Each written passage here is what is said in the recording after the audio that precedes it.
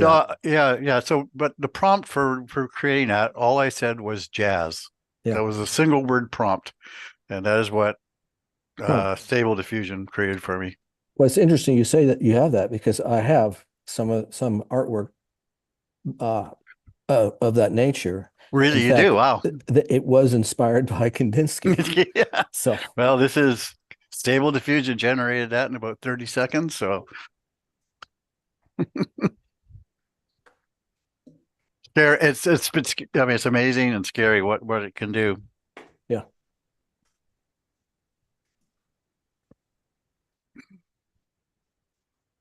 So are we in kind of a waiting room here? I'm not just my first time participating in one of these Yeah, things. you're kind of just hanging backstage with the The with green the room, the green that's room. right, backstage with the stars. That's right. The funny thing is sometimes our voices do come through to the audience and sometimes they don't, and we never Oh, switch. It's okay. That way they know it's really live, so I was gonna put David Eicher on the spot and get him to tell us a dirty joke or something. ah. He's saving them all for Starmus in DC to get I can tell you some jokes that would make George Carlin blush, Oh, but it may be the really? last time I'd be on this program. Yeah. Nonsense. You would be co-hosting with Dovid and Scott from now. Okay. So here we go, guys.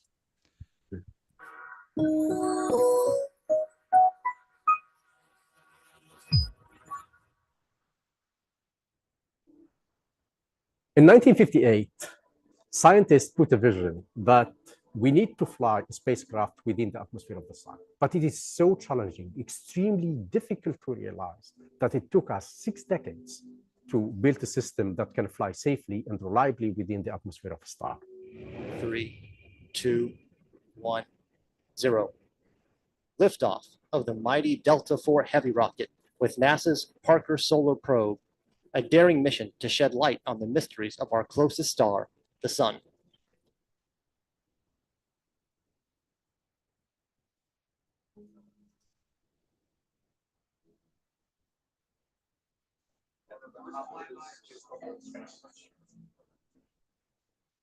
It looked like we had a hit there for a second. Yes, Nick. I believe we do have a detection of beacon tone 1.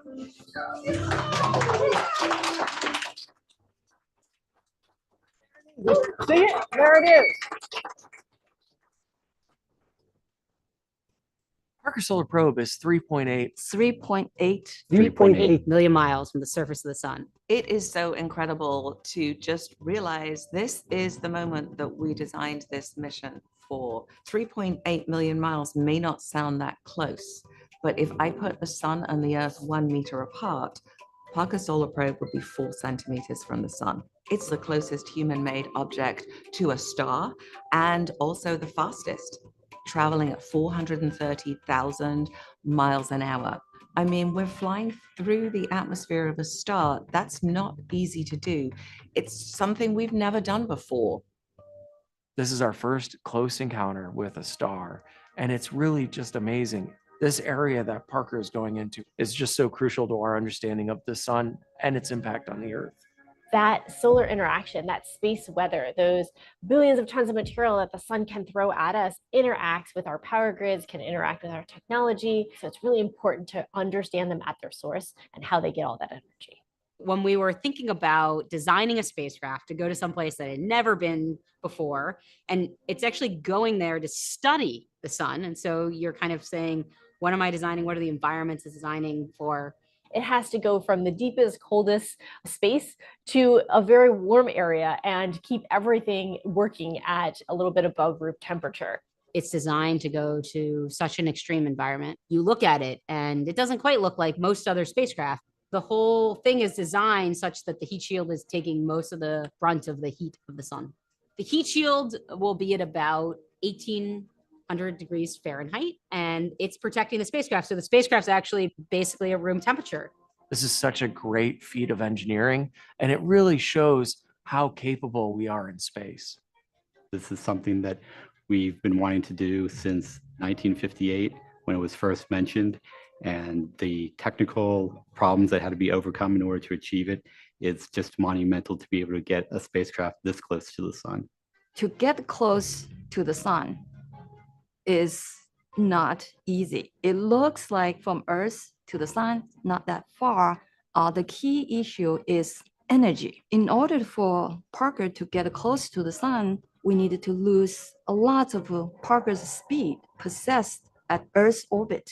Fortunately, I was able to create a trajectory with 7 Venus flyby.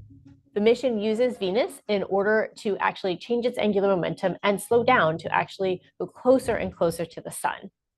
Over the course of about 6 years and the 7 flybys, we were able to move closer to the sun, and each time unraveling a little bit more of the mysteries of the sun as we get data from places that no spacecraft has ever been before. It's the only star in our galaxy that we can actually go visit, and that's what makes it so magical. By flying within the atmosphere of the sun, we are basically tracing the fingerprints of the physical mechanisms of the sun. We now view the sun in a different way. When you look at images from Parker Solar Probe, oh my goodness, they are extremely, extremely complex. And that complexity, for us, it's a new science that we need to investigate, we need to understand. The things that we've learned over the years that Parker has been in orbit have been amazing. They've challenged our ideas about how the solar wind is made, about how the sun works, about some of these fundamental things that are going on. There's a lot of pride and excitement for this closest approach. So much effort and so many people have worked on this. I think it really took the teamwork and synergy of engineers and scientists and administrators and a lot of different people to think this mission up. Make you think that you can basically overcome any hurdles.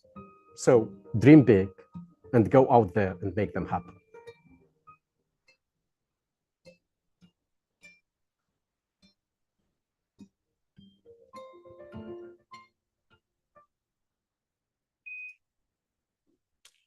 Well, hello, everyone. This is Scott Roberts from Explore Scientific and the Explore Alliance.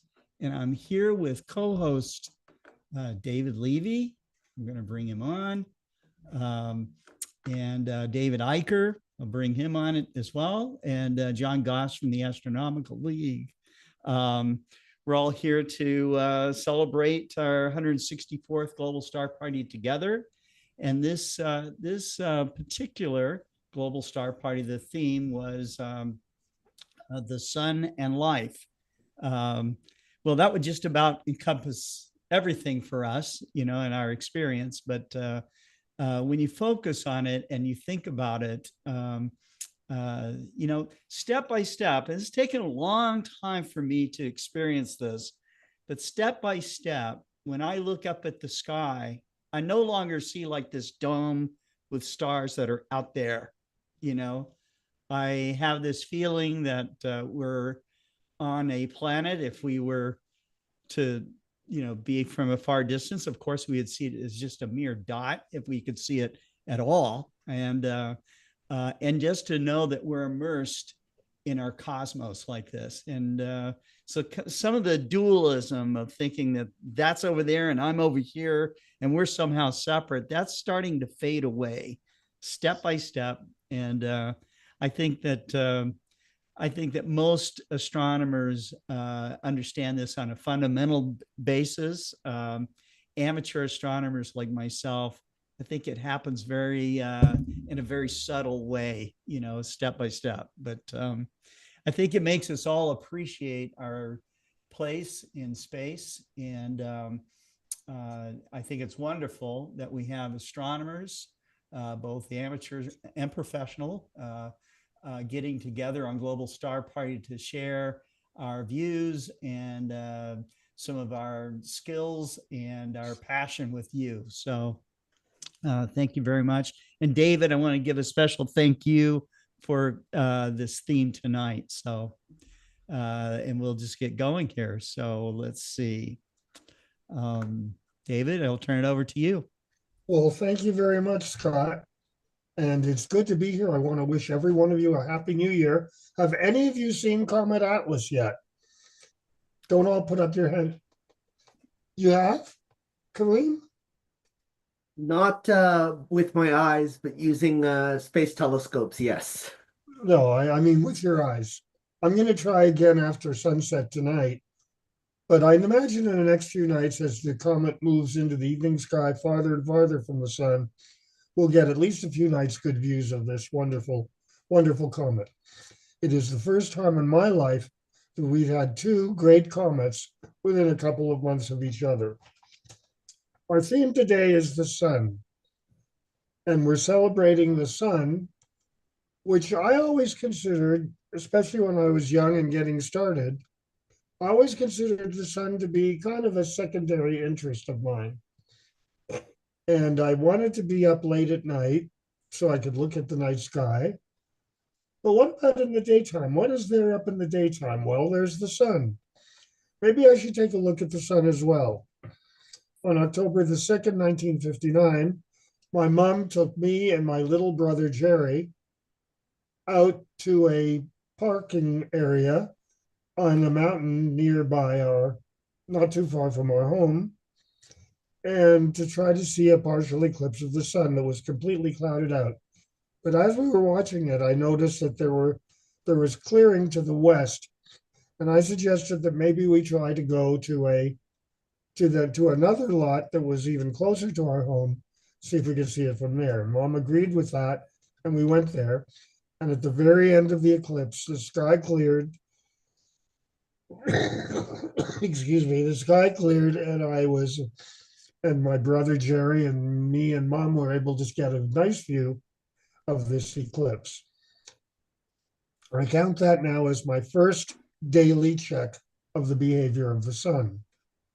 In 1960, a year later, I was visiting my grandfather, and I asked him if he would like to go up to the roof of his apartment, where I had a pair of binoculars, and take a look at the sun. And I didn't have a filter, but there was a hazy sky, and the sun was getting low, so I thought it would be safe. And I remember looking through that, and I saw 4 large groups of sunspots. I don't remember the number of spots, but I do remember that there were 4 groups. Eventually, as the years went on, I was able to get into daily sunspot checks. And they have continued from 1959 all the way to the present. In fact, I just got a reading just about a couple of hours ago. There is a very large spot just coming on the sun, and it'll probably be a naked eye sunspot that you can see just by holding the filter between your eye and the sun. But to the poem, there's always some poetry that one can think about when one is looking at the sun or looking at the night sky and imagining the beauty and the wonder of what is up there. Whether it's the Parker Solar Probe that is actually very close to the sun right now, or whether it is you with your eye and a filter looking up at the sunspot and seeing that bright or that very dark sunspot on the sun. My poetical statement today is going to be from Tennyson. Tennyson knew how to write a poem. And the one I'm going to quote from is called Ulysses, the very end of it. The lights begin to twinkle from the rocks. The long day wanes. The slow moon climbs, and that's exactly what's going to happen tonight. The deep moans round with many voices. Come, my friends, 'tis not too late to seek a newer world. Push off, and sitting well in order, smite the sounding furrows. For my purpose holds to sail beyond the sunset and the baths of all the western stars until I die. It may be that the gulfs will wash us down. It may be that we shall touch the happy isles and see the great Achilles whom we knew. Though much is taken, much abides. And though we are not now that strength which in old days moved earth and heaven, that which we are, we are. One equal temper of heroic hearts, made weak by time and fate, but strong in will to strive, to seek, to find, and not to yield. Thank you, and back to you, Scotty. Thank you. Thank you. Well, I wanted to also comment that we have a lot of Canadian astronomers on tonight, including Dennis Crabtree. I think he's from Canada. We've got yourself, Kareem Jafar, and who else? One other, I think, is coming on tonight that might be from Canada. Ron Brescher.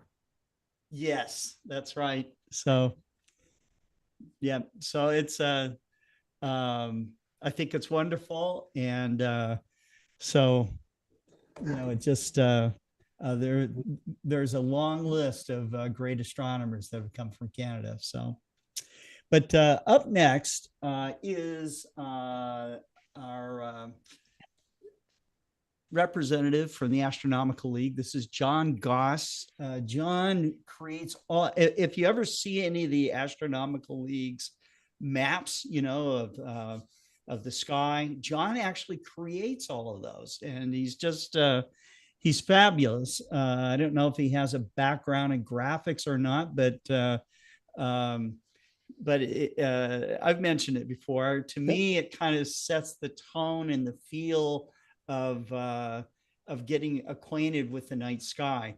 I kind of place John on the same level as like Will Tyrion and a couple of others. I know. I mean, Will Tyrion's a god, that's for sure.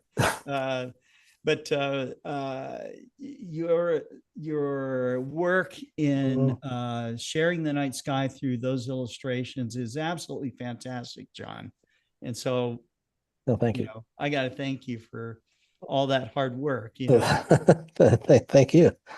Well, it's great being back on. It's been 5 weeks, something like that, since the last. While. That's right. It's certainly been a while, and I'd like to jump right in and start in with whatever I got to say here. Let me see. Sorry.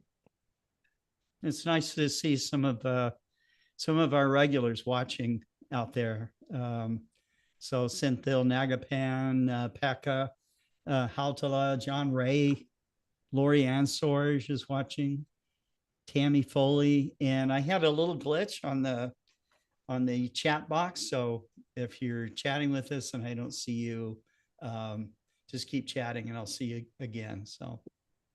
Great. Let me start out with a little prelude to my talk here. A couple things. The Astronomical League is partnered with NASA. Actually, it's kind of the other way around. NASA's partnered with us to do an observing challenge recognizing the 35th anniversary of the Hubble Space Telescope. And if you go on the League's website, you'll be able to find this. It's essentially it's a series of activities that you do every month, having an outreach program. Looking at some of the items or objects that the Hubble has observed and do a little sketching of each one. Combine all these together and send them in, and you will be awarded with a silver certificate, or if you do an extra amount, a gold certificate. Go to the League website and see what you can do here. It's pretty interesting stuff. As I just said, they have a silver and a gold and a bunch of different awards there. It's something to, well, in January and February, skies might be a little cold, but the rest of the year ought to be a lot of fun. Also, I'd like to remind people of the Alcon that's coming up in Bryce Canyon in end of June of 2025. We call it an AstroCon because we hope to have, well, we don't hope, we are going to have a lot of vendors there. So you can come enjoy the night skies and participate in some of our workshops and visit our vendors and other things, such as you ask yourself, well, why would I want to come to Alcon? I'm not going to read all these lines off to you, but there are a number of things to do in the daytime. I mean, Bryce Canyon, Utah is a pretty spectacular place in the daytime. And it's also spectacular at night. And you can see in clear, dark skies what you can see from a place like Bryce Canyon. So the question is not really why Alcon, but why not Alcon? Why not come in and see this stuff for yourself? That's this summer. That's all I'm going to say about that because I got to get moving along here. Relive history. We're going to be considering Mars. You know, Mars is in the news, our own amateur astronomy news a lot this week. It's at opposition. It was occulted by the moon last night, but we're going to look at it a little differently, and we're to consider it twice, a little bit from a historical perspective, and I hope you can follow along with what I'm going to say. Let's, come on. I'm having trouble here. Da, da, da, da, da. There we go. Oops, let's go back. Let's go way back. Okay. We're going to talk about finding the distance to Sirius, to the star Sirius, the brightest star in the night sky, without using any parallax measurements. This was something that was tried a long time ago. The year was 1668 originally. That's 170 years before reliable parallax measurements were taken. I'm going to talk about how to do this. And to do it, I'm going to need your help. James Gregory and the distance to Sirius. You know, James Gregory, he was the guy who did the Gregorian telescope, as well as some other mathematical things. But he devised a way of estimating the distance to Sirius. And he came really close if you give him a break, which I'll show you what I mean by that. The idea here is you observe Mars, like tonight. You want to observe Mars when it's the same brightness as Sirius. And it just so happens that right now, over these next few nights, Mars and Sirius will be about the same magnitude, about minus 1.38, minus 1.42, something like that.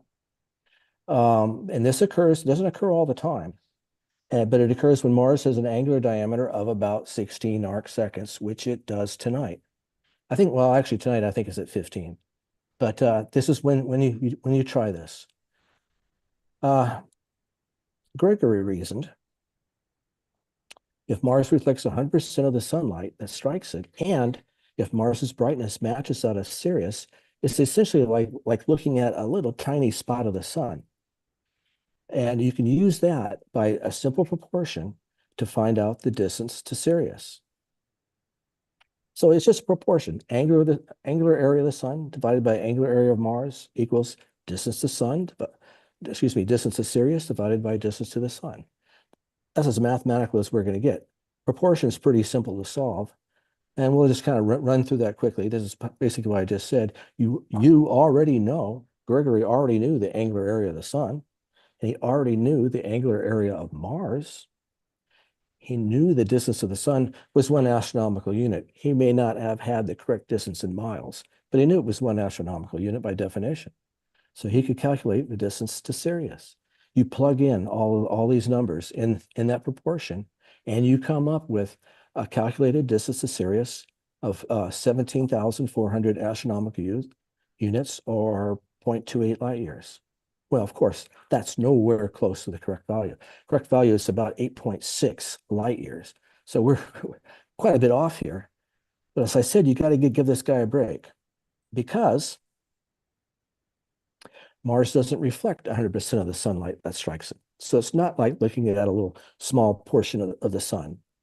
It reflects instead about 17%, something like that.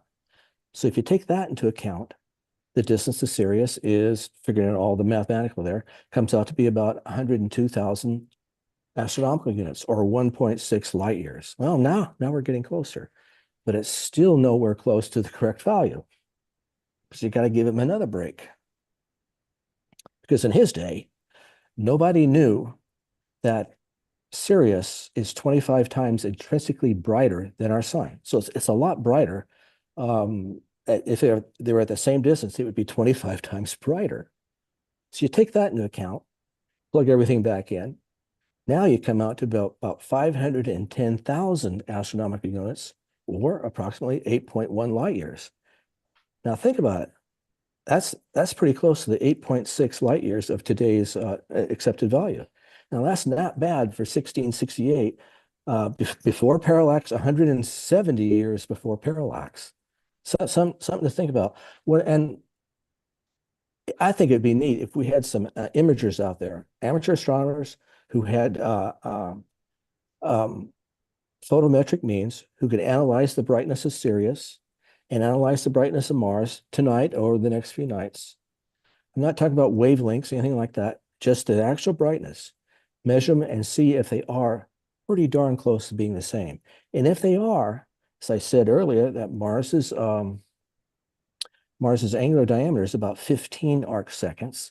So you could possibly figure out the distance to Sirius on your own by this setup, if you could actually measure the brightness of Sirius and Mars. So think about that. That's a little bit of history. And we do have a little post on our Facebook page describing all this, essentially what I just said. One thing about tonight, we're kind of in a really good spot because Mars is the only planet which can match Sirius in brightness. You know, Jupiter's always quite a bit brighter than Sirius. Of course, Venus is always brighter.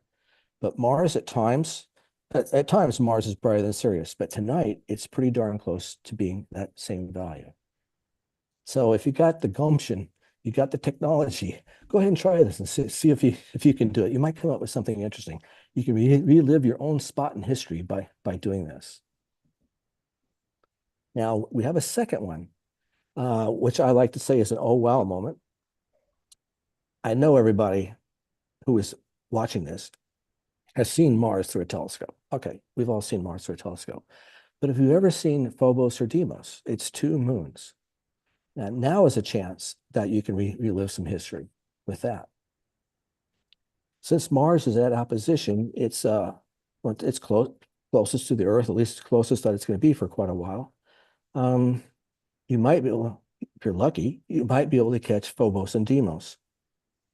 Mars is so bright, but Phobos and Deimos both are so small. And can you see them through a small amateur scope? Well, maybe. Increase your chances of success. You want to do so near opposition, like right now, when it's high in the sky, which it will be tonight. You'd want to have a telescope that's at 10 inches aperture or larger. That'd be nice. And you want to have a tracking mount, because it's nice to have that tracking mount, because if you have Mars off to the side out of your field of view of your eyepiece, and you're looking at Deimos, it only takes less than 3 seconds for Mars to drift back into that field of view. You don't have much time for any observation, and you're just going to go crazy trying to do this. So what you want to do, something really tricky here, is have an occulting eyepiece. This is probably something that Scott Roberts should plug his ears on right now, because what I'm going to say is you're going to be taking apart your eyepiece. So you want to have an inexpensive eyepiece, because you're messing around with this and you just might make a big mistake. Inexpensive eyepiece, Plössl design's nice. Something of a low focal length, so less than 10 millimeters. What you want to do is unscrew the polished barrel and identify the field stop, which is what holds all the lenses in place, inside the whole eyepiece section. Now, what you want to do is cut a small piece of aluminum foil that fits right into that field stop. And you want to cover up only about half that area. You want to press it against that the field stop size as well as you can, perhaps even tape it. You might want to use tweezers, I don't know. Screw the barrel back onto the eyepiece and shove it in your focuser and see what happens. Hopefully what happens is if you put Mars behind the occulting bar, that is behind the aluminum foil, on the other side of it, sticking out, you might be able to see Deimos. 12th magnitude, 13th magnitude, you might be able to see it. It's not easy, but something like this is pretty easy to make. I made one, and I'll show you in a second here. It's talk to you about that. This is another posts that we have had talking about how to do this. But as I say, don't do it with an expensive eyepiece because you might make a mistake. And I don't want to be anyone mad at me for telling you how to do this. So anyway, that's another thing you can do about reliving the history of astronomy, reliving on seeing Phobos and Deimos for the first time. It was 1877. In August of 1877, Asaph Hall of the U.S. Naval Observatory with his trusty 26-inch refractor. I know it's not a little 10-inch, it's a 26-inch refractor. He was able to spot them. But you might be able to be pretty lucky and be able to see something like this too.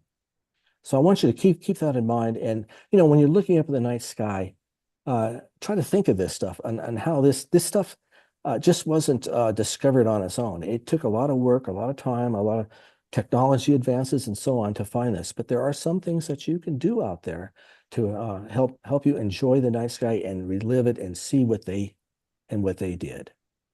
So with that, I'm going to stop my share. And I want to show you something. See if I can get this up there. My eyepiece. There we go. Yeah.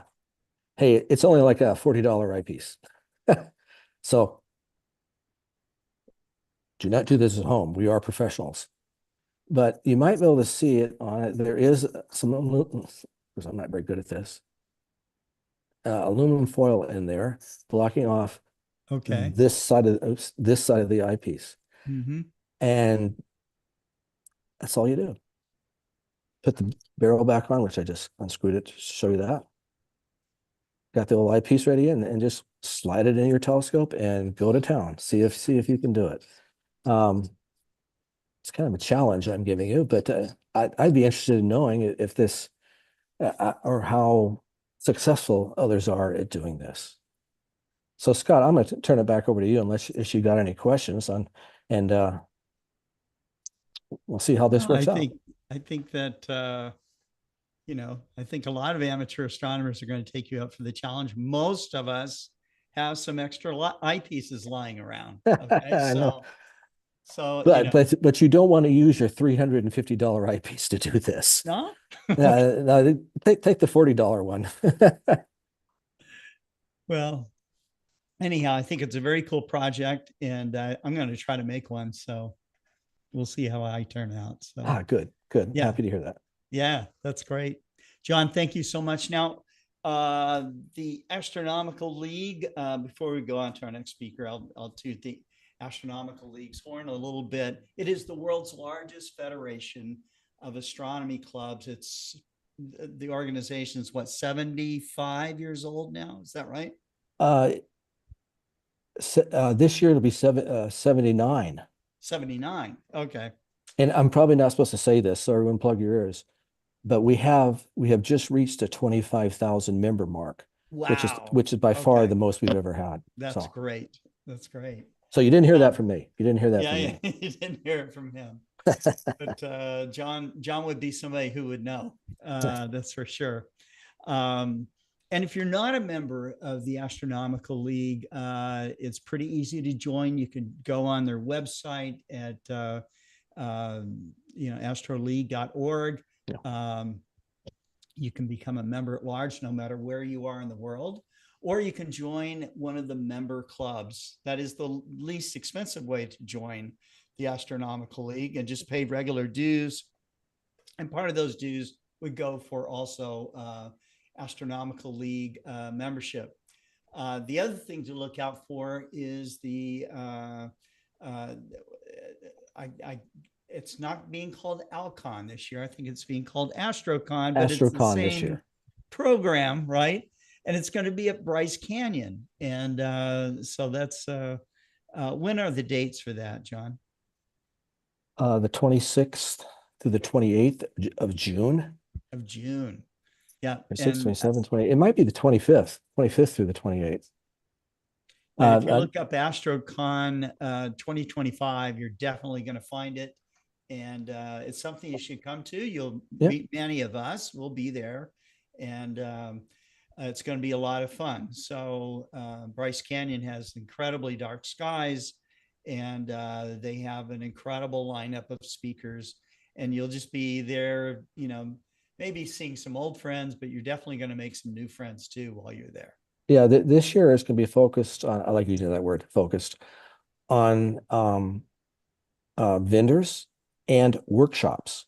There are a whole bunch of workshops from imaging to sketching to recording your results, things of all of that nature to help you become a better astronomer. And remember what I said, it's not, don't ask yourself, why Alcon? Ask yourself, why not Alcon? That's right. That's right. Yeah. How you like that for a hard sell? That's right. Well, John, thanks very much. No, thank you. And we'll go from here. So, okay.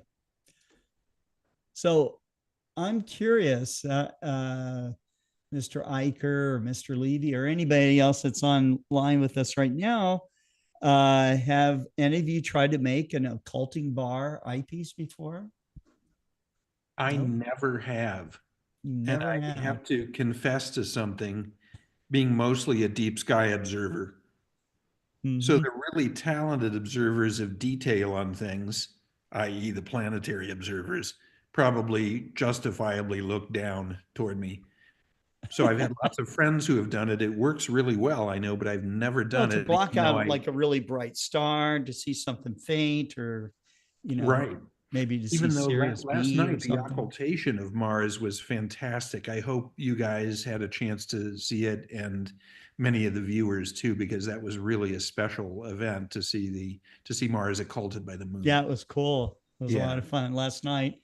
One of the few nights here in Arkansas where we didn't have clouds or, you know, some precipitation or snow, you know, so, but it was very good. So, yeah. Well, thanks. Let's talk a little bit about Dr. Dennis Crabtree. He very kindly agreed to come on to Global Star Party. He is a distinguished Canadian astronomer renowned for his pioneering work in astronomical data management. This was a big focus on at the Alliance of Historic Observatories, of which he's a board member of. And I had the pleasure of actually being with him at the Vatican Observatory and getting to know him. You know, preserving data is, you know, through all the hard work that astronomers do and the incredible instrumentation that we build and all the rest of it, you know, to not somehow preserve and share this data, I think is a bit of a crime. I have actually in my cabinet here I have a plate from the 100-inch of Mount Wilson that was going to be thrown away, you know, and I think that's you know, when I heard that, I said, well, I'll definitely take care of it. I'll do the best I can. But there's all kinds of data that's out there, and we have ways now of mining that data, you know, through the advances of AI and faster computers. So, but Dennis has played a pivotal role in ensuring that this data from some of the world's leading telescopes is preserved and curated and shared with our global scientific community. He is also a longtime contributor to the National Research Council of Canada, and he's been closely associated with the Dominion Astrophysical Observatory, which is one of the great historical observatories out there, and the Canadian Astronomy Data Center in Victoria, British Columbia. Dennis, thank you so much for coming on to Global Star Party. Pleasure to be here. Yeah, it's a real honor to have you. And I love that background. Now that I can see it bigger, that is just an amazing piece of artwork behind you. So that is a generative AI image. Can't remember which one, but one of the 3 laws of thermodynamics is what that represents. I see. And you've been working with AI generated art for some time. You showed us some at yes, Vatican, and that was cool. So very cool. All very cool stuff. All right. So I'll turn this over to you. Okay. Yeah, So we're- thank you very much, Scott, for that introduction. And again, it's wonderful to be here. Happy New Year from Canada. Unfortunately, I did not see the occultation last night. We had typical West Coast weather. West Coast of Canada, winter weather can be described as 50 shades of gray. And even though if it had been clear, Mars was not occulted in Victoria, but Mars grazed so close to the to the moon that if it had been clear, it would have been a really cool thing to see. Yeah, so a little bit more history about myself. Yeah, I'm an astronomer.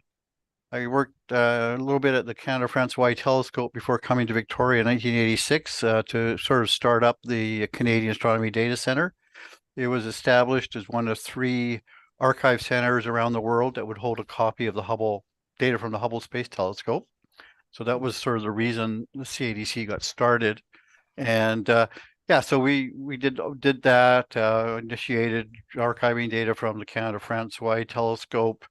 I left the CADC mid-1990s and went on to do management of observatories and other things, but CADC now is still a world leading in terms of providing services to the worldwide astronomical community, cloud processing, you name it. They do some really, really interesting stuff. So, Scott alluded to the Alliance of Historical Observatories, and we also heard, that John talk about historical stuff. And, we all got here from somewhere else, right? We just didn't pop into existence. And what we're doing today is built upon the legacy of many other places and people that came before us. So one of the ideas behind the Alliance of Historical Observatories, which was only formed about 3 years ago, I believe, is to, allow us to preserve this infrastructure of historic observatories so it doesn't just get thrown away. Some of the observatories aren't active. I mean, many of them are really old and haven't been active research centers for a long time, are not ignored and allowed to just, drift away and decay, and who knows what will happen to them. So the idea is to build this alliance of partner observatories, historic observatories, and we can work together and share strategies for preserving and sharing legacies of these historic telescopes. So we had some founding members, and I'll just read out the names of those founding observatories: Griffith, Lick, Lowell, Mount Wilson, Palomar, Yerkes, and the Vatican. I mean, anybody that is associated with astronomy will recognize all those names as very important observatories that have contributed to our knowledge of astronomy, astrophysics over the last 100 and some plus years, and for the Vatican going back over 450 years, so almost 450 years. So there's a lot of interesting stuff out there, and the idea behind the Alliance is that we can all work together, learn from each other on how to not only preserve the observatories, their information, their data, their stories, but share that with the public. I think it could be very illuminating, and perhaps give people some insight into what happened in the past was really important in terms of what we know today. So as Scott indicated, we had our last meeting in the Vatican Observatory in October. Felt very strange being in this meeting room with the portrait of the Pope overlooking our shoulders, and I was like, okay, what's going on here? But we got a tour of some of their fantastic historical telescopes, the telescope that did the work in Carte du Ciel, and some other really cool things. So yeah, they have a long history of doing astronomy, and the Jesuit astronomers are an interesting bunch. They have the Vatican Advanced Technology Telescope in Arizona. So they moved away from light polluted Rome environs and all made it all the way to Mount Graham in Arizona. I think we'll have annual meetings the meeting for this year has not been decided where it will be yet. I'm hoping it will be at Lowell, so we can see the great new Discovery Center that was opened last year. So yeah. So just want to move on now and talk a little bit about my observatory, the Dominion Astrophysical Observatory. So it was built in 1918, opened in 1918 in Victoria. Perhaps not the greatest place. You wouldn't put a telescope today on such a site, but back then, for Canadian sites, it was the best site, given the limitations of the mirror technology at the time, because we have very gradual temperature changes. So it was built by an astronomer called John Stanley Plaskett, who came later in life to become an astronomer. He was doing other things, a very gifted mechanical guy and interested in photography and other areas. He was at a meeting of the, people may not know this, the precursor to the American Astronomical Society, which was the Astronomical and Astrophysical Society of America. And that meeting was in somewhere out east of the US. And then a bunch of people got on the train and traveled to Pasadena to the meeting of the International Union for Cooperation in Solar Research that was hosted by George Ellery Hale. So in 1910, astrophysics was a fairly new thing. And by astrophysics, that was taking spectra of stars, measuring radial velocities. So one of the areas that was discussed at that meeting in Pasadena in 1910 was cooperation to share the load of measuring radial velocities of all the stars that were visible in the sky to the telescopes. And there were just too many for one observatory to do. So the work would be shared around. The smaller telescopes would do the brighter stars. Anyways, the work was all shared around between a few observatories. And it was there that Plaskett decided that Canada should contribute a bit more than what they could with a 15-inch telescope they had in Ottawa. So one thing led to another, and eventually in 1918, we opened the 1.8 meter, or as it was known then, the 72-inch telescope. Interesting thing about the mirror was cast in Belgium in 1914 and was shipped from Antwerp 1 week before the First World War opened. And the factory was right on the border between Belgium and France and was destroyed in the first couple of weeks of the war. So if the mirror blank had not been shipped to Pittsburgh, where John Brashear figured it, yeah, we probably wouldn't have a telescope in Victoria, and who knows what the future would look like for Canadian astronomy. Yeah, so the telescope was put together, finished in 1916, but the mirror didn't arrive until 1918. It was shipped from Pittsburgh on a special train, arrived in Victoria 6 days later, and a week after that, they had their first spectrum. So in our plate vault, we have all the glass spectra taken with the telescope, quite an amazing set of drawers filled with all these little glass plates holding astronomical spectra. Yeah, so it's nice. It's preserving data, as Scott mentioned, and today we think of digital data, but glass plates are a great way to preserve data. If you don't do anything to them, they don't, they stay there, and you open the drawer and they're still there. So it's kind of cool. And one of the things that happened early in the telescope's life was Plaskett was looking at bright stars to see, taking measurements of spectra, measuring radial velocities, and looking for binaries. And he observed one particularly relatively bright star, and over a couple of 3 nights, and noticed that the velocity was changing. And by the time he acquired all the data necessary over 3 weeks or so, it was the most massive pair of stars known at the time, and remained so for about 80 years. It became known as Plaskett star. And then you can take those little glass plates today, take 2 of them separated by about 4 or 5 days, and put them next to each other, and you can see that the lines of the star have shifted.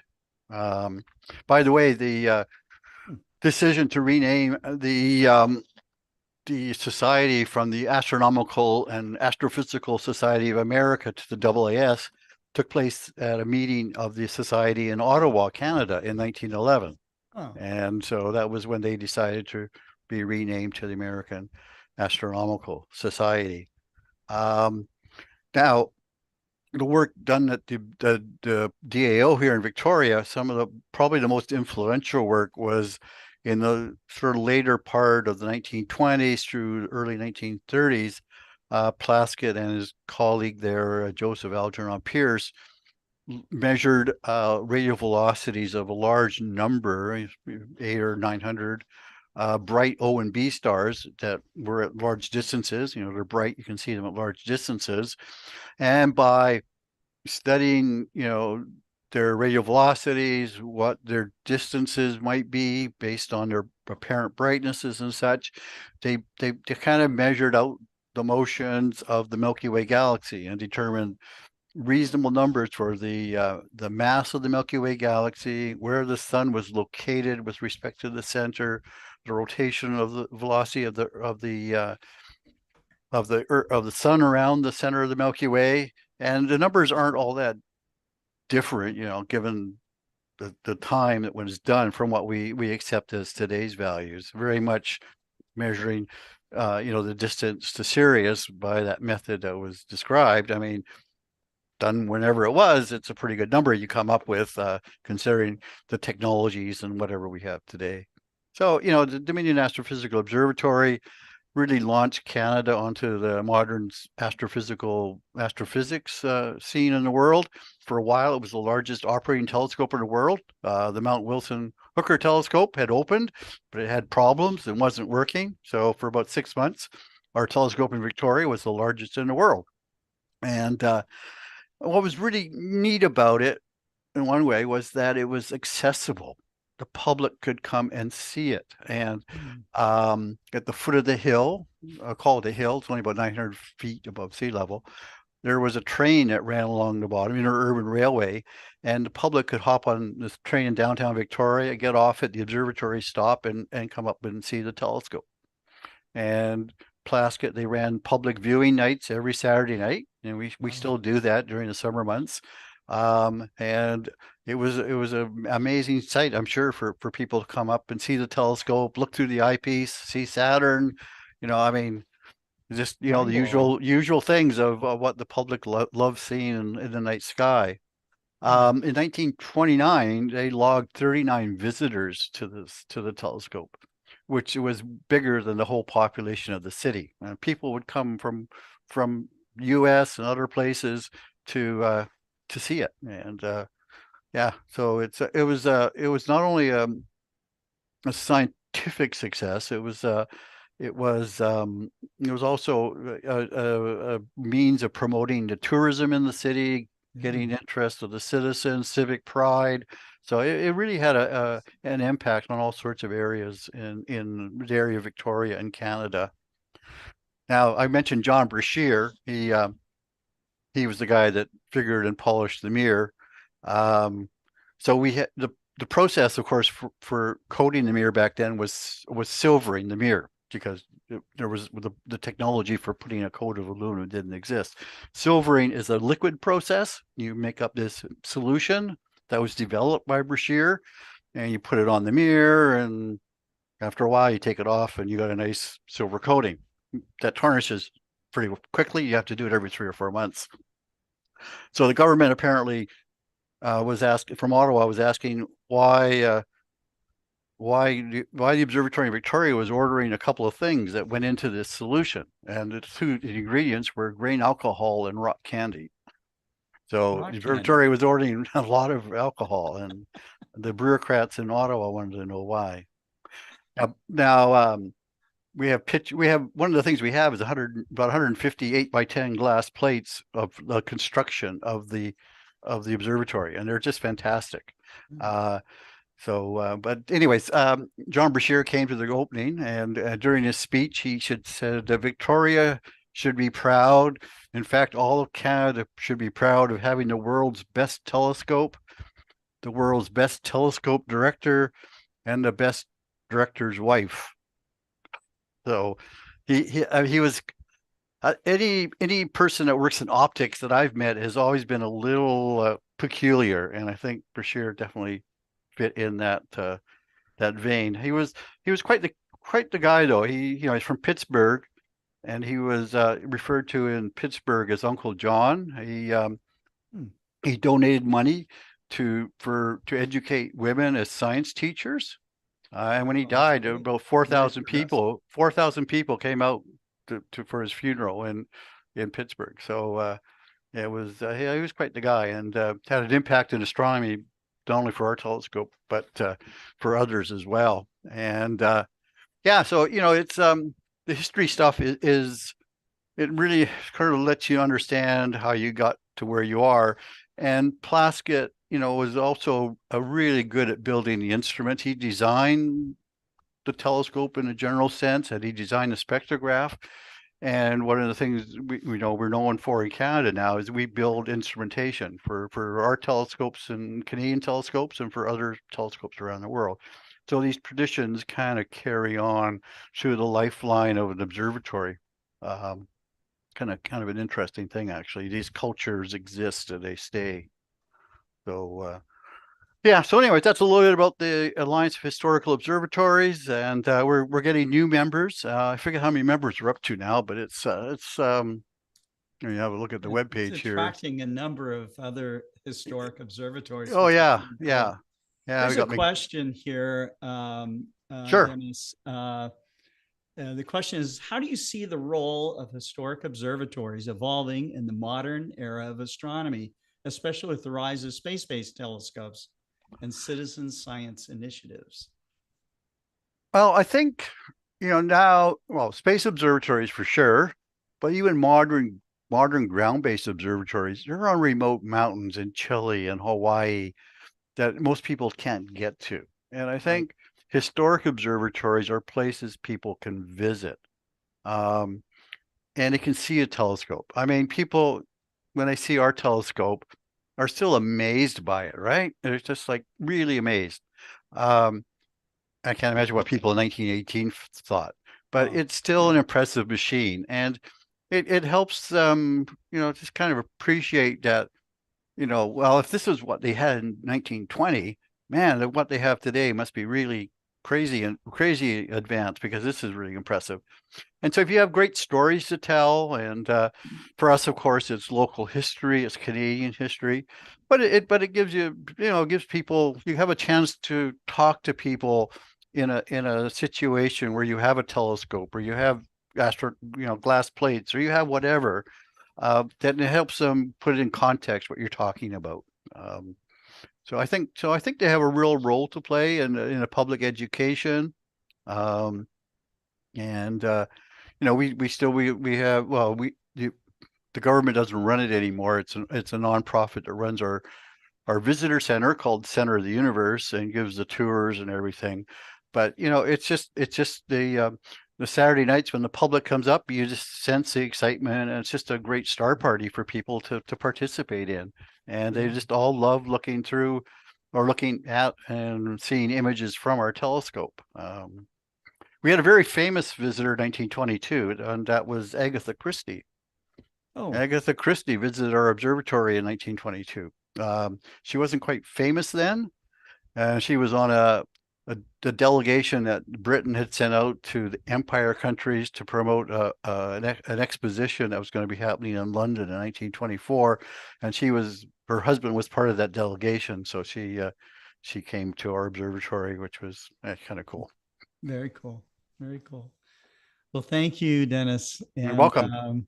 Again, really interesting presentation, and it's an honor to have you on, and we hope that you can come back sometime and let us know more about what's going on in the universe of Dennis Crabtree. So yeah, happy to do that, and hopefully I can tell people maybe in a while after the next meeting of the Alliance of Historical Observatories a little bit more about what's happening there. Very cool. Okay, thank you so much, Scott. Man. Yeah, good night. Good night. Good night. Okay, that was cool. Our next speaker is David Eicher. David's been on regularly, and David is now one of the co-hosts of Global Star Party. It's always a pleasure to have him on. He's on early. We'll crack jokes. We do some backstage banter as we get started for Global Star Party, which is always fun. If you ever meet him, you go to one of the astronomy magazine star parties that they do in Arizona, or if you happen to go to a Starmus event and bump into David Eicher, you're going to learn a lot about some aspect of astronomy or music or even the Civil War, okay, which David Eicher is an expert on. And so it's kind of cool because he's just a multifaceted kind of guy. And he always has some knowledge about people, places, history, and how it all sort of fits together. And often with through the lens of astronomy. And so I love hanging out with the guy. He's become a great friend.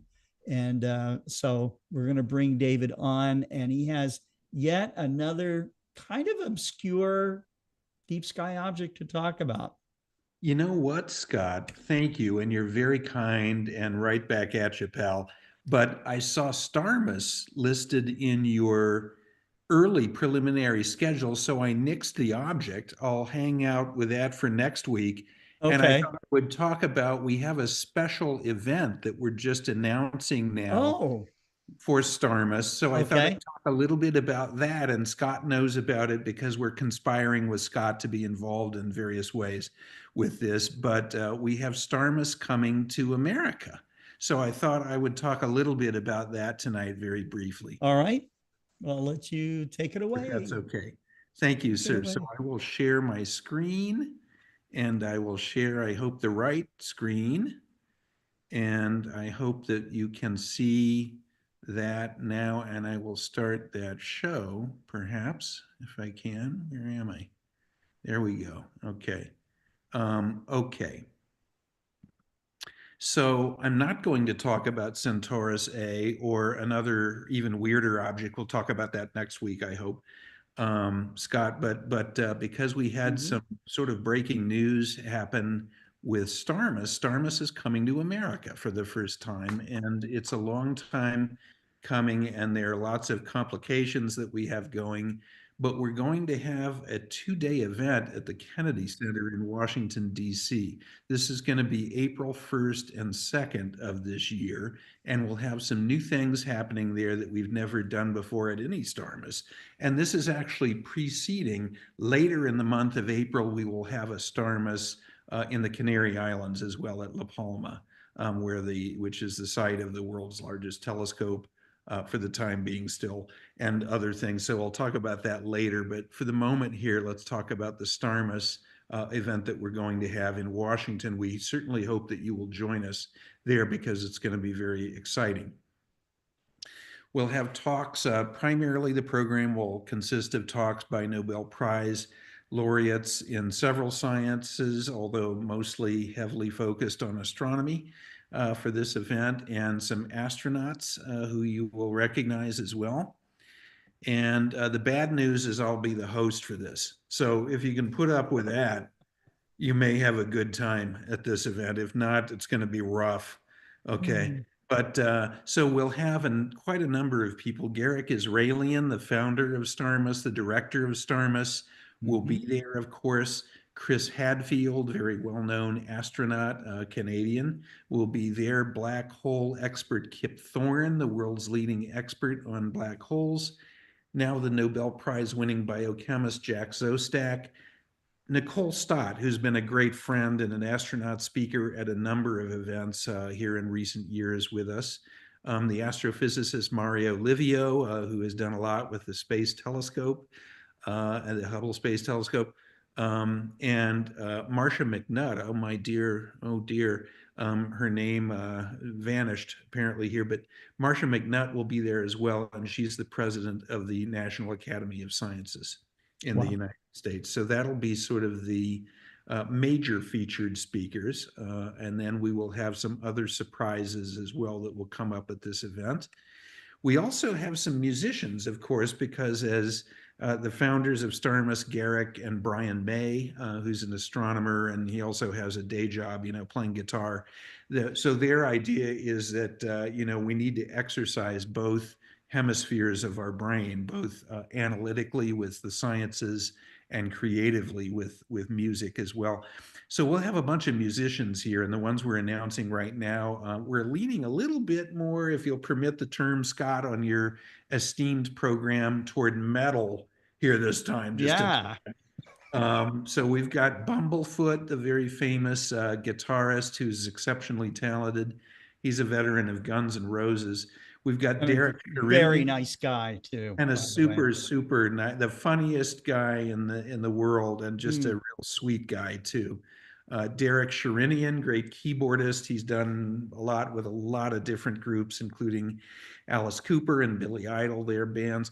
Tony Franklin, who's played with Jimmy Page, Paul Rogers, of course, who was involved with Queen for a while there. And then if you know the great drummer Carmen Appice, well, his younger brother, Vinny, will be our drummer here this time.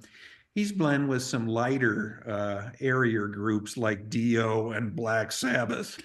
So we're leaning a little metally here, but this is going to be a straight rock and roll show, a series of shows this time in Washington. We also have the creative artist, Leah Holloran. She works in conjunction with Kip Thorne. She's done this great book that Kip has done on black holes. And also our pal, the English London comedian, David Zambuca, who's a lot of fun always to watch, entertaining the crowd. So this will be the group that is there at this Starmus American event. And then also some special surprises that we will have coming as well. So we hope that you'll join us here. And this is a page from the Kennedy. If you go to the kennedyscenter.org, see all of the listings for the events that are going to happen on April 1st and 2nd. This is just a screenshot of just one of the events. We'll also be showing our film that we created in Armenia with Starmus that will be shown there as well. But there are a number of events, and it's a pretty inexpensive couple of days here for Starmus and celebrating science and music in the States. I think that it's very likely this will sort of open some doors. The Kennedy Center wants to partner with us on an ongoing basis, and other places as well. This will establish, I think, Starmus doing more things in the United States of America in the coming years. So there will also be, however, at the site of this little dome here, which houses the largest telescope in the world, until a couple of projects get things going in Hawaii and in Chile. But this is the 10.4 meter telescope, of course, at La Palma, which edges out the twin Kex still, but just by a little bit. So April 25th through the 29th, we will have our normal Starmus here in the Canary Islands, which if you go to the Canary Islands and you close your eyes and you turn around twice and you say an incantation and open your eyes, you could swear you're in Hawaii. It's an absolute analog to the Hawaiian Islands. They're just off the northwestern coast of Africa, and of course is a huge tourist destination because of the weather and the beaches and the setting and so on for Europeans. So it's easy to get over there, sort of jumping a flight from the States. And you can see complete info, which I will talk about at a later date, on starmus.com about the main Starmus that is coming up at the end of April, which will be very exciting and have a lot of stuff happening there in the Canaries as well. Oh my gosh, I guess that was it. I guess I didn't append. Is that it? Well, we got to talk about the magazine here a little bit. I truncated that a bit. Yes. So we have an exciting time with Astronomy Magazine happening here as well. And I will stop sharing my screen. I think some of you know this, but many of you probably haven't heard, but we were acquired by a much larger publishing company that's based in Chattanooga, and we have people working all over the globe now. And we've made a couple of big acquisitions with Firecrown, our parent company now, since they bought astronomy, even in the very early summer here.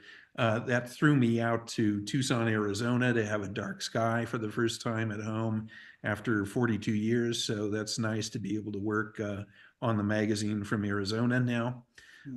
And we have a lot of things going on in the future here with a sort of an expansion and a redesign of the magazine, which will be coming in a few months as well, with all kinds of things that we're going to add in there.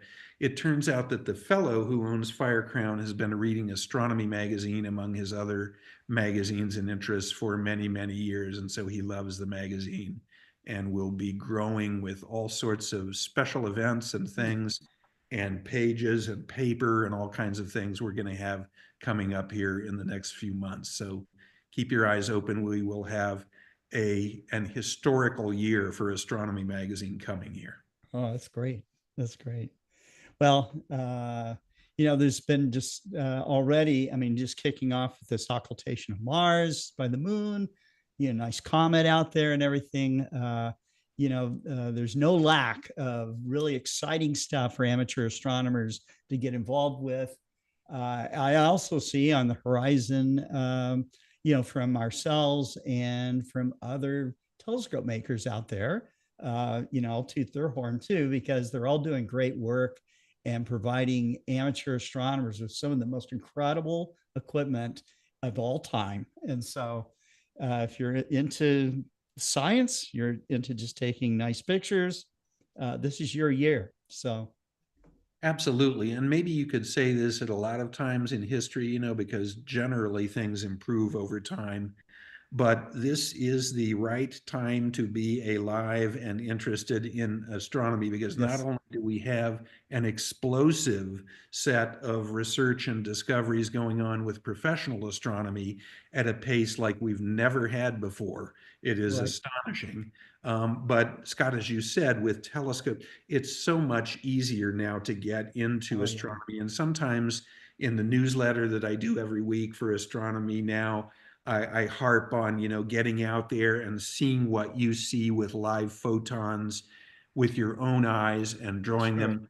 But boy, imaging wise, it is easier than ever before now with equipment. Scott, you make much of it yourself to go out and capture your own images of the cosmos much, much easier than it ever has been before, and much, much more quickly. I remember when I was a teenager just starting out, you had an illuminated reticle eyepiece, a manual camera locked open on the back of a telescope. You sat there and guided, this was before cold cameras even, sat there and guided, for an hour, with keeping that star on the eye. It was like being in a if you messed up, blew the shot. So now it is so much. Now in minutes, you can capture a really wonderful image that's much, much better and much deeper and more colorful than anything anybody could do a couple decades ago, even let alone 40 years ago. Yeah, because you pick up some old astronomy magazines and see the film images that were, really cutting edge at the time. And the difference now, we are, no pun intended, light years beyond what we could do in this hobby, 10, 20 years ago, let alone 40. So Scott, because of your telescopes and others, this capability is happening. It is an explosive, revolutionary time to be in there, whether you're observing, and especially if you want to capture your own images of the sky. It's an incredible time to be involved with this universe of ours. Yeah. If you're just starting and wanting to get into this astrophotography, I'll just go ahead and talk about some of the smart telescopes that are out there. There's, of course, a brand called Unistellar that was one of the leaders, along with Vianis. There's this little baby telescope called a Dwarf, which is kind of cool. Very, very portable, sub-portable kind of instrument. And then ZWO came out with something called the Sea Star, and they broke some price barriers and stuff like that. And I know I'm talking about, stuff that we carry, but also our competition. This new genre of telescopes that's out there is just really amazing. And so if you haven't tried it before, I'm going to recommend that you do. So thank you so much. It's an incredible time, Scott, and hats off to you for all that you've done for the community of astronomy enthusiasts. Who are we talking to? We're talking to David Eicher, who's been doing this since he was a teenager, right? He's writing his magazines and sharing his love for the sky and, bringing together talented people from all over the world. So, yep. So, thanks, Bill. Okay. All right. Let's move on to our next speaker. This would be from the Association of Lunar and Planetary Observers. This is Brian Cudnik. Brian is an expert on the moon. He loves the moon, and he's going to correct me on this, but meteoroid impacts, on the moon. Correct. So is that right? Yep. All right. Well, very cool. This is the first time for Brian to be on. We're so honored that you're here. We're honored that the ALPO is participating on a continuous basis. This is great. And what a cool man cave you got going on back there with all your astronomy books and stuff. But thank you for coming on to Global Star Party, and I'll let you take it away with your presentation. Okay, well, my apologies. I just learned about this a few hours ago that I was doing this, and I didn't really have a chance to make a presentation, but I'll take this opportunity to share a little bit about what I do and what ALPO does and so forth. This year is a special year in many ways. This marks 50 years since I got interested in astronomy, and March marks 45 years since I first subscribed to Astronomy Magazine. And I am still getting Astronomy Magazine on a monthly basis. I just renewed. And it's also going to mark 25 years since I took over the being the coordinator of the Lunar Meteoritic Impact Search section of ALPO. So my interest was actually more of planetary. Well, actually, it still is planetary astronomy. But my interest in the moon was literally sparked by a meteoroid impact on November 18th, 1999, Universal Time, when I had the privilege of observing a Leonid meteor impact the moon. David Dunham and people from IOTA coordinated an effort to observe the moon during that time because it was expected that it was going to pass through a dense stream of Leonid meteors, and the chances of us being able to see an impact was greatly increased because of that. That was in 1999 when we were expecting a storm here on Earth, but it didn't turn out to be as much of a storm as they were originally predicting, although the 2001 display was pretty good, and 98 offered fireballs. But 99, the moon received most of the lion's share, pun intended, of the Leonid meteors, and so that allowed us to observe. Actually, we recorded a half a dozen. I observed visually with a 14-inch Schmidt-Cassegrain at my club's Dark Side Observatory just outside of Columbus, Texas, which is about an hour-and-a-half drive west of Houston, Texas. So I live just outside of Houston, Texas. I'm originally from Northeast Ohio, and so I've lived in Texas for about 26 years now. And so I observed this visually because I didn't have any video cameras, but I was actually rather skeptical as to whether we would actually see anything made by a piece of dust or a piece of stone from 250,000 miles away. But lo and behold, I did see one. It was so bright that I knew 100% certain that I saw something, but it was so quick that it was surreal. So I did report it the next day, and then it was ultimately confirmed by David Dunham, and they also looked at their videotapes and found 5 others. So the Association of Lunar and Planetary Observers decided to resurrect a program for looking for lunar meteors. They actually had a couple of programs in the 50s and 60s, but they didn't really produce anything conclusive. And so I took took the coordinatorship program in February of 2000 as an interim coordinator of the ALPO Lunar Meteoritic Impact Search section. And so it's part of the suite of lunar programs within ALPO that observe different things on the moon, such as domes and eclipses and craters, and also other forms of LTP. So meteoroid impacts are a form of LTP. They had been documented for centuries, literally. As a matter of fact, in 1178 AD, a group of monks in England recorded what they thought was an explosion on the moon. And that's still something that the jury is out, because something of the size of what the monks had seen should have produced impacts and storms of meteors on Earth, but nothing was recorded. But to make the long story short, people have observed what looked like meteoroid impacts for centuries, but the thing is that these were single observers or observers that were using the same telescope. They didn't have the independent confirmation of two telescopes separated by at least 20 miles or so in order to confirm that this is actually something that has impacted the moon.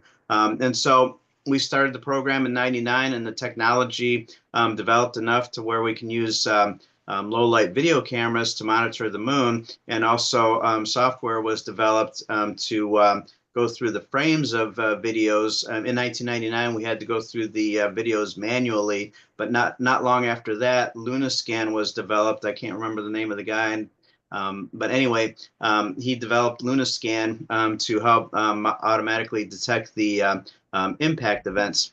So fast forward a little bit, NASA Marshall Space Flight Center has the Meteoroid Environment Office, and they started a program to monitor the moon on a regular basis for meteoroid impacts, and they've been doing that since 2005.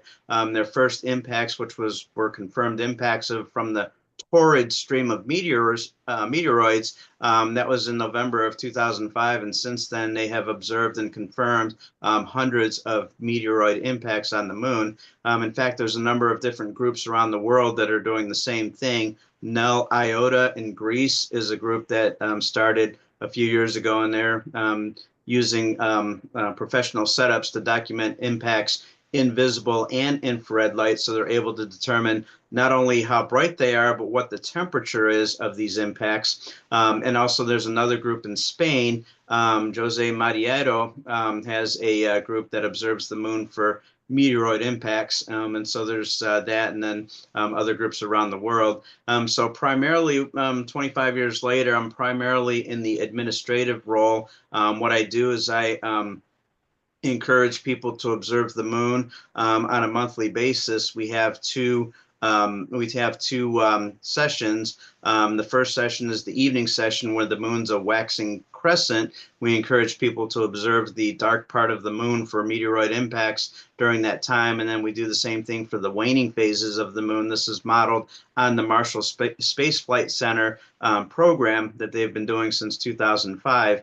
And so we have that, and also I have special announcements that I put out for when stronger meteor showers like the Geminids and the Perseids are active. I encourage people to observe the moon then, if the moon is favorably placed. And so I basically coordinate in that area. In the process, I work at a university, and at the university, we're in the process of preparing for another semester that begins next week. So I've been kind of busy with that today, but we do have an observatory, and the observatory is, we have one telescope that's dedicated to daily solar observations. And so one of my roles at the observatory, besides teaching astronomy and physical science classes, is to, I single-handedly maintain a observing program with the 16-inch Meade telescope in the East Dome of the Prairie View Observatory. So I have observed a number of beautiful flares over the years. I actually started this in 1999 when I started working for Prairie View as senior observer of the Solar Observatory, and then my roles changed over the years. So to make this long story short, I am actually involved in three broad areas: solar observations at work, I do variable stars. I have about 61,000 visual variable star observations that I've made for the American Association of Variable Star Observers since 1992. And then I do the, of course, I do the coordinating of the lunar meteoritic impact search program. So I do a little bit of sun, moon, and star activity when I can. One of the things that I really would like to get involved in, since 2009, there's been close to a dozen videos of meteors burning up in Jupiter's atmosphere, and I want to get a systematic patrol of telescopes watching Jupiter as continuous as possible for meteors that enter the atmosphere. So that's something that's kind of in the early stages right now, but I'd like to get people coordinated to keep an eye on Jupiter with videotape Jupiter over extended periods of time to look for the occasional meteor that burns up in its atmosphere. Also, Venus is getting close to, it will pass through inferior conjunction later in March, and what I'd like to try to do here is to look for meteors in Venus's atmosphere within a couple of weeks either side of inferior conjunction. So right now Venus is well placed in the evening sky, and in a few weeks it will be large enough and the crescent will be thin enough to where if we can monitor the dark part of Venus using tools and techniques similar to what we use with lunar meteor observations, we want to be able to observe meteors in Venus's atmosphere, and that is doable. It's just a matter of dedicating the time and the resources to do that. So that's what I'll be encouraging people to do in about a month or so when Venus becomes more favorably placed, especially in the evening apparition when it's going to be high in the sky before it plunges for its inferior conjunction. So those are some of the things that I've been up to, and I did get a look at that comet G3 yesterday in about 2 minutes before noon through a 5-inch Takahashi telescope. Beautiful little comet. I got a picture of it. If I would have thought about it, I would have put it up, but was able to see that, was able to see the Mars event last night. The disappearance was clouded out because of these unexpected clouds that came in, but I was able to get the reappearance and video most of that. And you were talking about the ease of astronomical imaging. We do have a C-star telescope at work, and I've been using that quite a bit to image comets and other objects in the sky, and so I've been using those in my astronomy and geology classes. So that's basically the summary of the program of monitoring lunar meteors. What we want to do is we want to expand that to observe meteors on other planets, specifically Jupiter and Venus. So I'll be super cool. Open for any questions or discussions at this point. Gosh, I just, you're the first person that I've talked to that has seen meteorite impact on the moon. And so I just think that is just amazing. Yeah. Well, do you think that, I mean, how many years did you observe the moon before you saw anything like that? Well, I was just a casual observer, just looking at surface features and such, looking at eclipses. I really enjoy observing lunar eclipses of all types. And so I try to, whenever there's a lunar eclipse that's available to observe, I want to get out and observe it from start to finish. By the way, there's one, as you all know, there's one coming up in just a couple of months, March 13th, 14th.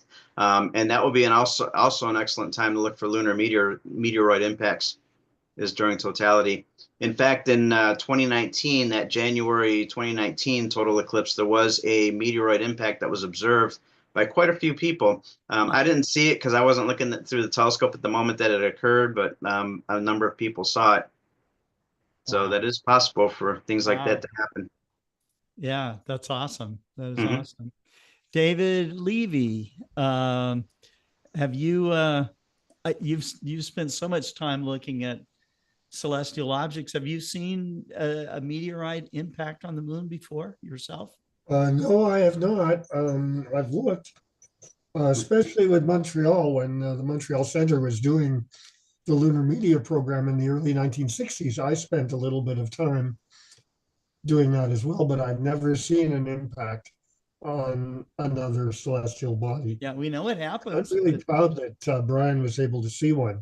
That's really very interesting and exciting to hear. Yes, absolutely. And also video recorded a Geminid meteor in December of 2010. And that was confirmed by a couple of people. If people want to see some of these videos and stuff, is it on the ALPO website, or how do you get to them? Basically, right now, what we have on the ALPO website is highlights of recent images that people have made of lunar meteors. But I'm in the process of organizing a catalog of all the observations that we've collected over the last 25 years. That's one of the things I want to do, kind of observing the 25-year anniversary of this effort. So I want to be able to do that, and also maybe collect some of these best images and videos and post those to ALPO so that people can access them easily. Because the way the website is set up right now, it's set up to where the monthly or the every quarter I update the particulars for the monthly observing program, the observing interval, and any meteor showers that are active during that interval. And then I also highlight observations that people have sent me requesting confirmation. A lot of these observations are actually isolated events that people have observed, which unfortunately other people haven't confirmed. But we do get a lot of confirmations from time to time as well. So when people observe an event that is coincidental with the Marshall Meteoroid Environment program or another program, then that's where we get the confirmations. Very cool. Okay, so I'm putting a link into the chat where people can go and join the ALPO. But they have all these different sections. So if you're interested in the moon, or if you're interested in Mars, or, you know, pick it, you know, something in our solar system. I know that the ALPO has been considered kind of the watchdogs of the solar system, but you guys do so much more. I mean, you know, most of us, as you described yourself before, kind of being a casual astronomer, you know, and you'd see a beautiful view of a planet, the air would get really still or something, and maybe you had subarc second seeing or something and saw some amazing detail. But you're going quite a bit beyond that, and showing people how to do research, how to collect data, and how to see some amazing stuff that, man, you'd remember that for the rest of your life. So yeah, I'm big about professional amateur collaboration. That I don't remember a time, you know, right now and recently where ordinary citizens can do real science. And there's a number of websites that people can log into. We're in a golden age of that. So that's really great. And Brian, yeah, comets are one of my favorite things to observe. In fact, Hale-Bopp was my master's thesis project. I was observing it during the time of the Heaven's Gates cult. And this was at San Diego State, where I was attending school for my master's. And most of the people in that department did stellar type research work. And so I was pretty much the only one that was doing a planetary type project. So anybody that had questions about Hale-Bopp or other objects of the solar system, they directed the calls to me. And there was one guy that called asking about the UFO that's following Hale-Bopp. And I politely told him that I'm studying this comet. I've not seen any evidence for such an object within this comet. I don't think there's anything like that happening. And he said, thank you very much, goodbye. And then he called back a little while later with the same question. I gave him the same answer. And then he responded with a question.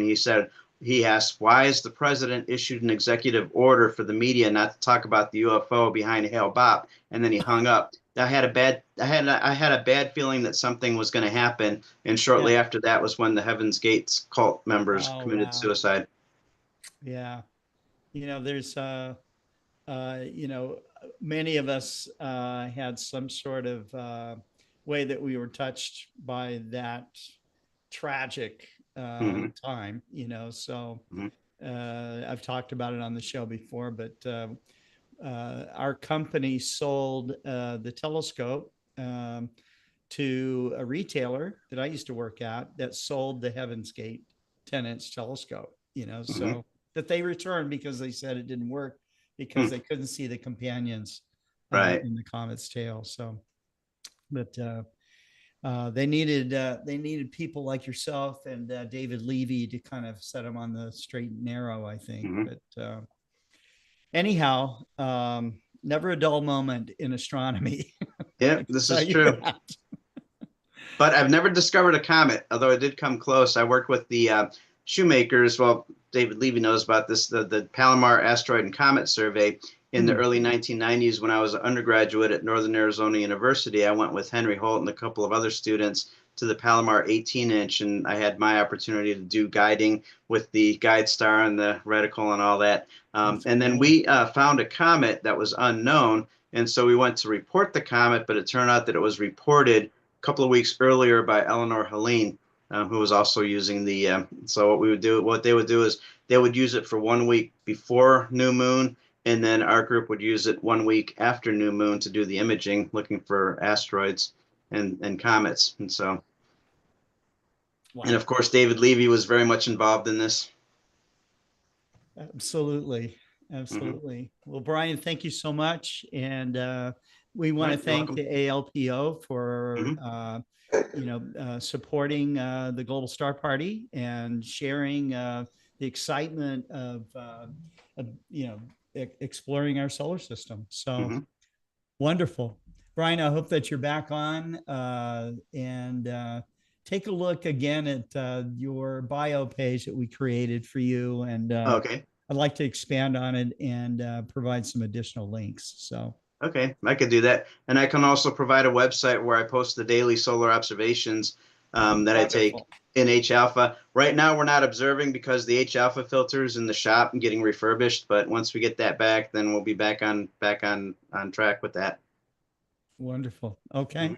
Sounds all right. good. Thank you so much, Brian. All right. Thank you. Well, David, pretty interesting stuff, to know that we've got amateur astronomers out there able to detect meteorite impacts on the moon. It's just, when he said that, my jaw almost dropped. So, well, great. We will move on at this point to another Canadian astronomer, Ron Breacher. Ron, I'm going to bring you on with David and I. Here we go. And why is it there's so many great Canadian astronomers? I have no idea. I mean, the skies are maybe a little darker up here. I don't know. The nights are longer, that's for sure. The nights are longer. That's true. That's true. And you do have an incredible legacy of astronomy up there. So yeah. Nice to see the Dominion Observatory represented here. Yes. Back in, I think it was in 2017, Warren Keller and I taught a workshop at the Dominion Observatory. Oh, wow. Royal Dominion Observatory. Mm-hmm. And it is really quite a place. We drove up there, and at the top of the drive, in the morning at least, we were above the clouds. And in areas where the clouds parted, you could see the lake and the trees down there. It was really quite beautiful. Wow. Yeah. Very cool. So what do you have for us tonight here on Global Well, Star Party? you always create great opportunities for me. I look forward to seeing the themes of these things. And I got to say, when I saw this one about the sun and life, I thought maybe it's a bit outside my wheelhouse, but one of the best ways to learn about something is to try to explain it to somebody else.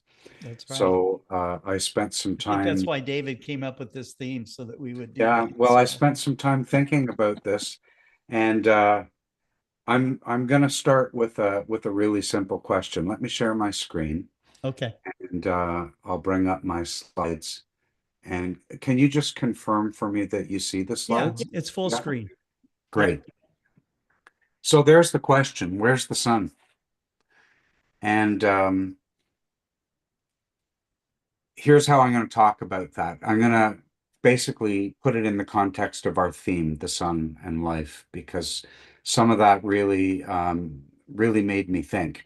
And then I'm going to explore where is the sun, and you're going to see that that really depends on the context that we look at. And we'll expand the view to the sort of cosmic neighborhood, and then talk about a really big question, which is life in the cosmos. And any conversation about life, the universe, and everything would be incomplete without some quotes from Douglas Adams. If you don't know who Douglas Adams is, he's the author of The Hitchhiker's Guide to the Galaxy, Right. The Restaurant at the End of the Universe, and one of my favorites, So Long and Thanks for All the Fish. So here's the theme that Scott presented us tonight. It was talking about the connection between the life-giving sun and the flourishing of life on Earth. And you quoted, Scott, you quoted Carl Sagan. The idea that the sun is an ordinary star really sticks out to me because, you know, for a long time, as I'm going to show you in a minute, we all thought the sun was really special. And in a way it is. In a sentimental way it is. You know, the way your house is special to you. It's a special place. But really, in the context of the universe, is it really special? I don't know. Maybe it's, like Carl said, its destiny is typical of the billions of others that are scattered across the vastness of the Milky Way. It's ordinary. So these are some ideas I'm going to want to explore. So here's the question: where is the sun?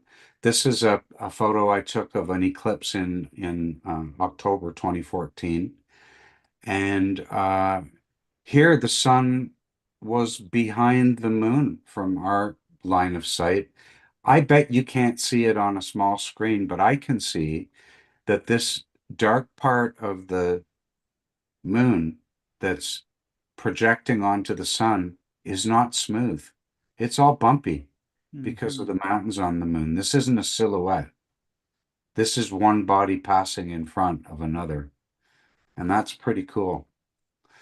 So here's the first Douglas Adams quote that I thought I would bring up. And it's, I refuse to answer that question on the grounds that I don't know the answer. Well, sometimes we don't know the whole answer and we still have to think about the question. Sometimes thinking about questions is more important than knowing the answer. Maybe we'll get the answers one day. By the way, the 42 in the background, if you know Douglas Adams, that's the answer to life, the universe, and everything. So where is the sun? When I was thinking about this, it occurs to me that it depends on who you ask, and it really depends when you ask, and the context is really important. And in a 15-minute talk, of which I've already spent probably 5 minutes, I can't cover 10,000 years of human history in putting the sun in context, but we can talk about a couple of big ideas. And the top one shows what's often thought to be an earlier model of the solar system, where the Earth is at the center, that's the blue ball, and all the planets go around the Earth. The moon also goes around the Earth, and the sun, the yellow dot in the top drawing, is also going around the Earth. So the Earth is literally the center of the universe. The other main model, heliocentrism, puts the sun at the center of the solar system. All the planets go around it, and you can still see that the moon is still going around the Earth the way it was in the other model. So this is a diagram from a picture from 1568 by Bartholomew Vallejo. And at that time in 1568, so mid-16th century, the Earth was still literally at the center of the universe as far as people were concerned. But still in the middle of the 15th or 16th century, we had this shift in paradigm to the Copernican model of the universe, where the sun's at the center.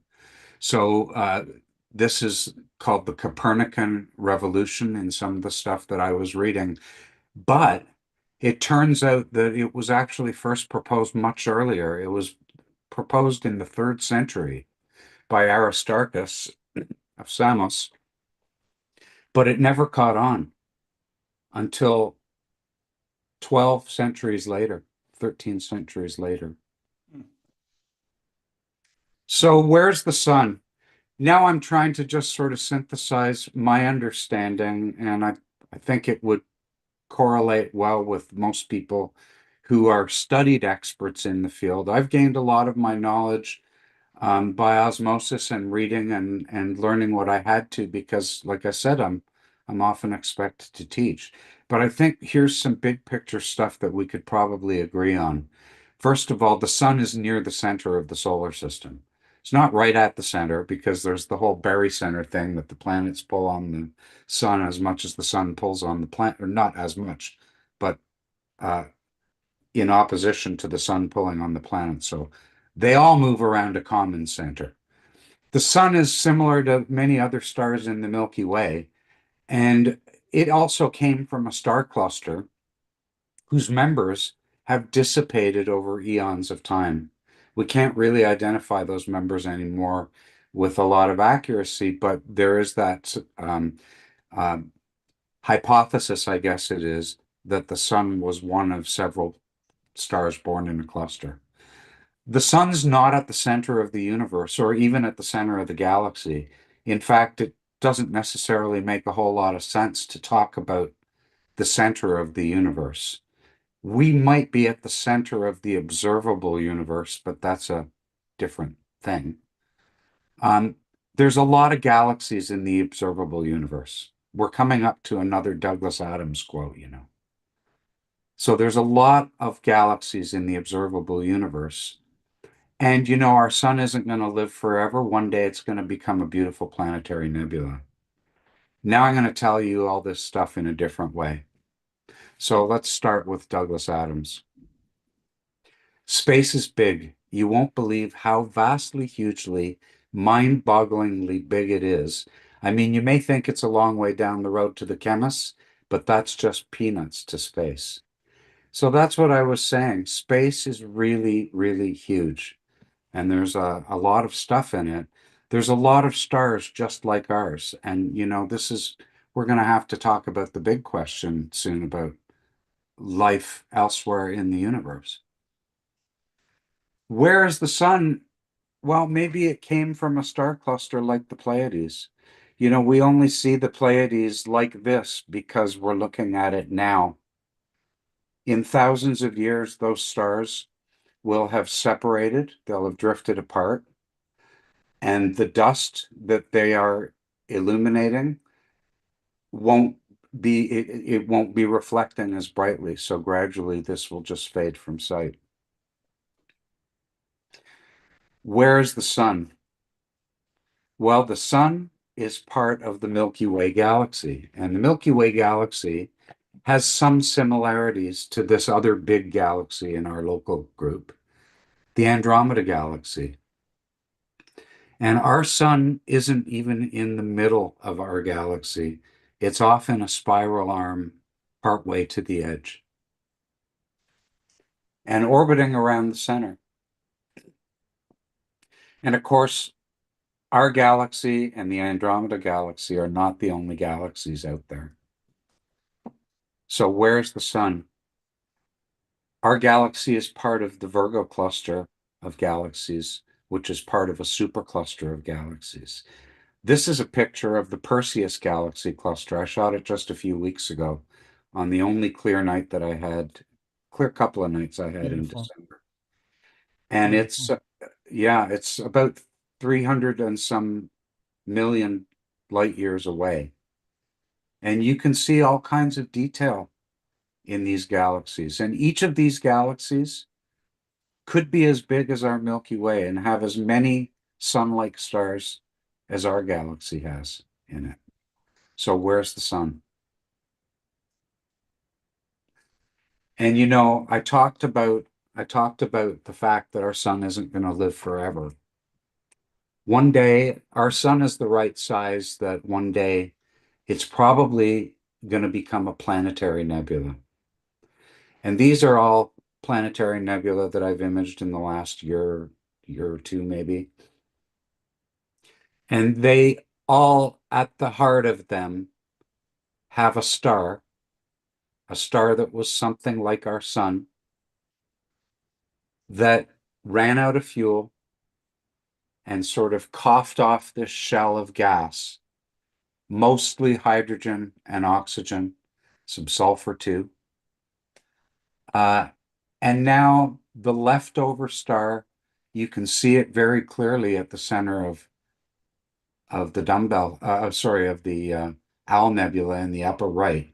You can see that central star really clearly. That star, the energy from that star is illuminating the gas.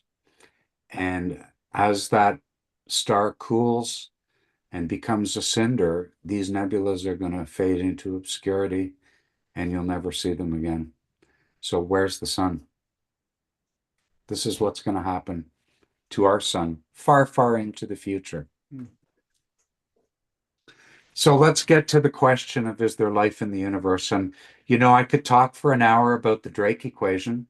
And I wrote a cool article a while ago where I took the form of the Drake equation, but I applied it to a different question. So instead of asking about how many planets are there with intelligent life, I calculated the number of productive nights that an amateur astronomer could expect to get imaging given Ontario weather. However, the Drake equation was developed by John Drake as a way of thinking about how many other planets like ours with intelligent life there could be just in the Milky Way. And that last thing I said is really important. The Drake equation just talks about the number of planets in our galaxy with intelligent life. We just looked at a huge galaxy cluster of 1,000 galaxies, and it's just one of millions of clusters of galaxies. So here's our last Douglas Adams quote. There's no point in using the word impossible to describe something that has clearly happened, right? We know life can develop. It developed here with the help of the sun. So it can happen elsewhere. I'm waiting for the evidence. I want to see the evidence, but I believe it's worth continuing to look for it because I think we'll find it. It's worth pursuing. So we might not have all the answers now, but don't let not having the answers stop you from talking about the question. So where's the sun? It's in all kinds of places depending on your context. And I hope I've given you a few things to think about. If you ever want to find me, look for my articles in Sky and Telescope. You can find me at astrodoc.ca. I teach workshops with my friend Warren Keller at mastersofpixinsight.com. And you can reach me by email at rbreacher@rogers.com. And Scott, thank you for having me on. I love the way you make me think about stuff. So thank you. Well, you think deeply about this stuff. It's awesome. I really do. Yeah. Yeah. I appreciate it too, Ron. And you reminded me that another opportunity has come up. Sean Walker, I believe, is one of the editors at Sky and Telescope. He saw the article I wrote for Astronomy Magazine or something, but asked that I put together a little something for Sky and Telescope about my Milky Way photography. So I may be joining you as a writer in Sky and Telescope. I'm looking forward to reading it. I'll be looking forward to seeing your work. Yeah, there's lots that I still want to write for Astronomy Magazine, and David out there who may be listening. I have to be careful to keep the themes the streams from crossing. I definitely don't believe in regurgitating work that was handcrafted for one and then putting it into the other. But as vast as the universe is, I'm pretty sure there will be enough for us to write about for years, with every new thing that happens. Ironically, I have a thought for an article, see if someone picks it up. We've talked about planetary alignment and we've talked about the occultation of Mars. it turns out both also happened in 2022, and that's when I have images of it. It was too cloudy to get them this year. So Nice. of course I posted those on social medias. But yeah, there's plenty of ideas around it. I enjoyed how deeply how you presented the sun, and not as just an orb, but its origins and where it is, and where it will end up, and where we may end up. That's I really enjoyed the listening to that. So yeah, great presentation. As always, Scott, I will be dropping back in the shadows because otherwise I'll drown out everyone. I'll drown out Professor Jaffer Kareem from being able to give his presentation because I'll talk forever. Okay. Well, But with that, again, good to see you again, we will Ron. let you introduce him. So thank you very much. I will Ron. do my best. All right. You want to introduce It's been a while. Professor Kareem? Kareem? I'll Okay. start the introduction and then I'll have you fill in the details, Scott. But I know Kareem as a fellow university lowbrow astronomer when he joined. I also know him as a fellow Royal Astronomical Society of Canada member. He was one of the gentlemen instrumental in pushing me over the edge to become a RASC member. I like the pushing you over the edge part. That's a good visual. Yeah, go do it. And It was north of the border. It was pushing you north of the border. Yeah, and right. I've got trips to Canada that I have to take because of this. So I have to prepare. But yeah, Kareem has given several talks. I know you're a professor. I think Montreal University is where you teach, if I John got Abbott that right. College. University of Montreal? No, John Abbott College. John Abbott College. Okay. See, Scott, this is where you're going to be coming in to make some corrections. But yeah, a good friend of mine, anytime there's an astronomical event and I'm able to take images or partake of it, or even when I was at Alcon, we stay in contact, and I post things online, and Kareem is there, Professor Kareem is there to both encourage and critique and support work that I have done. And the work that he has done, of course, over the years far surpasses the few years I've had in the field of astronomy. So with no further ado, coming Okay. from All right. Well, I'll say something about Kareem Jafar. The reason why we all want him to be our professor of astronomy is it is said that he has a unique student-directed teaching method. Is that something that you developed over the years, or is this did this come natural to you? I think this might actually be a completely separate presentation at some point, but it was how I started this particular course. Is I decided from the start that there's so much happening all the time, so many discoveries, so many tools, and it's so dynamic, the universe, the night sky, the whole area of astronomy and astrophysics, that it made no sense to have a static course.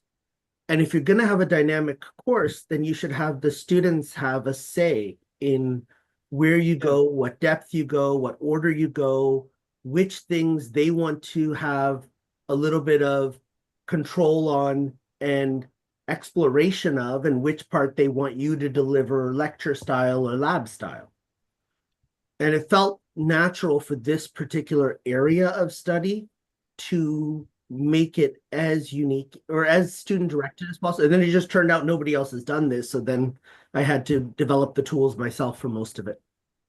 That's wonderful. Yeah, it's described as just in time and student directed. It just sounds like it'd be such a thrill to actually be in the class and be involved, you know. It must be very empowering for those students, I think. I hope so. I mean, we find a lot of the students, even if they don't go on in astronomy or space science, they still come back out to RASC events to share the night sky. So it stays with many of them. Right. And that's kind of what you want. You want them to look up and have a sense of at least a reference point, a place to look for where is the sun, right? Something to work from.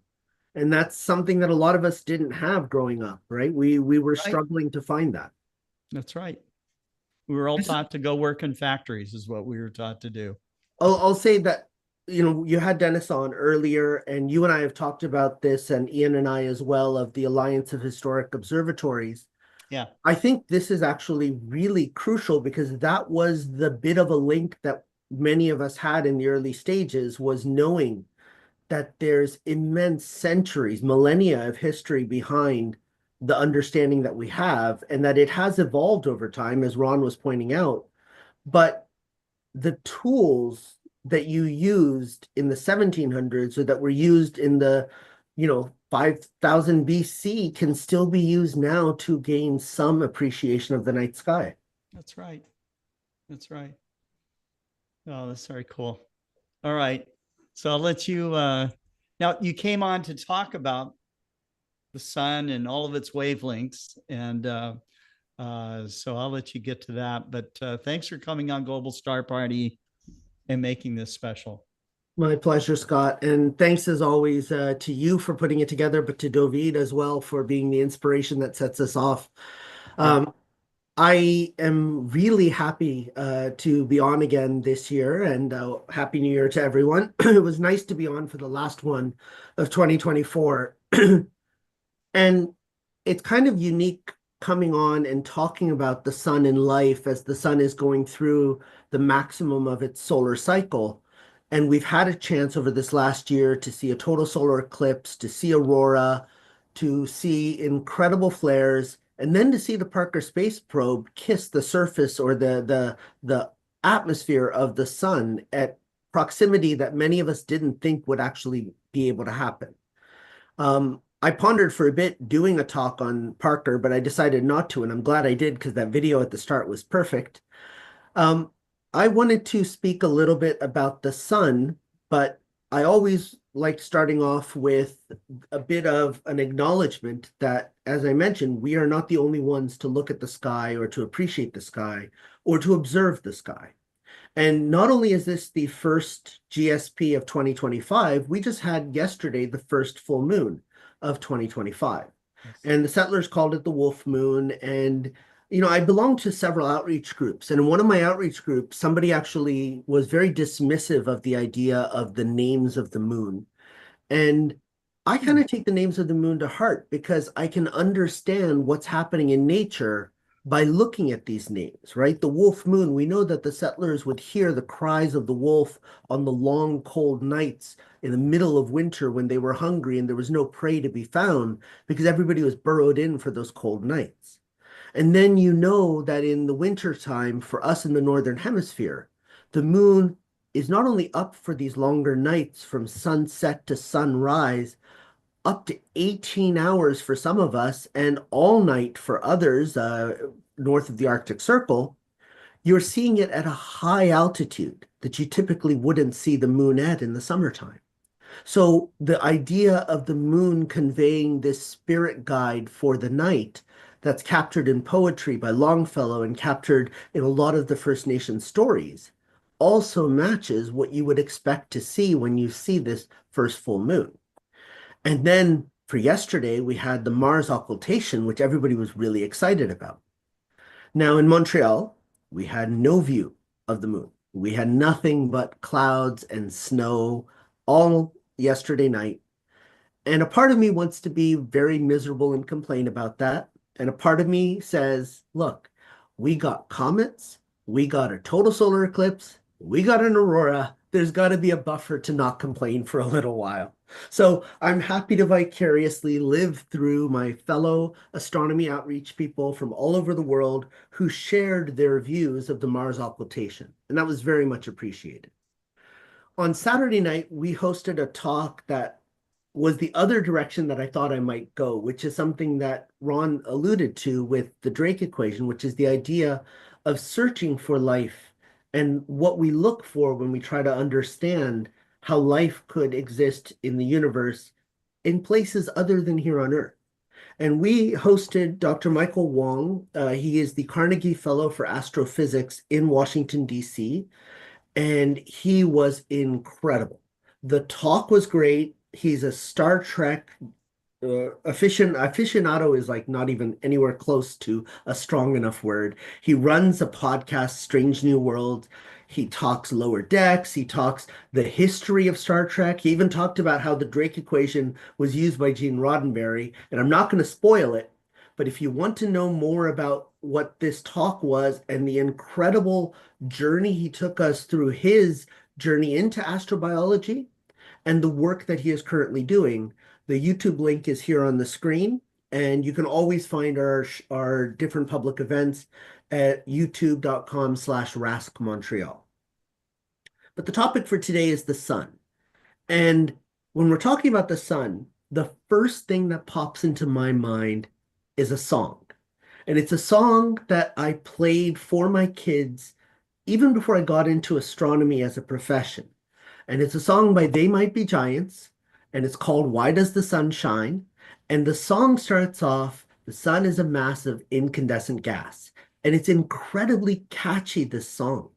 And we would play it again and again with a bunch of other science songs and kids songs, and they absolutely adored this song. And every time I talk the sun, it pops into my mind. I have a little sun buddy at school, and whenever I look at it as I walk into my office, the refrain from this song pops into my mind. And they published the song in 1998. Now, I was starting I was in my graduate career at that time, so I didn't actually even know this song had come out. I didn't know the group very well. I knew their, Istanbul was Constantinople song, and I knew their philosopher song, but I didn't know this one. I didn't have the audience for it. Once I had the audience for it, I fell in love with the idea of making science so accessible to little kids. And then I found out in 2009 that they published a reversal of the song to correct some of the factual errors. And what they put in this CD and DVD compilation called Here Comes Science is Why Does the Sun Really Shine?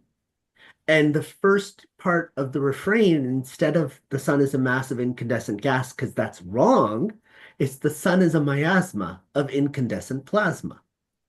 And in the lyrics of the song, they go on to correct a few of the misconceptions that they had actually embraced in the first song and identified that the science that they were sharing was fantastic, and it got people really enthused and understanding and appreciating the sun. But there were mistakes. As we understood more, as we learned more about the sun, our understanding has to change, but also what we teach has to change and evolve. And that's why in my course, I start off the very first week with this picture of the sun. And this picture of the sun is used both specifically to talk about the sun and to talk about astronomy as a whole. And so I talk about the sun in different wavelengths and how each wavelength of light, from ultraviolet, even going to X-ray and gamma ray, through the visible spectrum, and then going into infrared, brings different bits of information because it highlights different energy signatures. And each one gives you a window to different processes and different parts of the sun's structure. And we talk about how you can use, narrowband wavelengths like hydrogen alpha specifically to focus on just some parts of the sun's behavior and be able to see the prominences, and even sometimes see beautiful filaments curling and see some of the granularity of the photosphere. And then you can use X-ray and gamma ray to really see the energy coming out through the corona. But then I also talk to them about how once you bring in all of these different views, all these different perspectives, it's only then that you can have a full picture of the sun.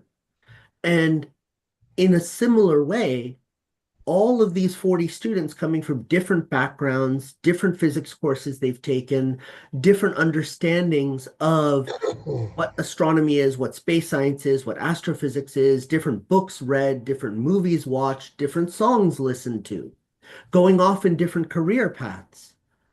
They all add a perspective that when we bring everybody's view together, our understanding of the topic will become richer. And then towards the end of the course, we connect that to professional astronomers using space telescopes, ground-based telescopes, bringing in citizen science and amateur astronomy and hobbyists and artists, and how once you bring in all of those different perspectives, then you truly start to feel like you're connecting with the subject matter. And so I use this picture of the sun across different wavelengths as a way to set the stage for why my course is set up the way it is, but also why outreach and the way in which we do citizen science is so valuable these days in the way in which we've moved forward with astronomy and astrophysics. But then the question still is there is why the sun? Why do we pay so much attention to this relatively middle, not even middle, it's actually kind of on the smaller end of a yellowish dwarf star. You know, it's not very giant or great, and it's fairly calm compared to many other stars. And when we look within our solar system, we can understand the importance of the sun because all of the planets together make up such a small portion, less than 1% of the total mass of the entire solar system. Everything else is in that sun. And of the rest of all of the planets and all of the other solar system objects, meteors, comets, moons, all of those barely match the mass of Jupiter, which is nothing compared to the mass of the sun. So when we look at the sun in our context, of course, it's what we have to study. It's the largest influence. It gives off all of this energy, which provides us with the source of life here on Earth. But then when you compare the sun to the other stars that we see in the night sky, especially in this winter night sky, the sun is minuscule, the little Sol. It's smaller than Sirius. It's tiny compared to Arcturus. And we teach the students using the Big Dipper to Arcturus. And then we've been examining and watching Betelgeuse over the last few years as it seemed to dim, but not quite. And maybe it has a donut of gas and dust around it. Then you have beautiful Antares, which is huge and bright. And these aren't even the largest stars in our local neighborhood. So when we start talking about the stars, why wouldn't we study these instead? And in the video, and in some of the comments and some of the discussions that we've had already tonight, it's come up a few times that the sun is the only one that we can currently go and try to visit, which the Parker Space Probe is doing now. But it's also the one that we can get the most data on, the most information on, with the least amount of dissipation of the light, the dissipation of the information, and the shifting of some of the light rays from the distances and the speeds and the motion of all these different stars that we would be identifying. And because it's a relatively good main sequence star, relatively calm, if we understand our star and then compare it to these other stars, we learn more about stellar processes as a whole based on our understanding of our sun. And Cecilia Payne started us off in that direction by characterizing the composition of the sun by being able to examine the spectra of the sun using those glass plates that the Harvard computers, those amazing women, were able to analyze back in the earlier 1900s. But they didn't start looking at the sun. You and I going out and looking at sunspots, David tracking sunspots, we're building on knowledge that was even done by Galileo in 1612. In fact, you can actually see sunspot observations in some of the old works of the Arab scientists like Ibn Haytham, and even in some of the manuscripts and scrolls in ancient China. You can see that they identified, either through camera obscura or through pinhole projections, they were able to identify these behaviors of something, some sort of a blemish on the sun's surface. So one of the things I discuss with my students is what tools can we use now to better examine the sun? And my favorite tool is the SDO, the Solar Dynamics Observatory. And this is why I told Scott, you know what, I really want to come on tonight to talk about the SDO, because in late November, the pipe, one of the water pipes at the Stanford lab, the data center that collects the data from the SDO and SOHO, it burst and it destroyed some of the computer banks. And as a result, all of the data from the SDO was offline from November 26th, I believe was the last date that we have data from, all the way up to now, just last week, SDO came back online. So now we can go back through, and this is a picture from earlier today of the sun. And that's that sunspot cluster that David referred to all the way back at the start of our global star party tonight, that's just coming around the limb that we can now watch and enjoy over the next little bit. And using the SDO, and this was done back on November 1st, before this whole pipe burst, you can actually track over the span of a day the movement of these sunspots from morning till night. You can do this over the span of multiple days. And I sometimes have students do this as a project.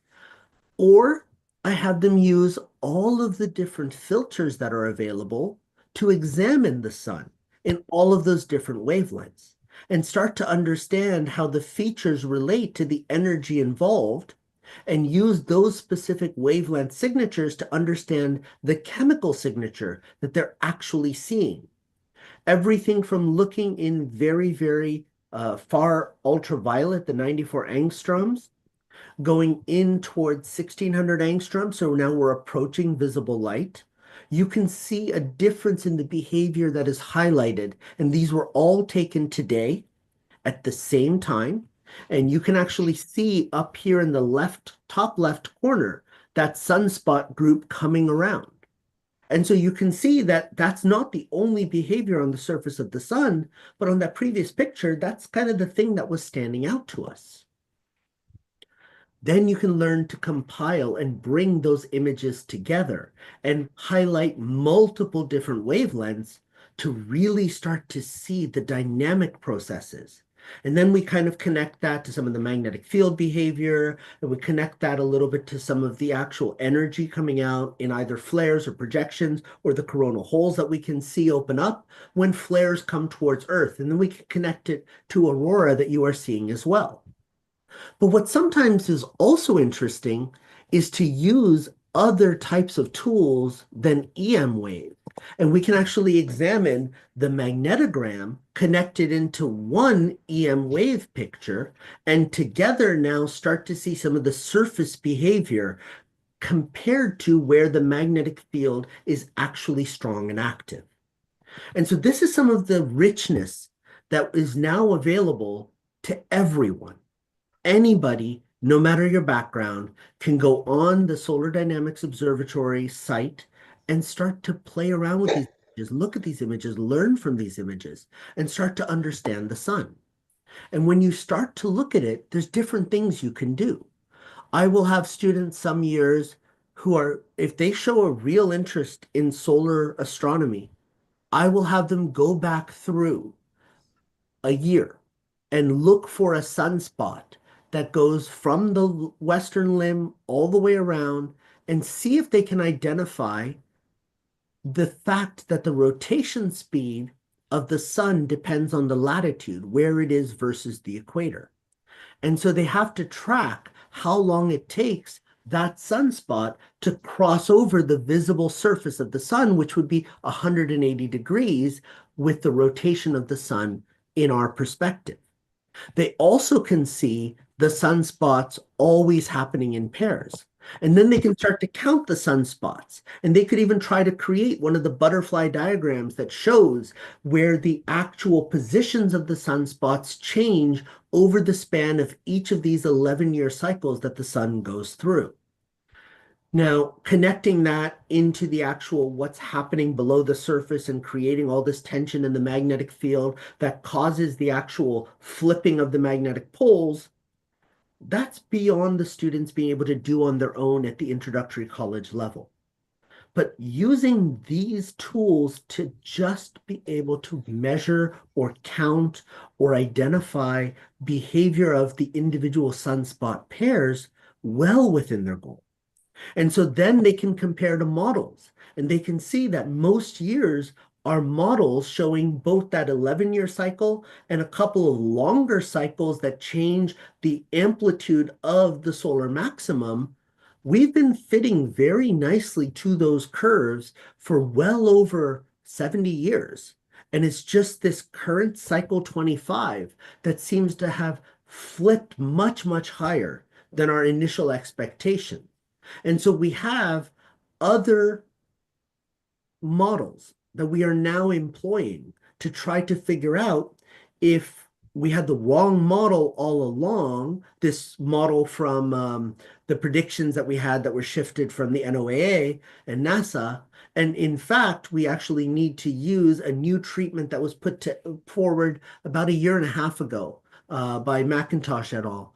And they've put together an idea, and it's an interesting idea that the larger cycle skips every now and then.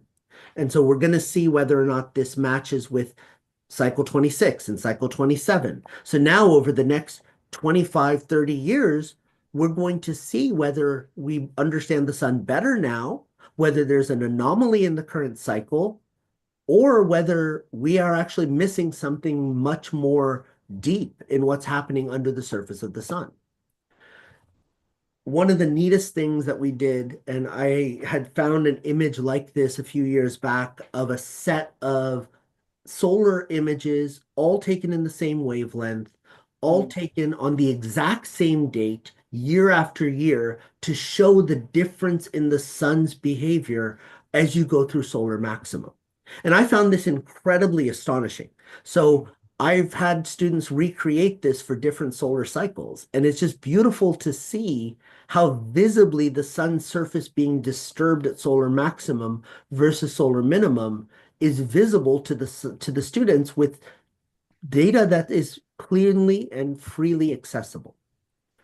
And then the partner observatory, SOHO. I love using SOHO specifically for certain types of animations. So I thought to end today, I'm going to show you, and so I'm just going to share my screen one more time. I want to show you a specific tool so that if you want to play with it at home, you can. I'm going to remove us out of the slideshow. I'm just going to open up the SOHO website. And if you go into Data and Archive, and you go into the movie theater, you can choose different types of images and different date segments. So if I pick C3, and I go for just this last week, January 8th to today, and I generate out a video of the sun under this image, what it gives me is it gives me a coronagraph image of the sun for 1 week. And so if I press play, what you're going to see is you see the solar wind coming out. You see the occasional little outburst come out from different sides, a little bit of gas, and then you see the comet that we were talking about. And it's peeking in right now because it's so close to the sun. So even if I'm stuck in clouds and I'm stuck here in the northern hemisphere where I don't have a great view of this comet, using these space telescope tools safely, I can get to enjoy how bright and beautiful this comet is in a completely different fashion. So that's my view on the sun tonight. Scott, back to you. Wonderful. Wonderful. I really love that visualization of all those images of the sun from, solar minimum to solar maximum. It's kind of like something you just want to have hanging on your wall, Exactly. I talked to a student and I suggested to them, because they were talking about making a t-shirt for the Space Club a couple of years ago. And I said, that should be your t-shirt. And so what they were thinking is they're planning a big alumni thing for some of the Space Club members from a few years ago, because during COVID, they couldn't get together in person. They're thinking of doing that as kind of a little gift to each other. Wow. We'll see if it happens. Very cool. Very cool. One thing that I would like to say is that, Kareem, I think that was the best lecture I have ever heard you give. I was really moved by it. Thank you, David. it reminded me back to when I first was starting in astronomy, and I saw that crazy eclipse on October the 2nd, 1959. And I kept on thinking, well, I'm going to be observing stuff at night, the planets, the moon, and the stars. But what about in the daytime? Maybe I should be looking at the sun. And I started looking at the sun. And on March the 1st, 1963, I made the decision to try to make weekly observations of the sun. When I got back from Denver and back in Montreal, I changed that to daily observations that I've been doing ever since. Anyway, I was giving a lecture at the Denver Astronomical Society. And one of the advanced members there overheard me saying that I had been observing the sun pretty much daily since 1962 and occasionally since as early as 1959. And he wrote to me and we started a correspondence. And he said, if that is true, you are now the AAVSO's premier lifetime observer of sunspots. You have beaten Herb Luft. Yep. And so he gave me some homework to do. I had to come out with a lifetime record of my observations of the sun that is stretched from 1959 all the way to today.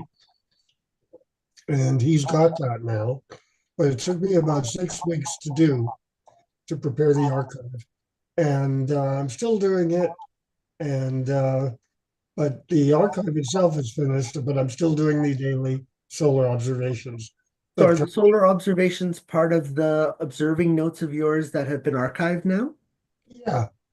Yeah. In fact, I use the archived observing logs to get the solar data from each day. And it actually took a little while to figure it out, but I was pretty consistent over the course of my life. And I kind of enjoy doing that. It was kind of fun.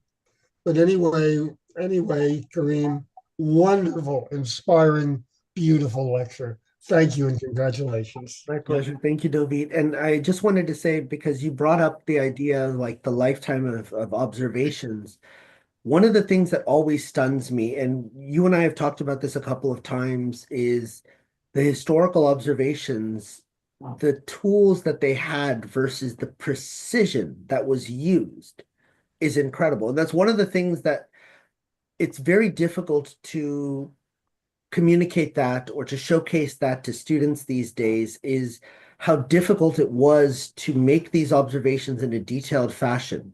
And so bringing forward those images from Galileo, or the Galilean moon images from early observers, and understanding how precise the angular measurements were that they used and the references that they used. And I show them excerpts of some of your observing notes that you have in our Rask Montreal library collection when they come up, so that they can see that it is possible in this day and age to stay that detailed and to capture that level of precision, so that when you look back at it, that's actually what you saw with your eyes. It's not just a sketch or an approximation. It's as close to what your eyes visually saw. Yeah. And so I want to tell you that your notes and your handwritten observations that we have, we're still using. Well, thank you, Kareem. Anyway, thanks. I just wanted to say that. My pleasure. Well, I'm just kind of standing in the glow of this. So anyhow, thank you so much, Kareem, and looking forward to having you on many more future global star parties. That's great. Happy to. Thanks. Thank you so much. Well, David, our next speaker is the, I always call him the David Attenborough of the moon. And that is our friend Robert Reeves. A lot of people don't know that Robert was a popularizer and teacher of astrophotography. He's written books about it. And this guy, like you, has devoted his life to astronomy and sharing that knowledge. So Robert, thank you for coming on Global Star Party. My pleasure. Yeah, it's great to have you on. Well, before Kareem disappears, if he has to leave for any reason, I wanted to tell you that regarding the Solar Dynamics Observatory, yeah, we noticed that it's been offline for a while and just recently popped up. But I wanted you to know that every day I take images from the Solar Dynamic laboratory regarding the sun, particularly sunspots, and also information about aurora, and I upload it to the International Space Station. Oh, wonderful. Yeah, Don Pettit up there, who's one of the crew members up there, is very interested in observing the sun from the space station. He does this on his own. It's not a NASA program. It's something he does on his free time. And he also is very involved in photographing aurora, and everybody seen the amazing animations that they beam down from space of the aurora. Well, these are mostly created by Don. I alert him when and where for aurora and when and where for interesting things on the sun. So we're real happy to see that Stanford finally got their water leak fixed and got things back online, because we were having to use the gong image for a while and instead of the other image. It's not as versatile. And honestly, like those aurora pictures from the space station on January 1st were just incredible. Like I loved that. That was fantastic. Yeah, we have a lot of fun with that. I'm very privileged to be allowed to have direct contact with the space station right here from my desk here at home. That's incredible. And another thing you were mentioning about the different rotation speeds of sunspots. So, yeah, many years ago, my son's 40 now, but when he was in grade school, I encouraged him to do a science fair project where he traced out the sunspots on a solar projection and saw the various rotation speeds of them. And he did well in that science fair project. So I know exactly what you were talking about there. You should, if you haven't already, you should either yourself or with your son publish that in one of the Astronomical League newsletters so that people see that, this is something that you can do as citizen science. Because one of the things that, I don't know if you've seen the paper, but they're asking whether there's a change in rotation speeds right before the magnetic pole flip. And this was a proposal as a possible model explanation of what's happening below the surface when the magnetic poles flip. It was written up, I believe, about 14 years ago, but it has not actually been studied or verified.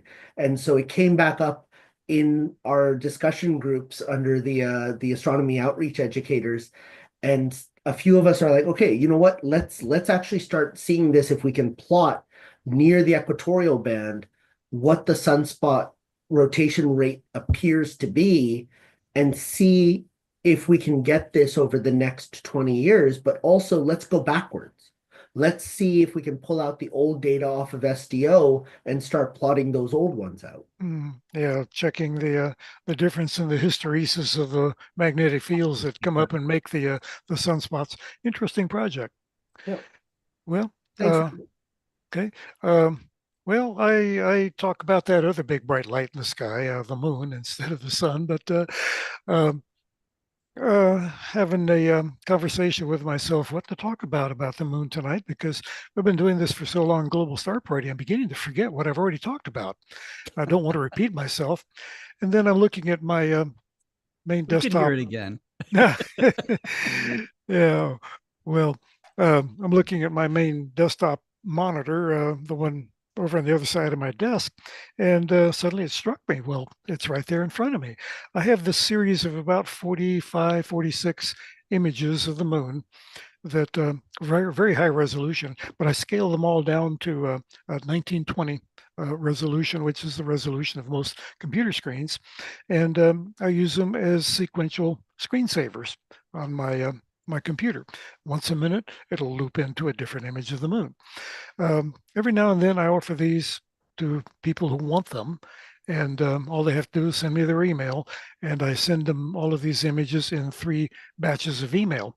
They're, like I said, they're sized 1920 horizontal resolution, and anybody who wants to load them up and a file in their computer and use them as a rotating screen saver, I let them have them. So let me go to my screen share and bring up this slide, which I will show first, which has my email address. Now we're going to go through these until Scott says, okay, time's up. We'll carry on next month.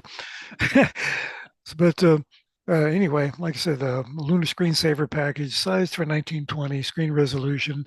Send us 3 separate emails. Request them from me, Robert Rees 400 at gmail.com. I'll be happy to forward them to you. So let me briefly scroll through each one at about 2 seconds a piece so you can see what they are. And then we're going to go explore them one by one and see what the details are in them so you understand what the geology is in this package of images that I will freely give away.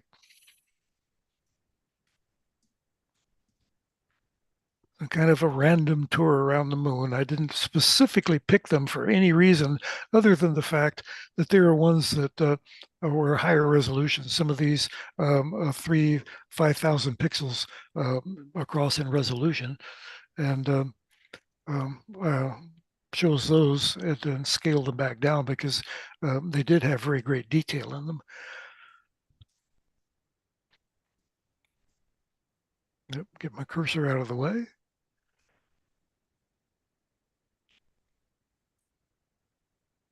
And just taking lazy orbits around the moon, taking a look out the port window and taking a snap with a Hasselblad every now and then and beaming it back to Earth.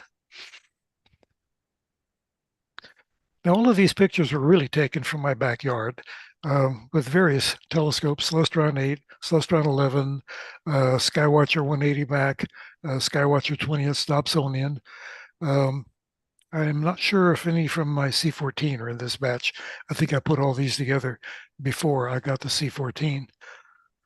But like I said, if you're interested in these as your that's cool screensaver, just give me a shout and they'll be yours.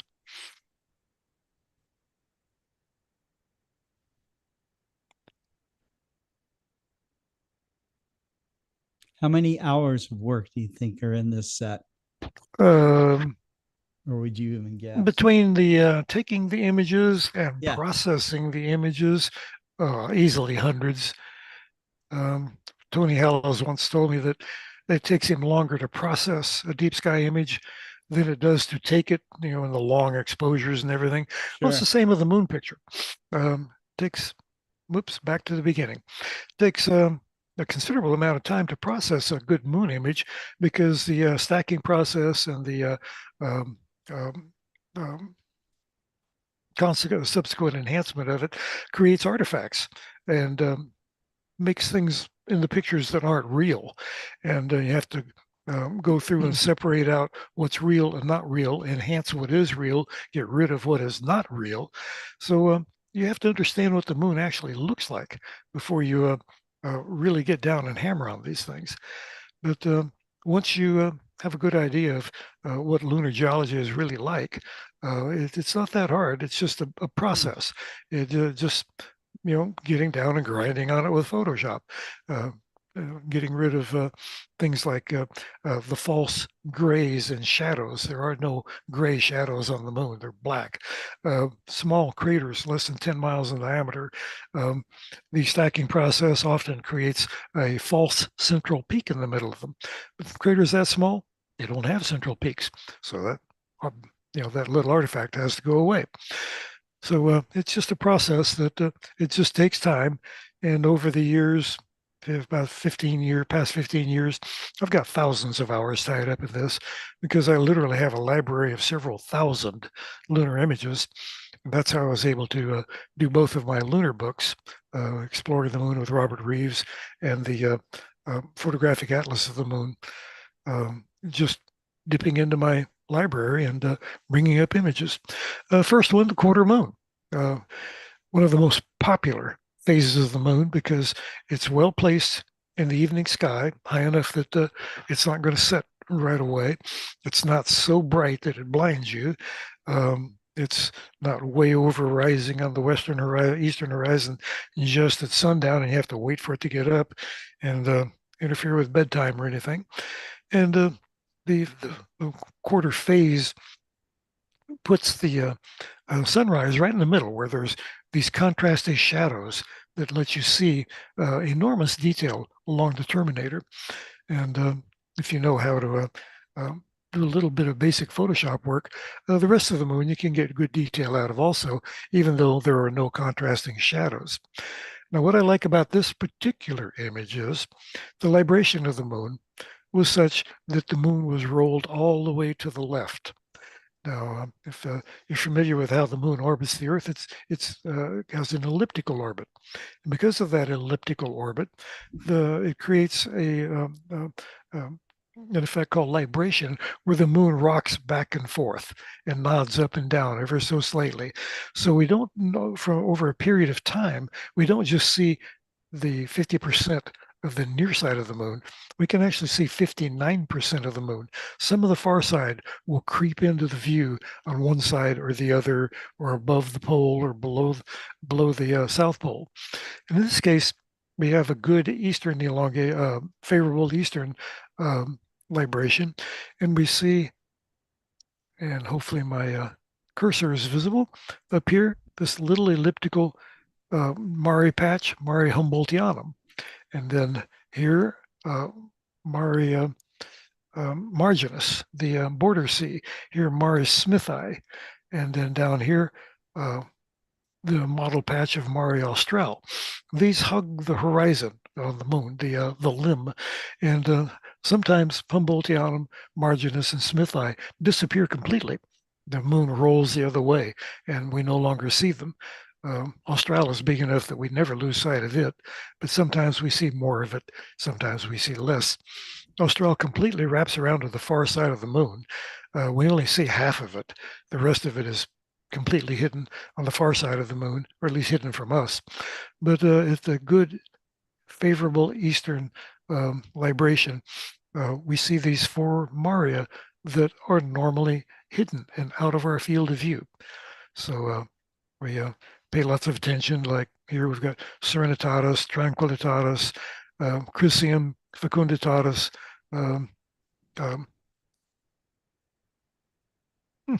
I knew one of them would disappear out of my head. Nectaris. Get to my age, sometimes names just go away for a few minutes and then they pop right back. But anyway, we pay attention to all these near side Maria, but watch at the favorable librations and see what pops up along the limb of the moon, because these normally you don't see. Humboldtianum, named after the German explorer, 18th century, 19th century explorer, Alexander von Humboldt. And then Mare Smithii, named after the English astronomer Smith, the Beer and Maedler in the early 19th century named Humboldtianum, and then in the mid 19th century, Burt and Lee countered by naming another lunar sea after an English astronomer. A little bit of 19th century space race going on. The northern region of the moon, the craters Aristoteles and Eudoxus, right at sunset.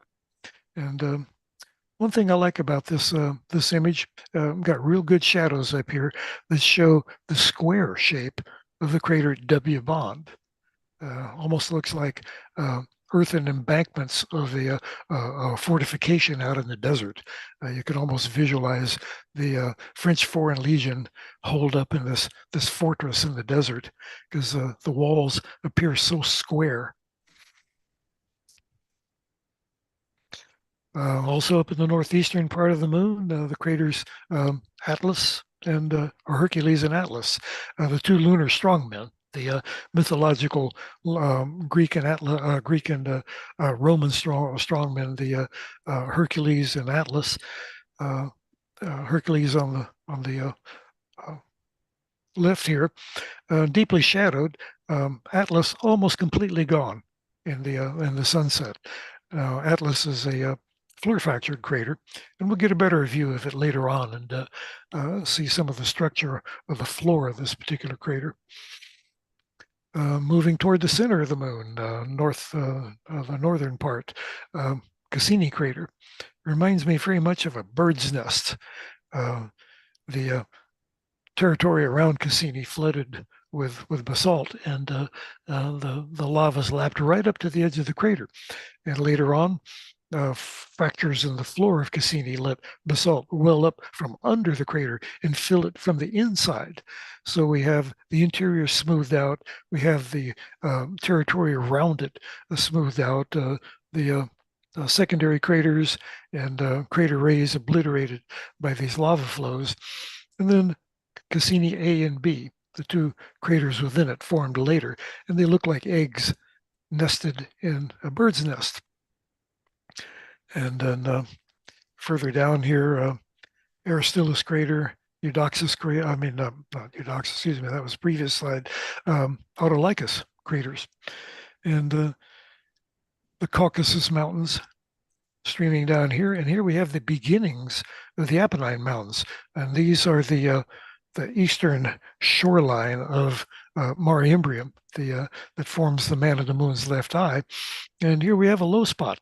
So we have this strait that joins portions of Mare Imbrium, the Sea of Rains, with the Sea of Serenity, Mare Serenitatis.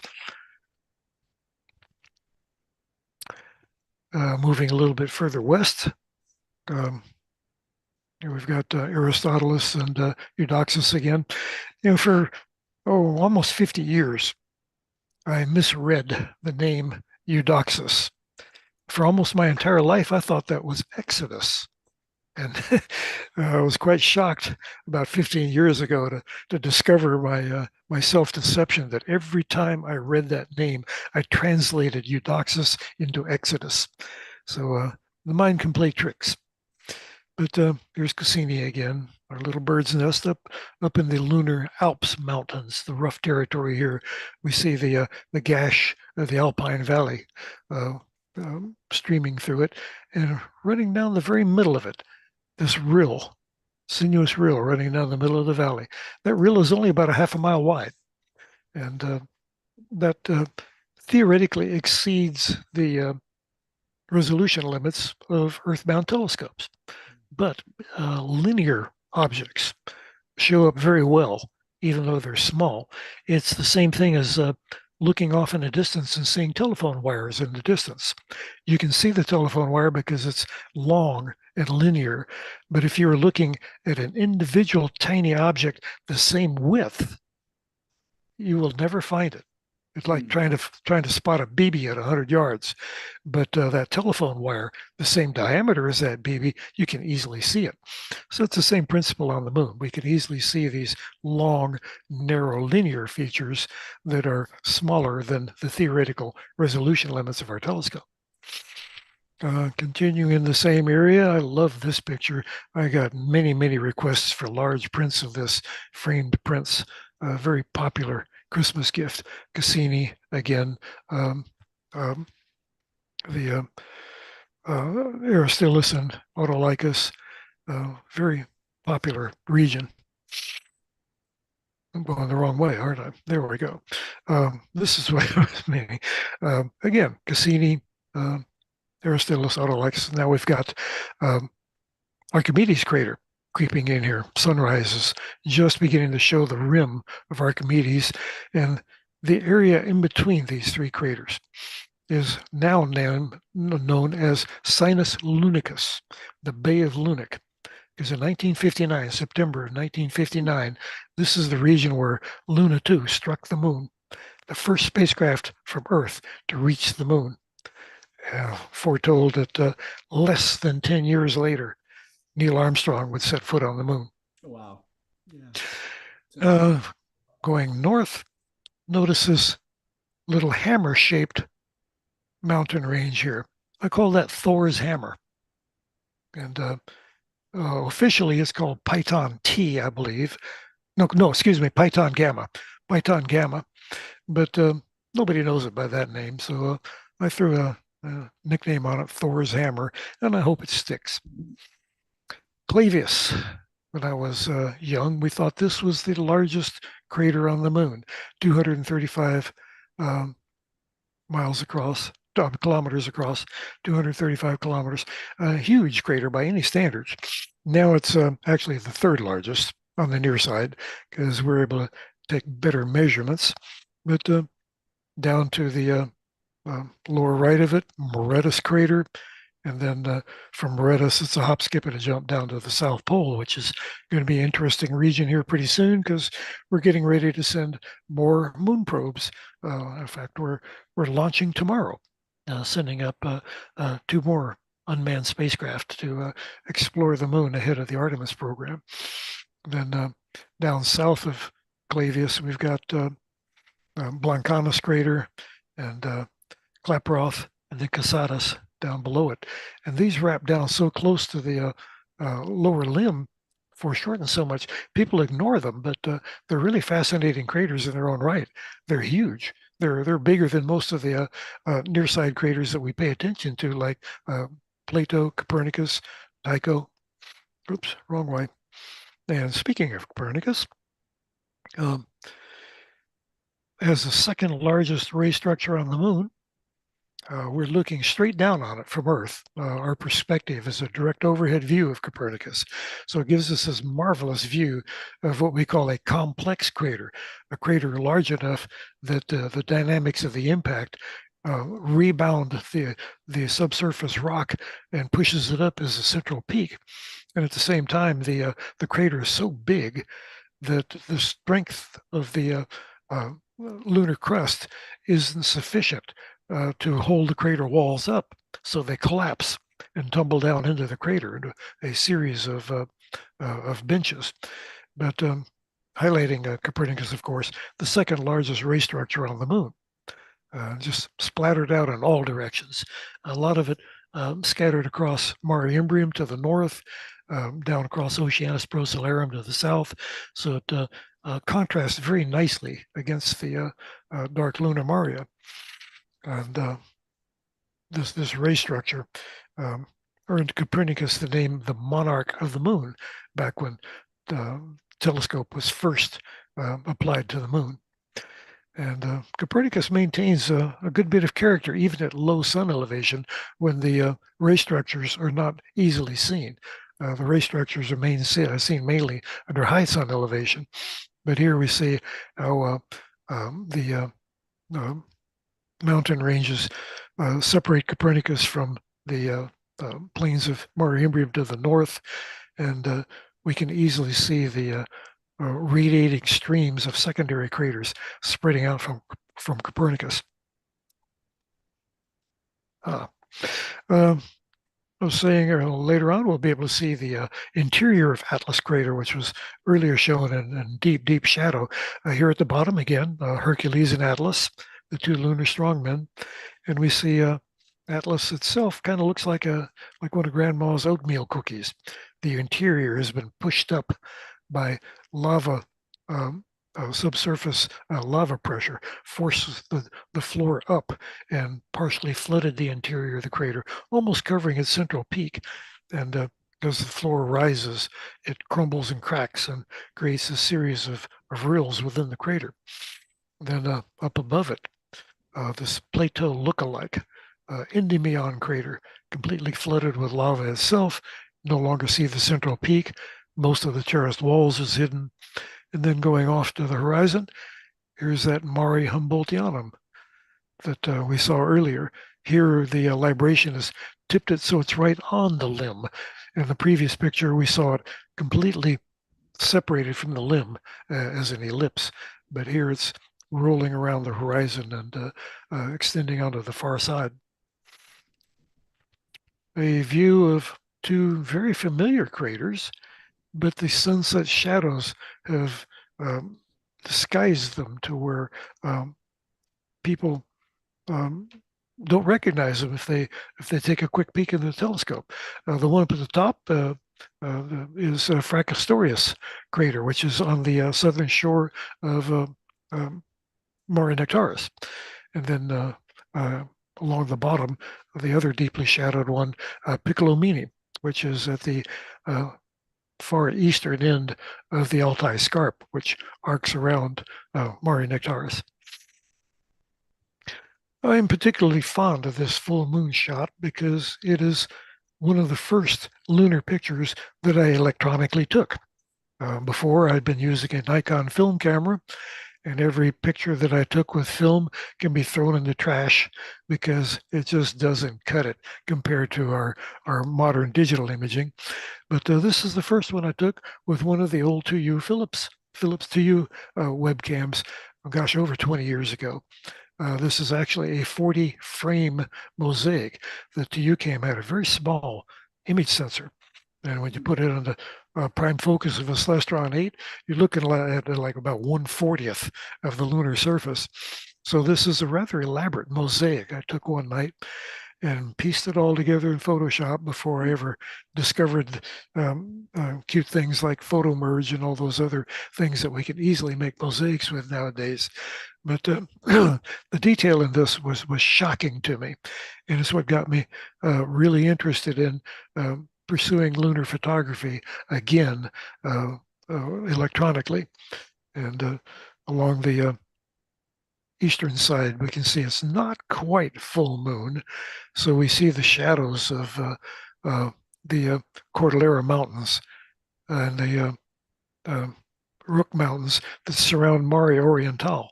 It almost looks like there's a slight dent on the circular side of the moon, and this is the Oriental Basin. And another shot of the same area, but not as good a libration. Mare Oriental is rolled around to the far side, but we can see Lacus Veris and Lacus Autumnia, the ribbons of basalt. Lacus Veris, the lake of spring. Lacus Autumnia, the lake of autumn, that arc around the Oriental Basin.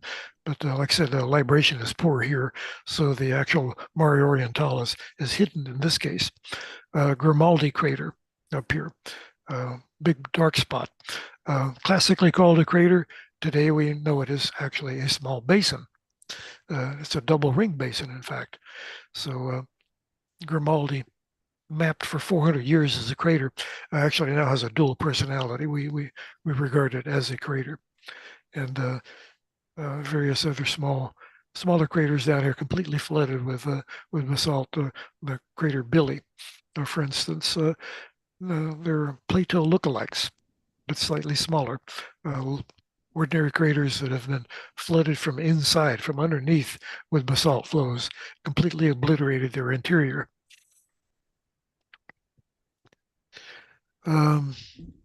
The eastern shoreline of Mare Nectaris. This is Mare Nectaris out over here. The crater Gutenberg up here, another floor fractured crater. You can see the rills crisscrossing the interior. And then the same with Bonenberger down here. You can see the interior has been raised up by volcanic pressure and fractured, and the interior is cracked with rills. And the Nectaris, Humorum, Mare Humorum, on the southwestern side of the moon. The crater Gassendi up on its northern shore, one of the most classic of the floor fractured craters. And then Vitello and Doppelmayr down the bottom. Doppelmayr with its strange, almost pyramid-looking central peak, and Vitello, also a floor fractured crater. You can see the circular arcs of the rill around the central peak. And the almost catch-scratch like triple rill system of the Mare Hippalus, Rima Hippalus, arcing around Mare Humorum. These rills formed by the land stretching on the shore as the center of the Humorum Basin basically a giant crater filled up with basalt. The mass of the basalt depressed the center of the basin, and the as the basalt slumped toward the middle, it stretched the shoreline and pulled open these rills, these curved rills that follow the same form as the shoreline. And the same view, except this time it's sundown. Previous view is sunrise. So we see the same details, but in a different light.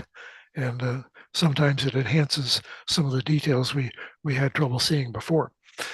You said, Scott, you said one of your following troopers wasn't able to make it, and I could go long, but I don't know how long I can go. So feel free to say, let's pick it up later. Almost on to the the next other one. end of his talk. So Okay, we're I don't almost there. want to overshoot. So No, but, yeah. feel free to jump in there and tell me, okay, let's cut it right now. I've got to take it's, no offense. One of the things I'll say, I mean, that cat scratch feature that you were talking about is something, Yeah. Robert, if you had not described this to us, okay, or at least to me, I would have never known, about the way that the basalt was slumping the center of that feature and then causing that expansion effect. So Well, the same it's very cool. Same slumping of the basalt toward the middle of the Humoran Basin also created the three parallel arcing wrinkle ridges here.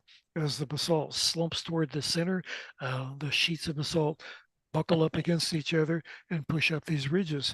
So the same process on the shoreline created the rills, and within the mare created the wrinkle ridges. Well, some of our audience here wants you to continue on. Why don't you go on for another 5 minutes, and then Okay. we'll pull the go cork. on to the next speaker. Okay. Alrighty. Here we're looking almost square at the center of the disk of the moon. And the main features that I enjoy showing people, the K-shaped formation of rills here, the Triesnecker rills, the gull wing shape Hyginus rill, and the linear rill of Brima Ariadeus. And all three of these are created by the same process, volcanism. In this case, it's a graben. The land slumped between two parallel faults. Here we have a series of volcanic vents. You can see the little dots along the rill. These are volcanic vents that once spewed ash, and just north of it, we see this heart-shaped dark region. I call it the heart of the moon because it's very close to the middle of the moon, very dark compared to the surrounding territory. Volcanic ash erupted out of these vents and dusted these hills over here, creating this effect. And further up, we see Julius Caesar crater, the only crater on the moon named after a military figure. It is against the rules to name craters after military figures, but Julius Caesar also instituted calendar reform and social reforms that as a statesman, he made the cut. But the curious thing about Julius Caesar crater is notice how smeared it is. It's, whoops, wrong direction. How smeared it is. It seems to have a flow down to the lower right, lower right. And the same with the other of the elongated craters here, and this almost smeared appearance up above it. That was all caused by the wave of debris blasted out of the Imbrium Basin that washed across the northern part of the moon, buried some features, obliterated them, some of them heavily modified it. But the smeared appearance is the result of the creation of the Imbrium Basin about around 3.8 billion years ago by a giant asteroid impact. And today we see this region as as Mare Imbrium, the man of the moon's left eye. But the effect that it had on the rest of the territory, we can see how smeared and damaged and washed this region is. And we probably won't get to my individual picture of Lamont crater. So I will point out this big spider leg apparition over here, just north of the Apollo 11 landing site, which is right where my cursor is circling. Lamont crater is a ghost crater, one that formed on the floor of the Tranquillitatis Basin before the lava flows filled it in. So when the lava started flowing, it buried this crater, and then we only see it as wrinkle ridges pushed up by the rim of the crater. But now that we know a little bit more about the moon, we know more about its geology, how it evolved, we now recognize Lamont as a ghost basin because it is a double ring basin. We see evidence of this. Oh yeah, you can see it. Yeah, so if it's got more than one ring, we're going to call it a basin, even though the classic description of a basin is a crater larger than 300 kilometers. But now we're finding basins that are smaller. Grimaldi, I mentioned earlier, smaller than 300 kilometers, but definitely a basin. Deslandres, Lamont, many recognized long-standing craters are now turning out to be basins. And it's been about 5 minutes. We'll make this the last one so we can move on to your next one. But just a pleasing view of Mare Imbrium itself, the Sea of Rains, the man in the moon's left eye. So all of the action is compacted on the eastern shore. We've got Archimedes and Cassini and Tycho, Plato up here. The Alps mountains and the Apennines, all on the eastern shore, and then it gets fairly blank out in the middle. So just a very pleasant high altitude view of this feature that everybody loves in a telescope. Like I said, if you're interested in getting these screensavers, rewind the tape when the Global Star Party is over, go back to the beginning of my presentation and get my email address, Robert Reeves 400. Drop me a note. I'll be happy to send you this whole stack. That's great. That's So, great. It's like we'll getting pick it the up. Mona Lisa, for free. So yeah, well, we'll pick up this next time. It's been fun. That's great. Okay, Adrian, not Adrian. I'm sorry. Robert, we have a question. Dean Bostetter is watching on YouTube, and he wants to know your thoughts on TLP, or was it transient lunar phenomena? Transient lunar phenomena. Yeah, it's they mostly appear in the Aristarchus region. They have been spotted in Alphonsus. Alphonsus has a number of volcanic vents on it. We can easily see in a telescope because if you look inside of Alphonsus crater very near the middle of the moon's disk, you can see at the 9 o'clock, 3 o'clock, about 5:30 position, there's these dark blotches just inside the crater rim. These are volcanic ash from old volcanic eruptions, and very convincing data gathered by Nikolai Kozyrev, Crimean Observatory back 1958, 9, I forget the exact date, but spectroscopic evidence of some sort of gas venting from Alphonsus. Haven't seen it since, but something was happening. The same with the Aristarchus area up on the Aristarchus Plateau. Lots of transient phenomena observed there. And of course, that's another region that was highly volcanic. So are we seeing residual burps of volcanic gas? We could possibly, but I don't think that has been happening recently because spacecraft that we have in orbit around the moon can analyze the composition of the very rarefied gas near the moon, and we're not seeing any activity like that right now. But I'm not going to rule out that it didn't happen 50, 60 years ago when the heyday of the lunar transient phenomena was happening. Of course, there's also the alternate theory that suddenly the moon is becoming a very interesting object because the space program has evolved and we're sending spaceships to the moon, and soon Apollo astronauts will travel to the moon. So a lot of people were looking at the moon for the first time and perhaps not understanding what they were seeing, Right. and misinterpreting things, because nowadays you don't see nearly as many reports of transient lunar phenomena as you did back in the 1960s.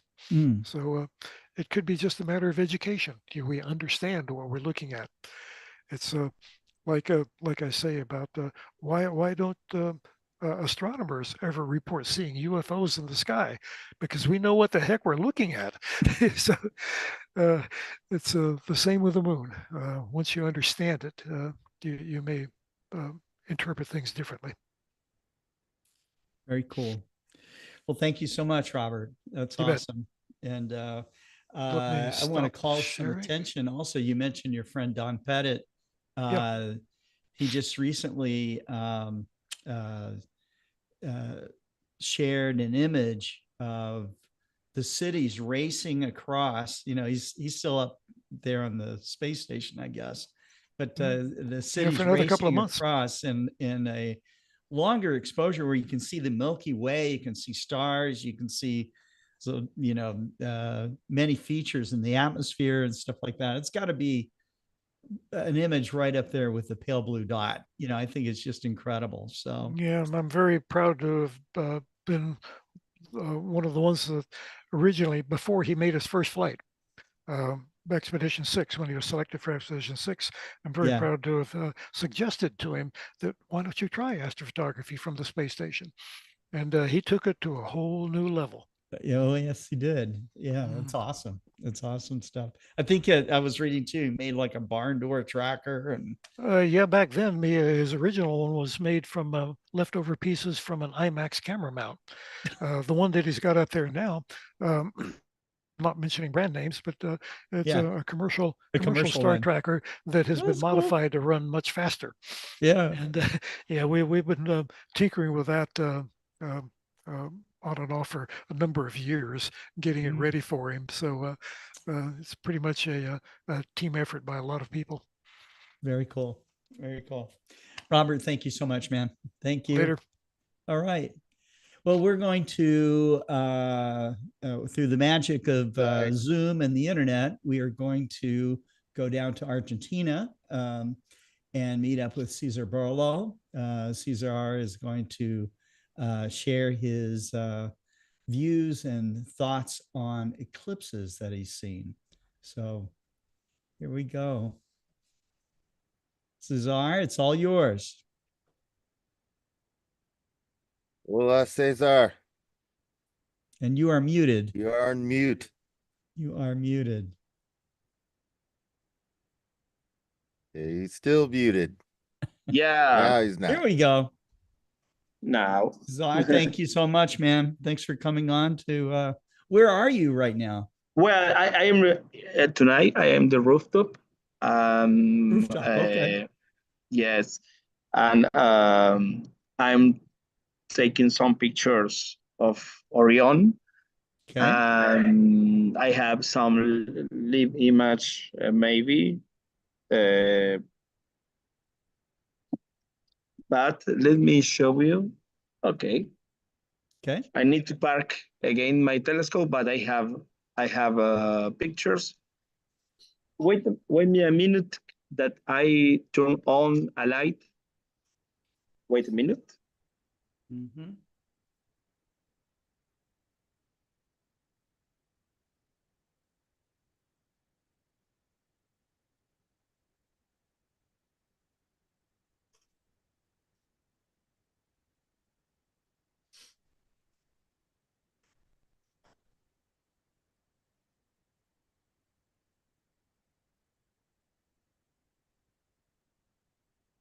Okay. Now it's much better. Yes. But the problem with the lights here, okay. Well, let me try again. I share the pictures that I took, and we can talk about the sun and the experience of some trips in Buenos Aires, from Buenos Aires going to another parts in Argentina, the trips to the eclipse. We was talking about the sun, and the idea is going to talk about the sun, the connection with the life. And when you go to the eclipses, of course, that you have the opportunity of be a part of this experience, to watching directly the sun with filter, of course, is a live experience that connect or take some special conscience about the sun. But first, I work connecting again my telescope that work perfectly taking pictures, but I took something, and if you like, I can process my typical work. I can show to the people a typical astrophotography night, because it's live, and I'm connected with my telescope, and now I opening. I think it's been a while since we've seen the live nights. The clouds have usually ruined Yes. time, but now you finally get to do this live. So Yeah. looking forward to it. Yes, and this is something that is so fresh that I can show you how I can work with the telescope. Sorry that I don't have more light here, but here is the telescope, and now I'm connecting with my cell phone, and I'm going to connect with Orion. With first of all, I connecting with the application, choosing in this case, that is the Explore Stars app, isn't it? Yes, Orion.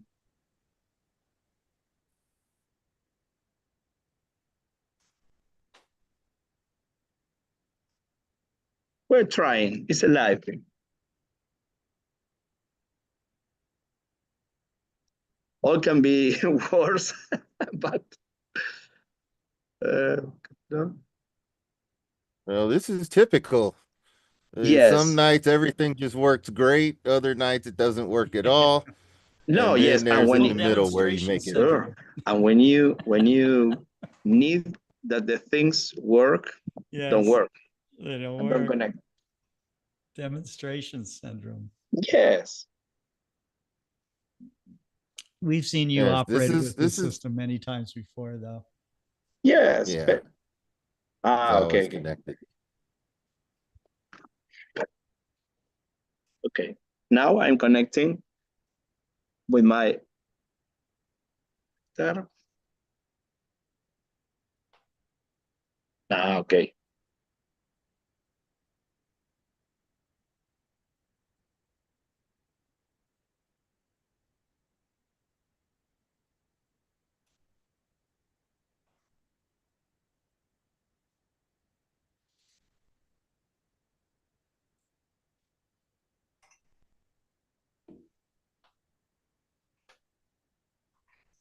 Okay.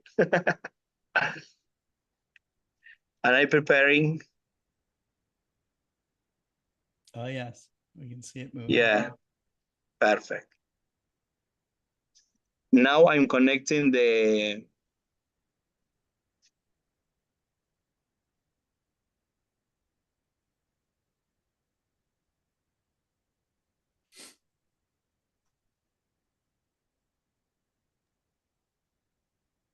I think it's worth stating that where you are, Argentina, yes. your view of Orion or Orion is very different from those of us in the northern hemisphere. To us, we would think he was upside down. Yes, yes. So Oh, it yes, is very interesting to think about how much different the totally. sky looks. Totally. Now Orion is going. First of all, Betelgeuse is it now in the back because now is yes, Betelgeuse is domicile here in Argentina.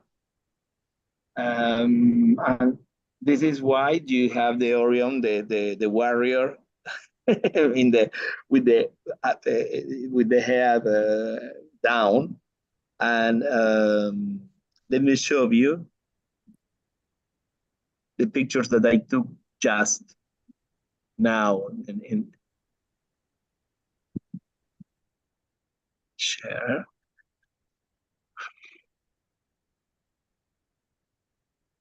Because I put the pictures. Let me know if you can see the picture Yes, now. we can see your screen. We see And thumbnails. you're Not only clicking the on. thumbnails. Okay. Yep. Okay. Not only the thumbnails. I'm zooming. You can see that?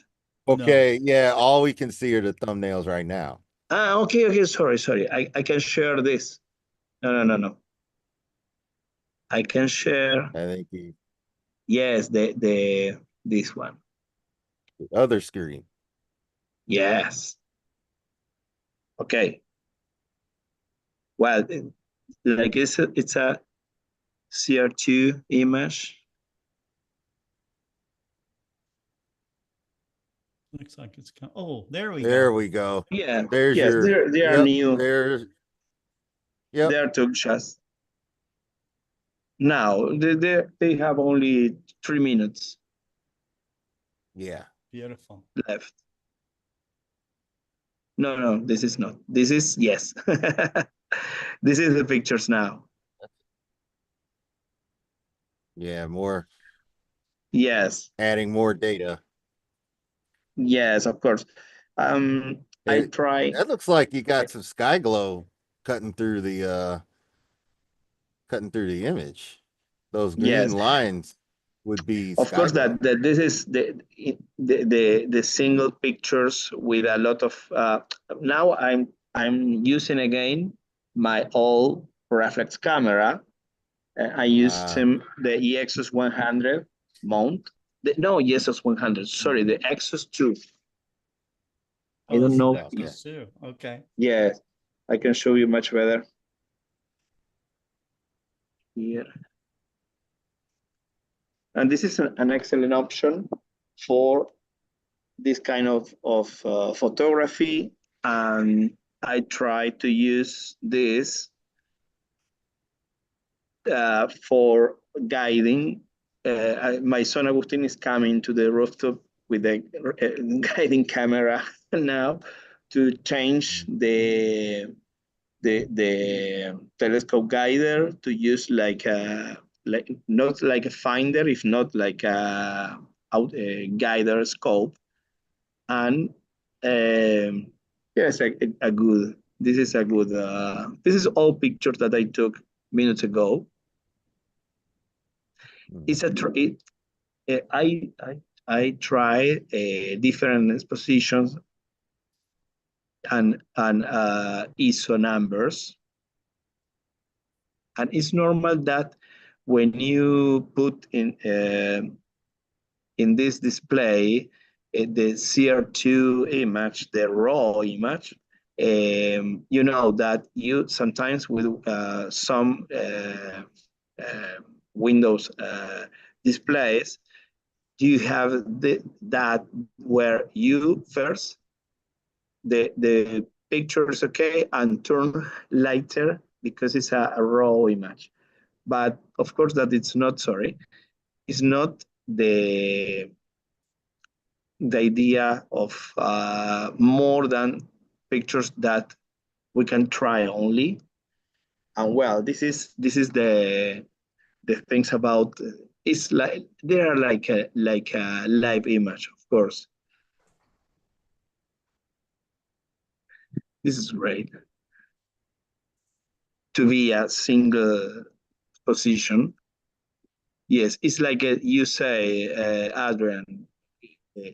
The night is great, and we have a lot of information. I think that we can do it a great picture of Orion tonight because, but we need to put some guiding, and maybe we can use this number of exposition that is no more than 10 seconds. But if we are guiding, we can use 400 ISO because for these all cameras, they have the effect of banding and noise. When you put the ISO very low for these old cameras, for example, I took a pictures that the idea is make again with the same camera. We was talking with my son that we can repeat. Our idea is repeating the same number of 400 ISO with more time of exposition because our guiding camera now is much further. We use actually a CCD camera, but we recover our older camera because sometimes you put in some place and you forget the old years, and like it's a beautiful field of view for Orion. It's great because you need this kind of how do you say of field of view, the field that you can enjoy more the size for this. For example, this telescope, by this to show, I don't know if you can see now. It's a 20 centimeters, 8 inches Ritchie-Grettier telescope, carbon fiber. Now here. Here's a message from John Ray, Caesar. John Ray's watching on Facebook. He says, thank you for showing the Orion Nebula, Caesar. I'm going to have cataract surgery in the coming weeks, and I'm looking forward to better stargazing ahead. So thank you very much. Is the idea for 2025 is coming more to the rooftop, share with the audience more objects. Yes. In my back, we have the South Hemisphere. We are preparing some telescope with a big field, maybe 3 degrees, to show fastly the southern hemisphere objects. Well, Orion is not a nebula from the south only. It's a nebula that we share. It's the queen of summer here, or the queen of winter in United States or in the northern hemisphere. It's a beautiful nebula full of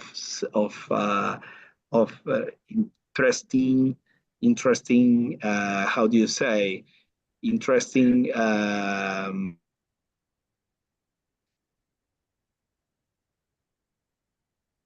activities that are going on in that thing, the star formation, all sorts of things. I wonder, Cesar, are you still there? Are you frozen?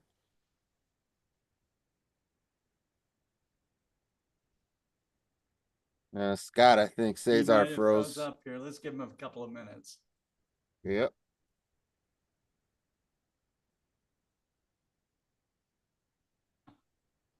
Oh, while we're waiting, yeah, that let's region. See. Okay.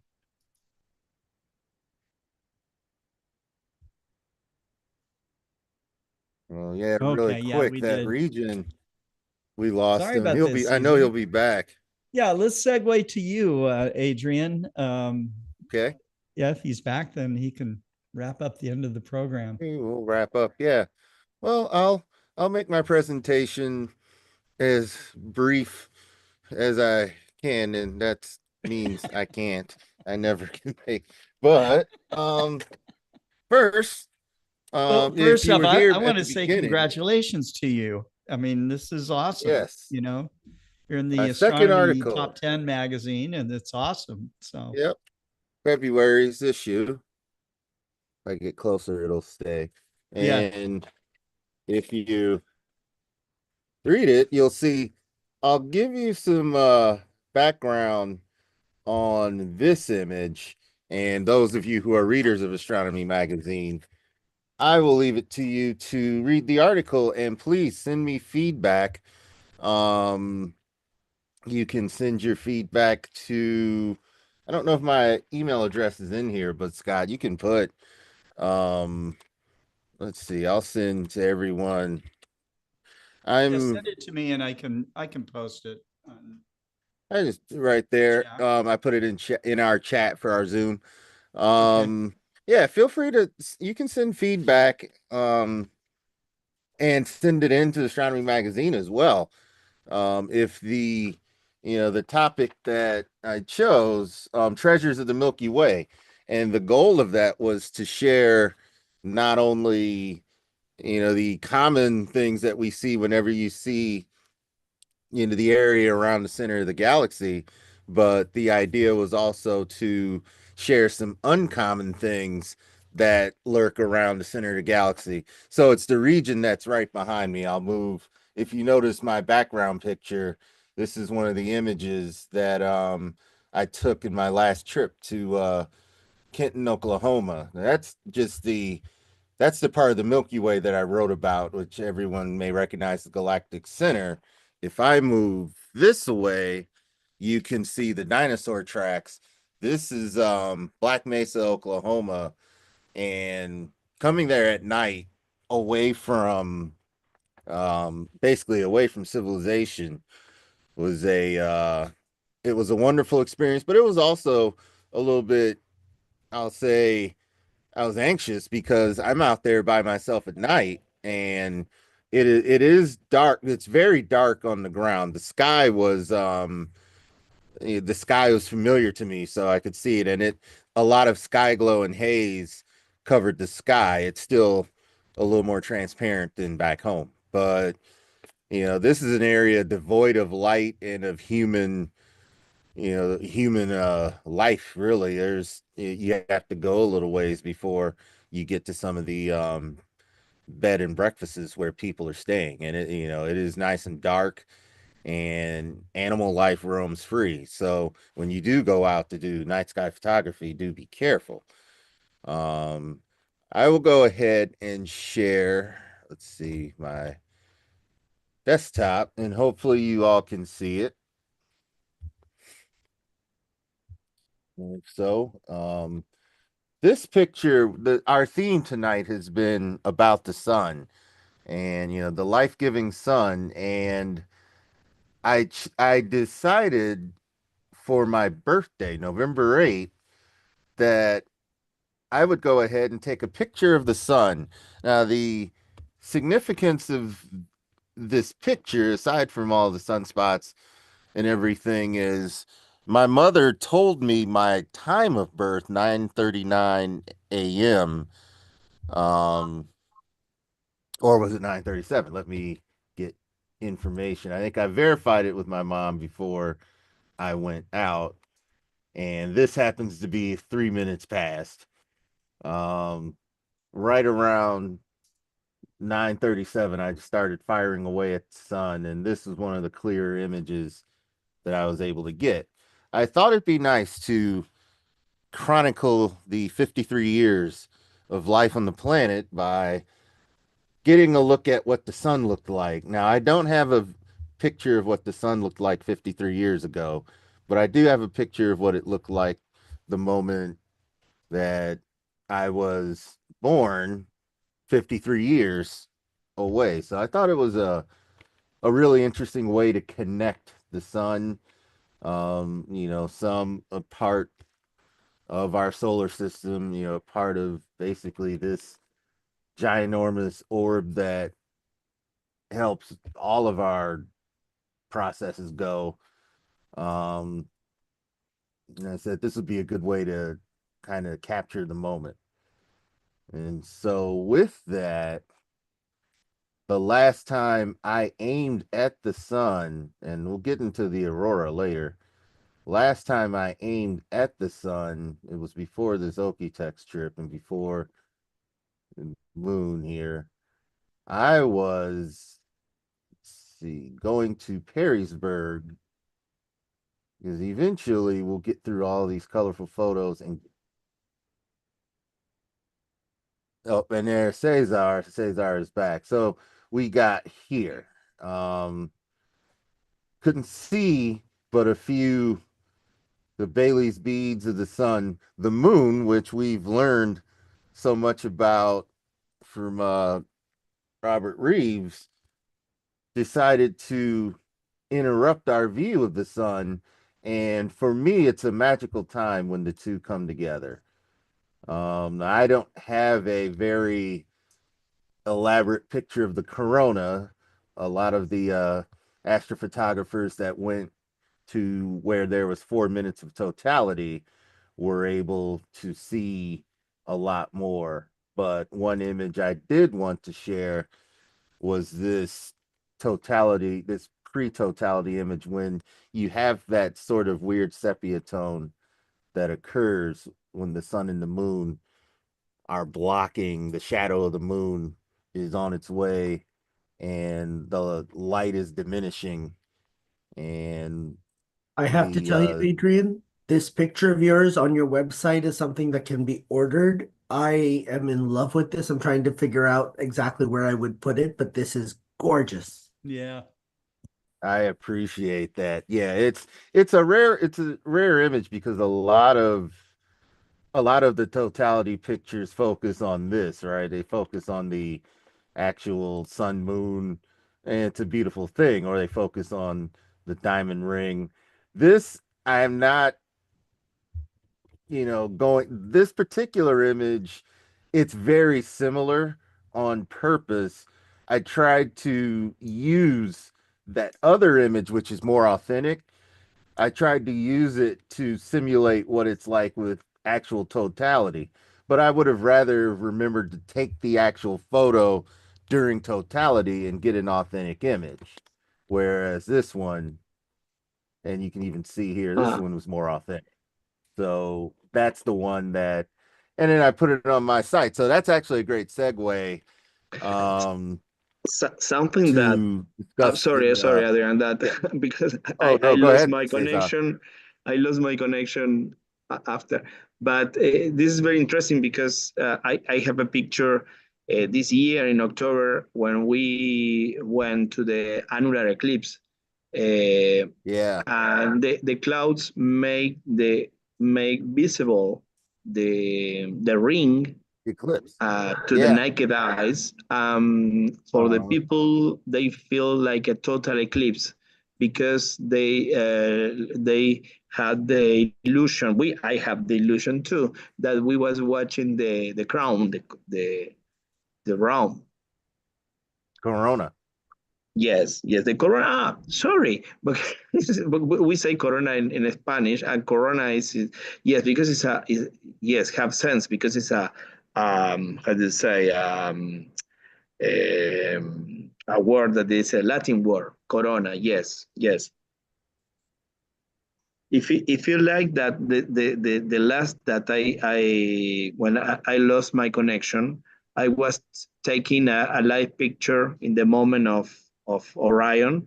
If you like, only half minute, and you can continue in the presentation. So yeah, I'm showing on my site what Kareem was saying. So I've got a couple of products here where you can get a canvas for that image. I may as well shamelessly sell it. And then this is beautiful. A I do believe it's a metal Wow, in print. canvas There are a couple. Yeah. Oh, beautiful, Oh, here. Adrian. Yeah, that's the metal print version. So a couple of different canvas styles, and was going to talk about these things too. Aurora and its presence last year, and the highlighting just how busy the sun was and what difference it can make. Cesar, go ahead and let's see your image of Orion that you're taking, and I will queue up some of the Aurora pictures. That's my site. I'll put that in the chat too. And I'd just like everybody to explore it. I put some new products up there. Here we go, Scott. I put it in our Zoom chat. Okay. And you can, Cesar, go ahead and show us the image. Now that you're back, you look like you have a good connection. I'll queue up my final thoughts on all the Aurora that we had in 2024, and in hopes that we get to see some more of it in 2025.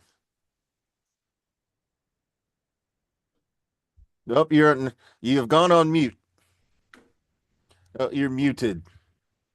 I'm okay. There you go. I was not able to talk because I was muted. Well, I returned my telescope to the Orion Nebula, and we are processing now. I show the screen, entire screen. It's the best way. The entire screen. Okay.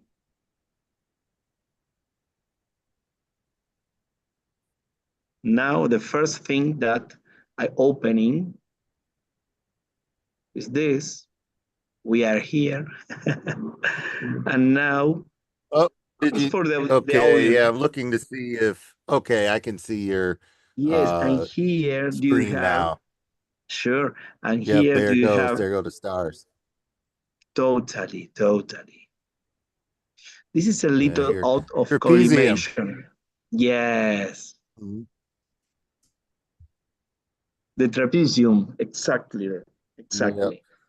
Yeah, for visual astronomers, this is trying to get, I believe you can get 6 on a very good night, and some even have managed to pull out 8 stars under really dark sky conditions. I think we were doing that at the Okie-Tex Star Party this year. I took a picture of 15 minutes. Maybe it's, as I am not guided now, it will be with a little tracking. Yes, but it's not horrible. Oh, that's not bad. It's okay. Yeah, there's maybe, a little. Oh, that's not bad. Yes. I like to make a real round stars picture in the moment, in the right now, right now.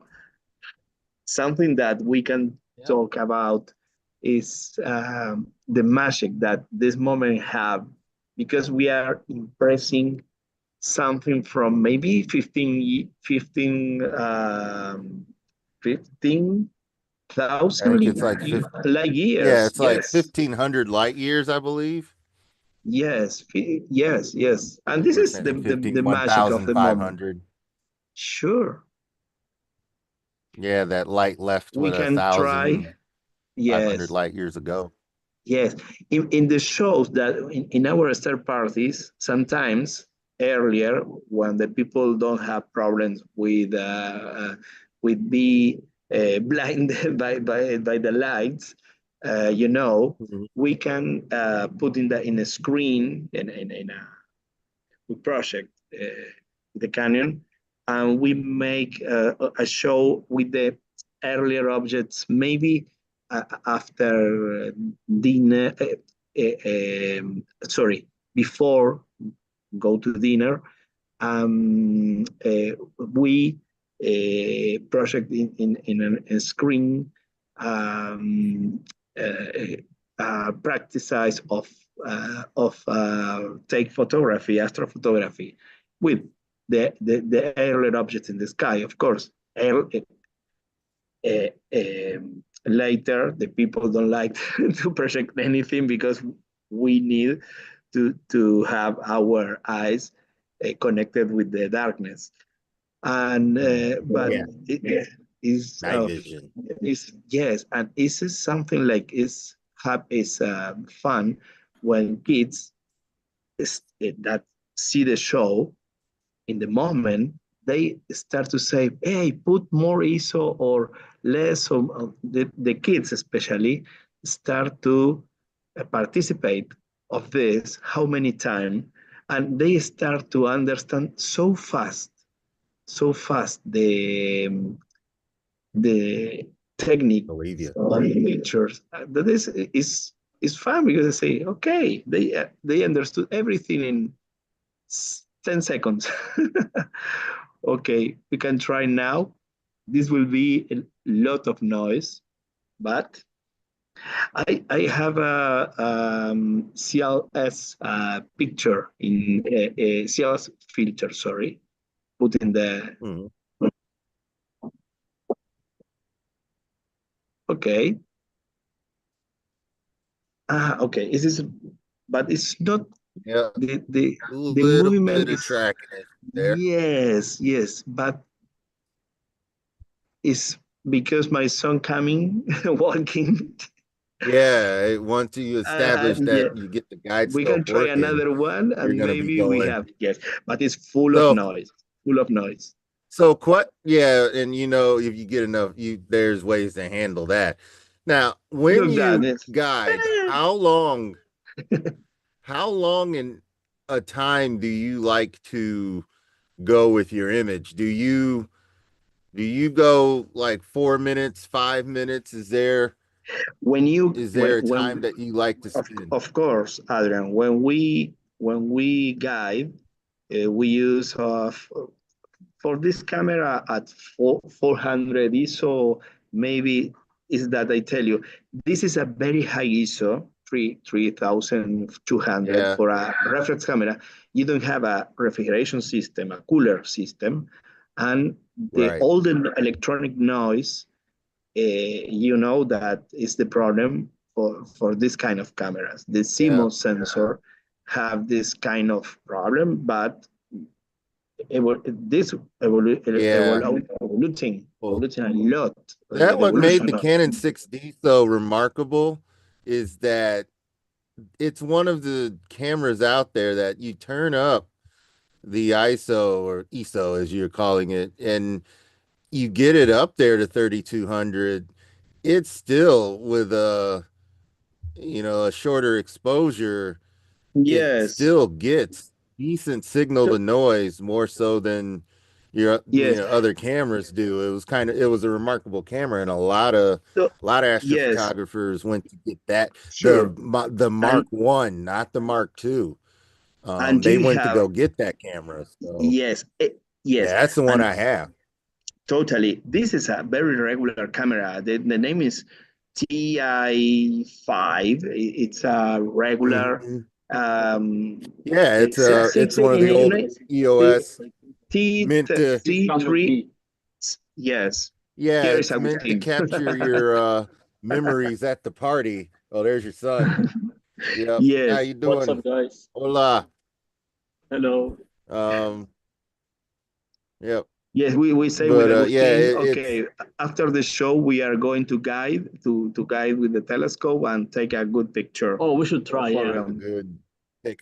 Take a lot of longer exposures. Yeah, you gave me the idea, Cesar.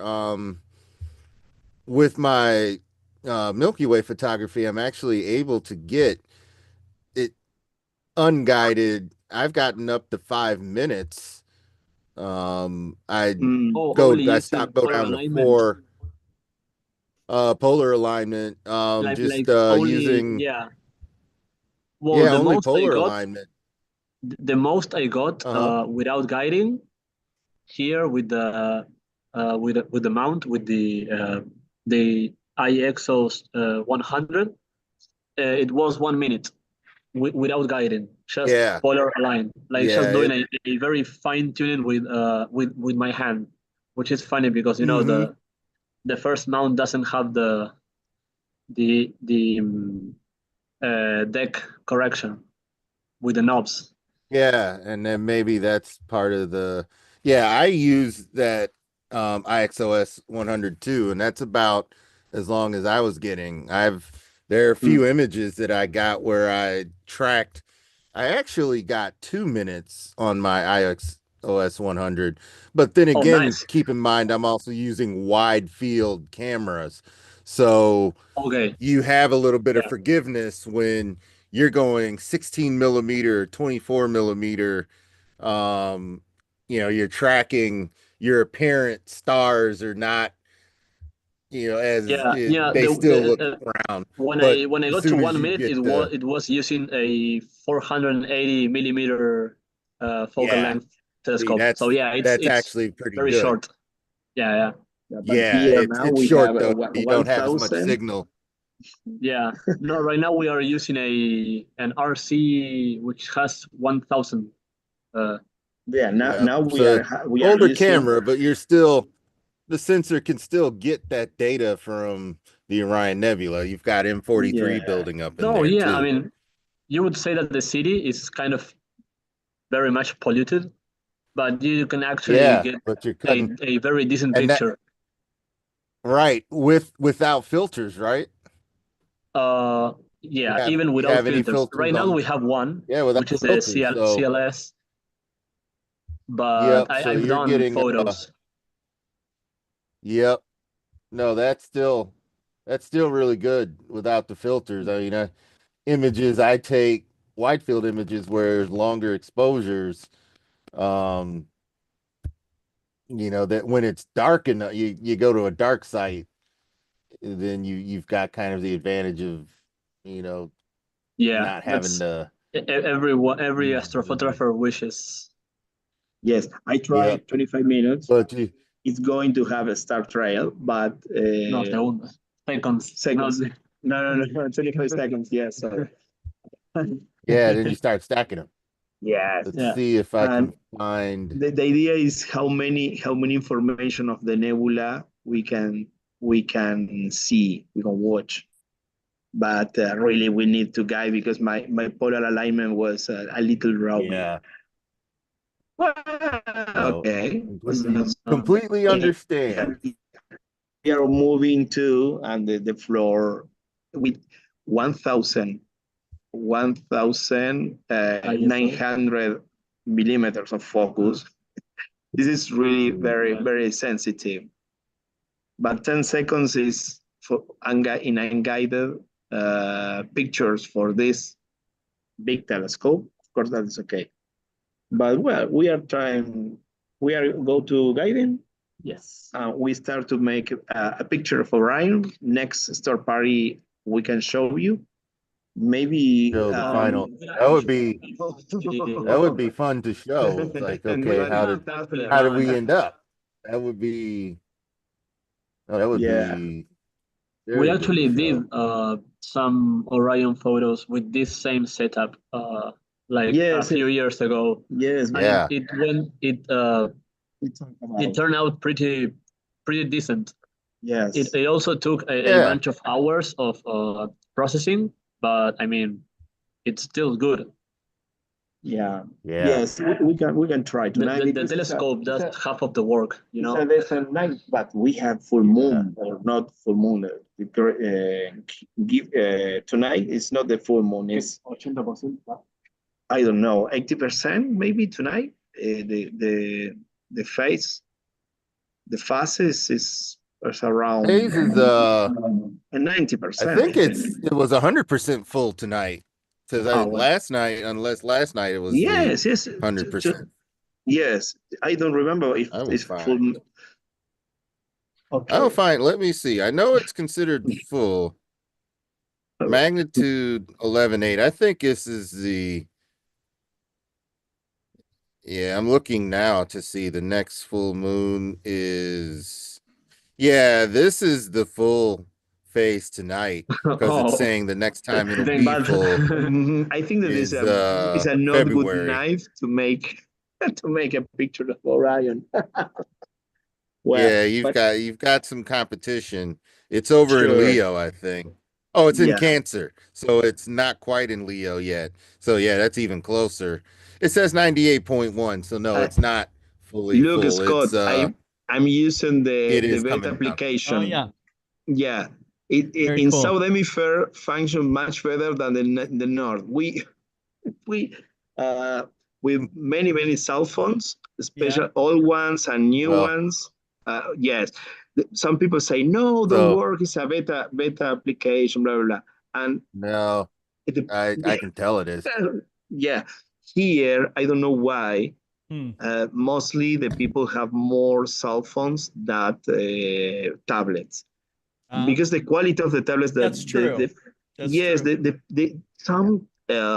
the people don't use iPhone in Argentina or use but a few number. Most is But Android, I guess. everyone Is that right? exists. Yes, everyone use Samsung Galaxies. Yep. Yes, and it's more stable with the Exos 2 than the Exos 100, but mostly of the older and new Android no 14 the number how do you say las versiones de Android Android version Android versions ¿Viejas o nuevas? no all on one all on news yes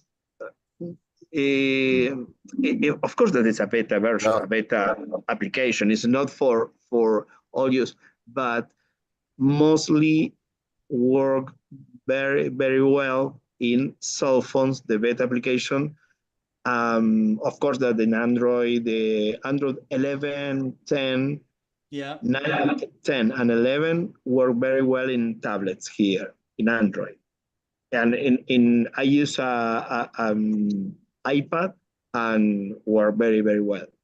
But this is a little surprise because it's a beta version that it's popular with our EXS 100 here. Uh-huh. It's not perfect, but work. And I'm working now with this. Yep. So Scott, I would like to surprise Cesar. What is your name? What is your son's name? What is your name? Agustin. Agustin. Yes. Agustin, Yeah. yes. Yeah, I'd like to give you all a surprise. You've seen all of the Milky Way images, but once upon a time, I tried to image the Orion Nebula with a wide field shot. And this was the result. And yeah, I've got to go find the original file for this because with I think this was a single image, and if I were to do this the right way, there's Yeah, just it a whole looks like lot you have more a I could very do. nice sky.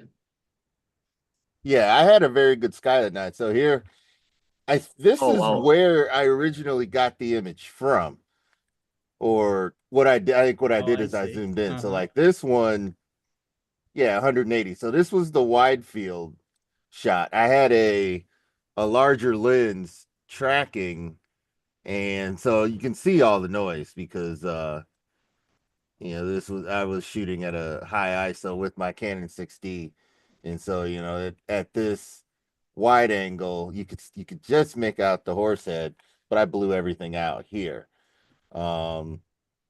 What I would do is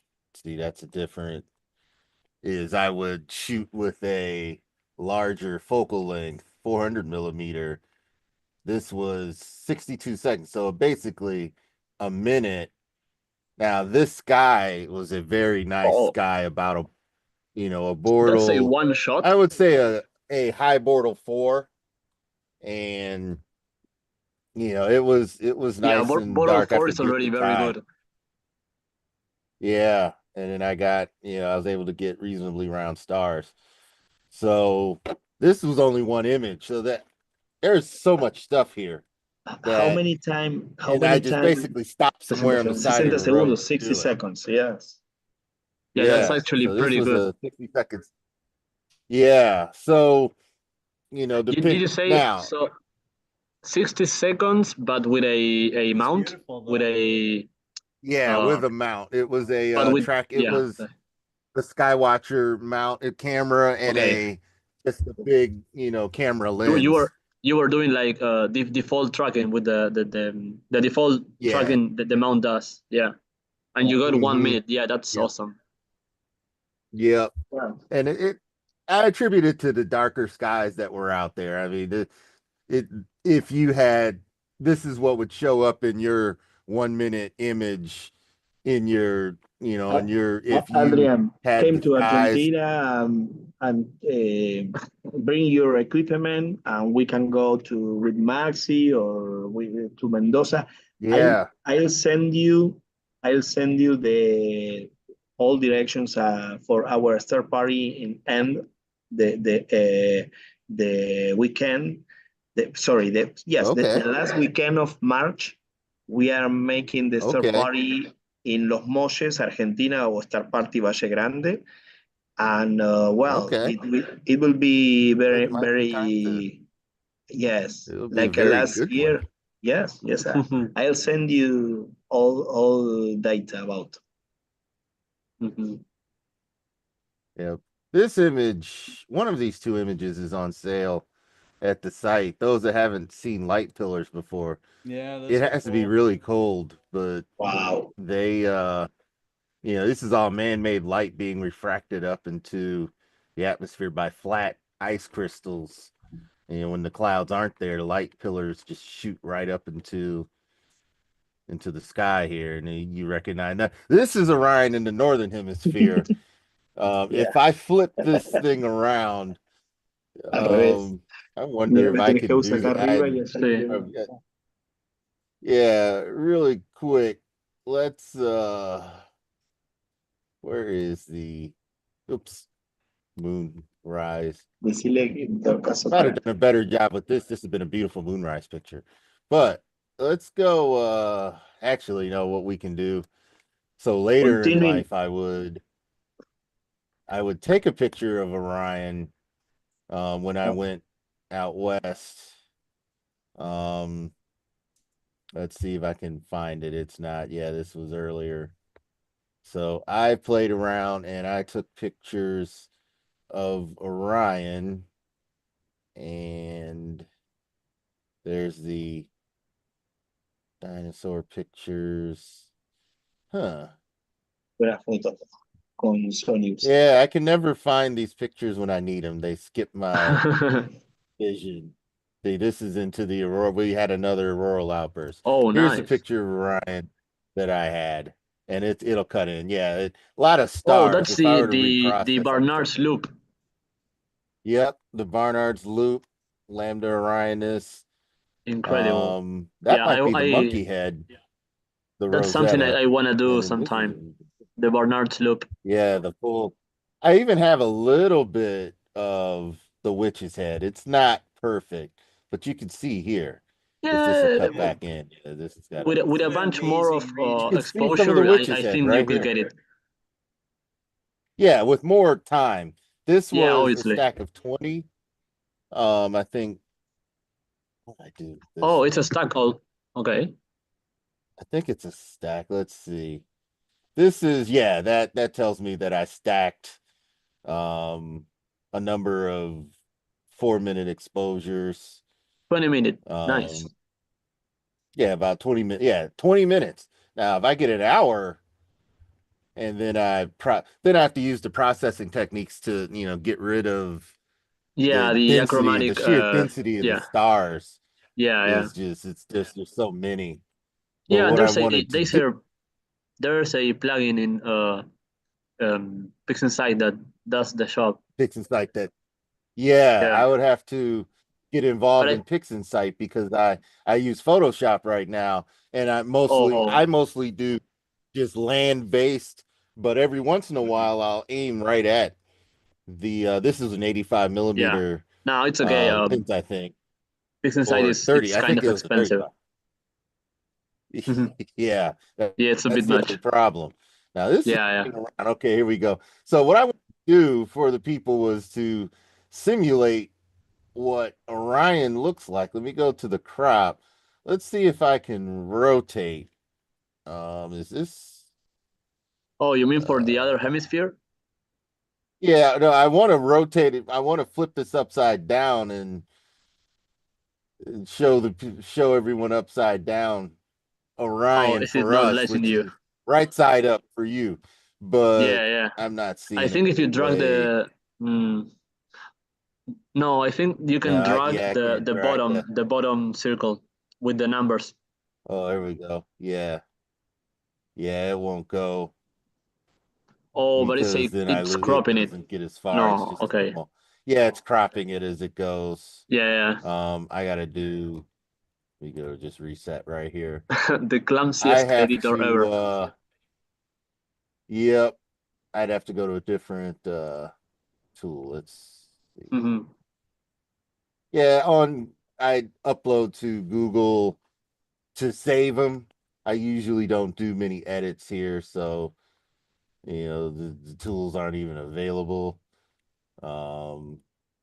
This says it'll crop and it'll rotate, but yeah, it can only go so Yeah. far. I'd have to flip the entire image. Okay, here we go. This will Oh, flip that the button image. lets you do exactly So what you there you want. go. Yep, there's Orion. This is Southern Nice. Hemisphere Orion. There Right you go. here. Yeah, that's And that's exactly how we see it. Yep. You see it like this. So when I go to the Southern Hemisphere, I have to get used to looking at it and everything I'm looking for, like Taurus. If I keep rotating, Taurus is this away. But yeah, it rises. It's different. It is completely different. When you get to the Southern Hemisphere, and that's something I didn't. I actually forget to realize sometimes is that it is a lot different. Some of the areas that we share look a lot different. And instead of Aurora Borealis, which we had a lot of last year, you have Aurora Australia, I think Aurora Australia. What is it? What is it called? Yeah, but I don't remember the name. Yeah, Aurora ¿Cómo es la Australis, aurora del or sur? Las auroras del sur. it's yeah, instead of Borealis, which is north, No, it's pero ya te digo. I think Australia. Australis. It'll be. Yeah, that refers to south. Austral, Yeah, so Austral auroras, I think. Auroras yeah, australis, it will be. yep. And then instead of this Cygnus region, you get the galactic center going through the aurora. Oh, The nice. closest we got this, yeah. So like the part of the Milky Way that can go through it. The closest we got, if I skip through, is here.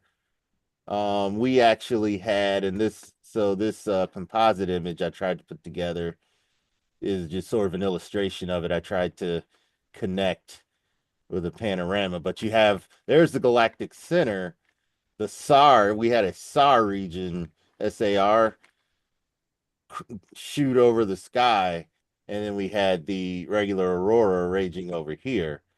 This was put together, two images put together in a panorama to try and demonstrate how that looked. Now it isn't perfect. There's some artifacts here and there, but you get a real sense of just how this Very was nice the image. October outburst. There were so many due to just how active the sun was. There's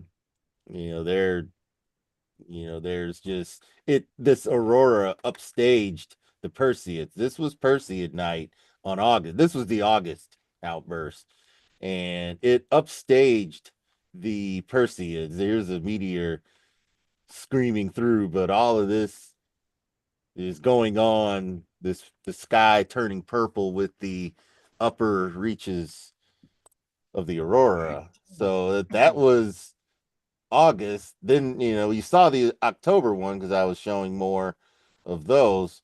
It was a partial lunar eclipse where we were.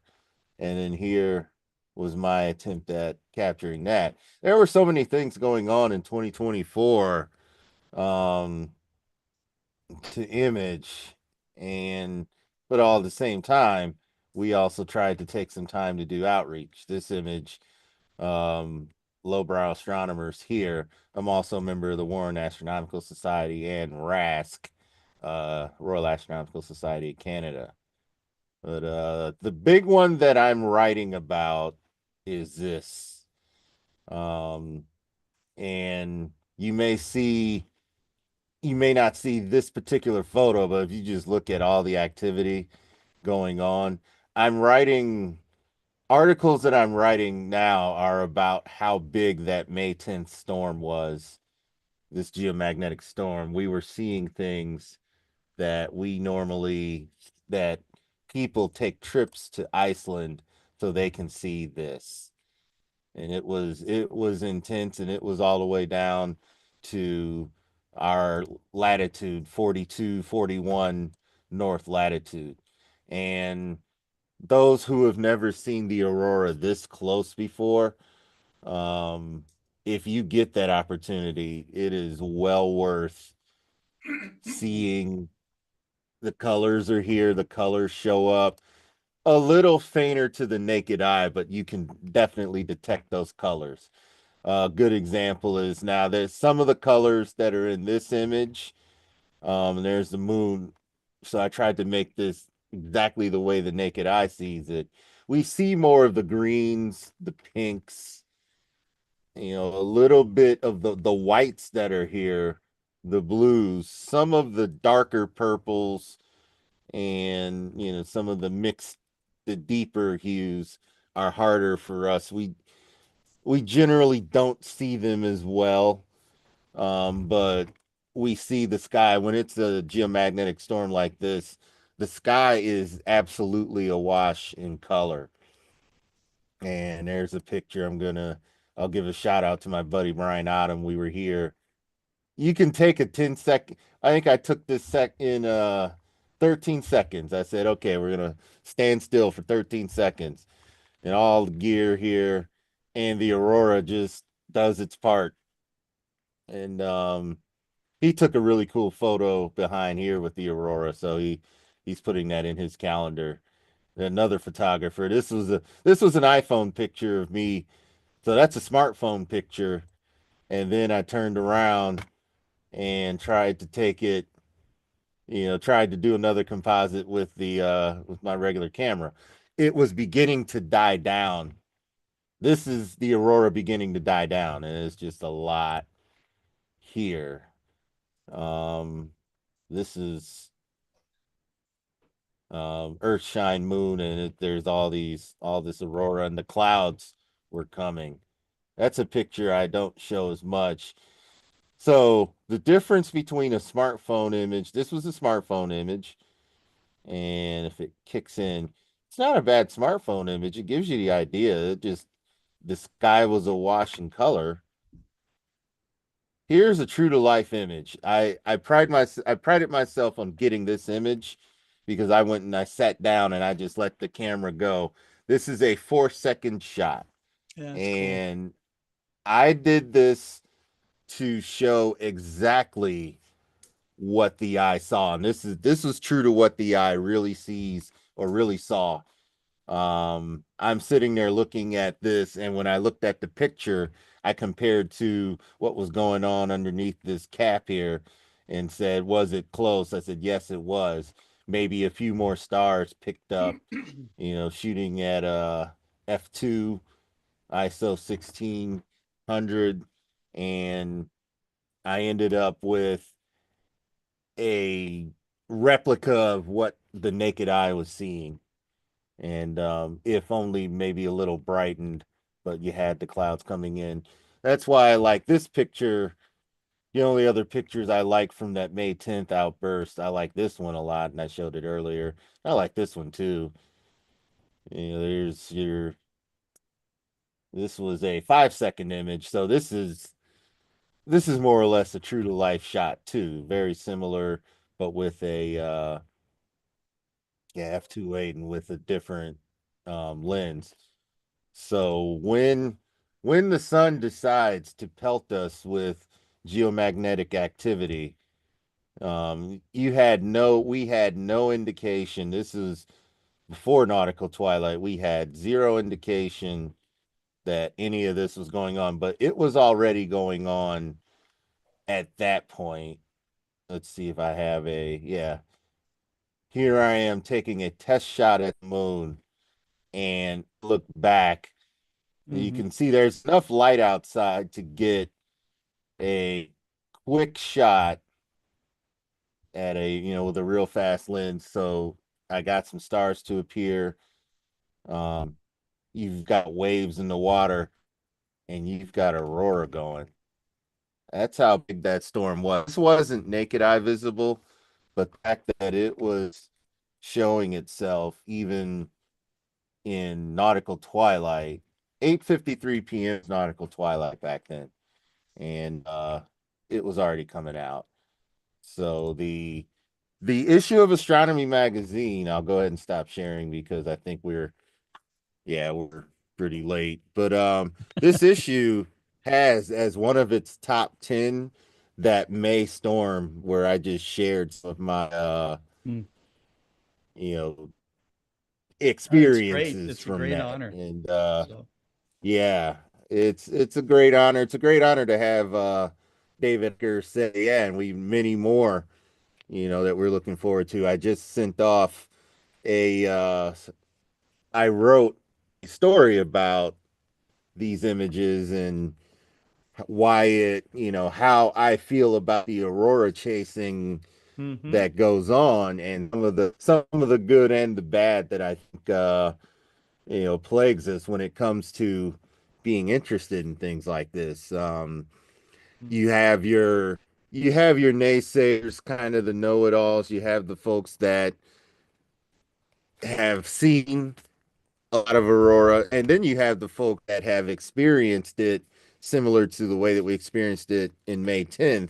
They may have made the trip over to Iceland, or they've gone to some places where aurora comes down on top of them, and each and every time they go out, it's just a thrill.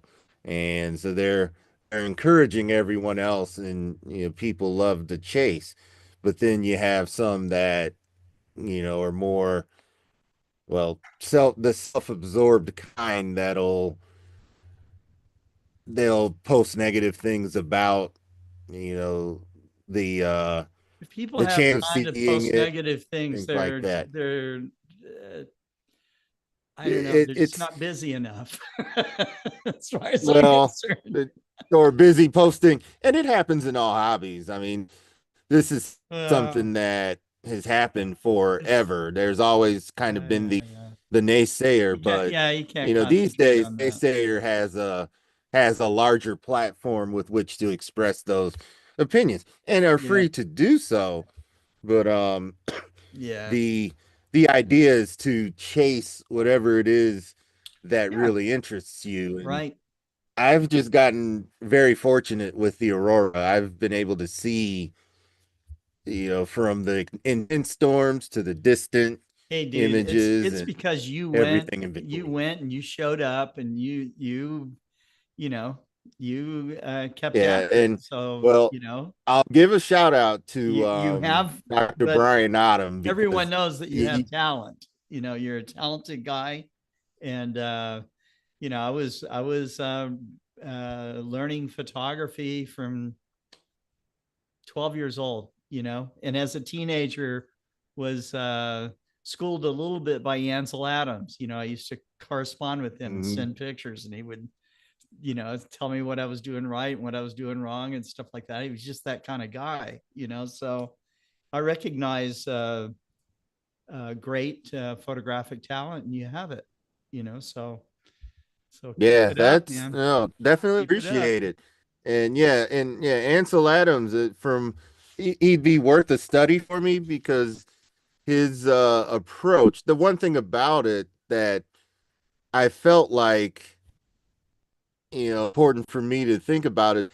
He had a vision for what he wanted his photographs to do, to say. That He was didn't, something that he worked on for many, many years, so yeah, right. I can imagine. And it's something I kind of picked up as you're learning. You can get caught in a bit of the minutia with your photos, is everything lined up according to the rules of competition?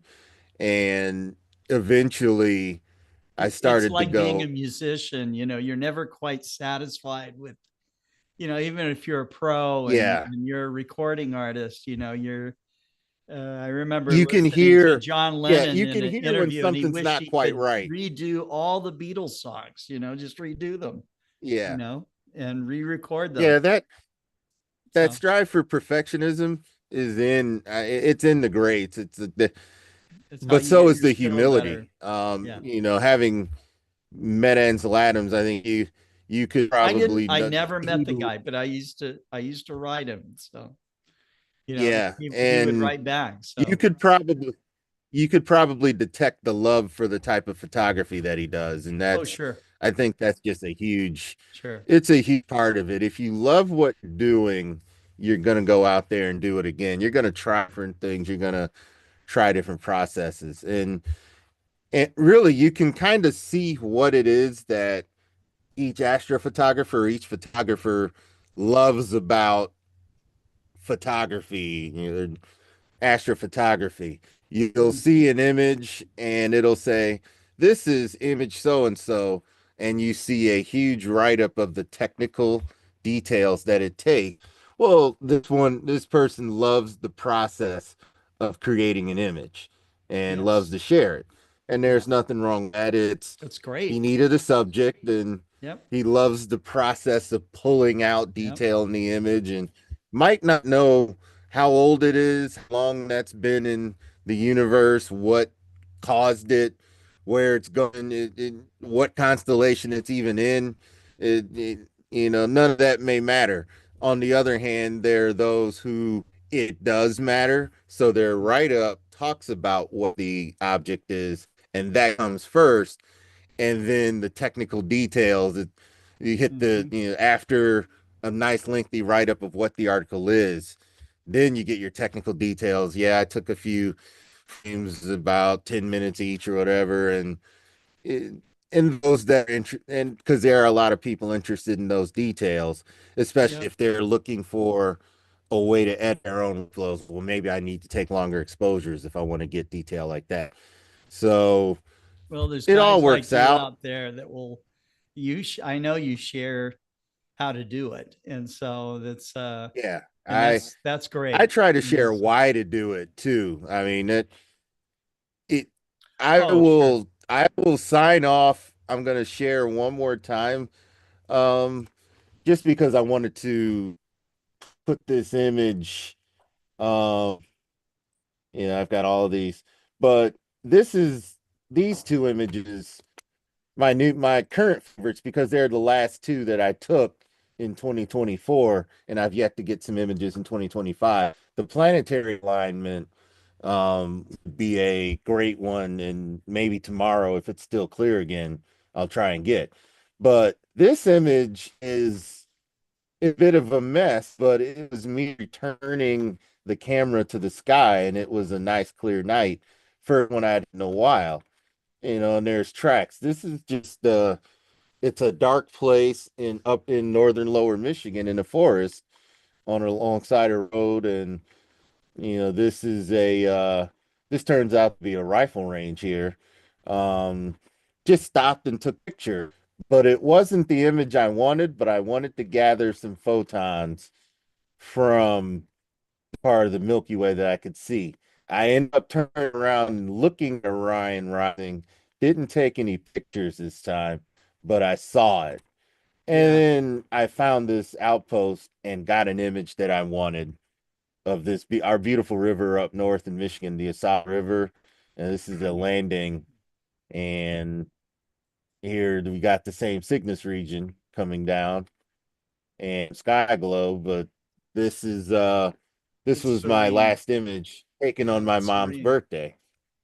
So it's yeah, I love doing images like this, and I want to, some of these artifacts here, I'm working on the trees, because trees are a very difficult um object to blend, and most of the automatic discovery of ground and sky is getting better at getting in and around all these branches. When you do a shot like this, you have to account for all the treetops. Sure. Things like mountainous regions, defined horizons are easier for software to work with, because it's defined ridges and lines and things. Um, you know, there's more trees here, but composites with ground, and these were stacked images. But one of these is a composite that going into stacked images to where you have this definitive line. It can be easier to do composite with it as well. But we talked about these images before, but so anyhow, that's Great. love of photography, love of astronomy, and you'll want to work at it all night. But Scott, I'm pretty sure you're tired and you're ready to go. I got a big day tomorrow as usual. So, but I appreciate you being on Global Star Party, Adrian. And again, congratulations on your achievements. So, yeah, and looking forward to doing some more writing. Okay. And thank you to all of those that are watching, still watching live and watch this late. We appreciate you all for supporting Global Star Party. Scott has watched this grow from the 3 or 4 people to the people around the world, those who have been on Global Star Party in the past. Yeah. Just watching this thing grow, even though we could say we're out of COVID, but this will there's all continue kinds on. of different kinds of lockdown. I mean, I started noticing, I've talked about it before, but there are people that take care of elderly parents, that there are people that live too far away from other like-minded people, that want to do astronomy. So they're kind of a little bit isolated, This is an outlet. This is it's a very important allows outlet us to get on together and share our views and share our work, and it's cool. So I'm I love thankful it. that Appreciate there are people out there appreciate like you that want to do it. Yeah, appreciate you and David for bringing me aboard, and we'll keep doing this as long as we can, as long as we physically can do it, and as long as there's an internet connection. So all right. So Scott, I will Adrian, head you, out and let you take him out. Thank you so much again, and looking forward to the next Global Star Party. All right, dude. You take care. So, yeah, right. Have a good night, Scott. Good night. Okay. I want to thank the audience for tuning in from around the world. If you're watching this live, thank you very much. If you are watching us in rerun on one of our channels, YouTube or Facebook, I want to thank the Astronomical League for coming on to Global Star Party. David Levy, of course, David Eicher from Astronomy Magazine. I'm losing my voice a little bit. The Association of Lunar and Planetary Observers. I want to thank them. I want to thank all the presenters, for the work that they do and the energy that they give this program. And, but it is, any kind of presentation scenario, it's a symbiotic relationship between audience and presenters. So thank you very much. And you guys have a great week. We'll be announcing the 165th Global Star Party as soon as we get our theme figured out. And until that time, you guys keep looking up. I will, because Mars was, recently in the news, and there was a beautiful occultation of the moon from, over Mars, which I was able to get a nice view of, because we had remarkably a very clear night last night here in Arkansas. So, but there is a little video I'll share with you about Mars. So before we call it a good night.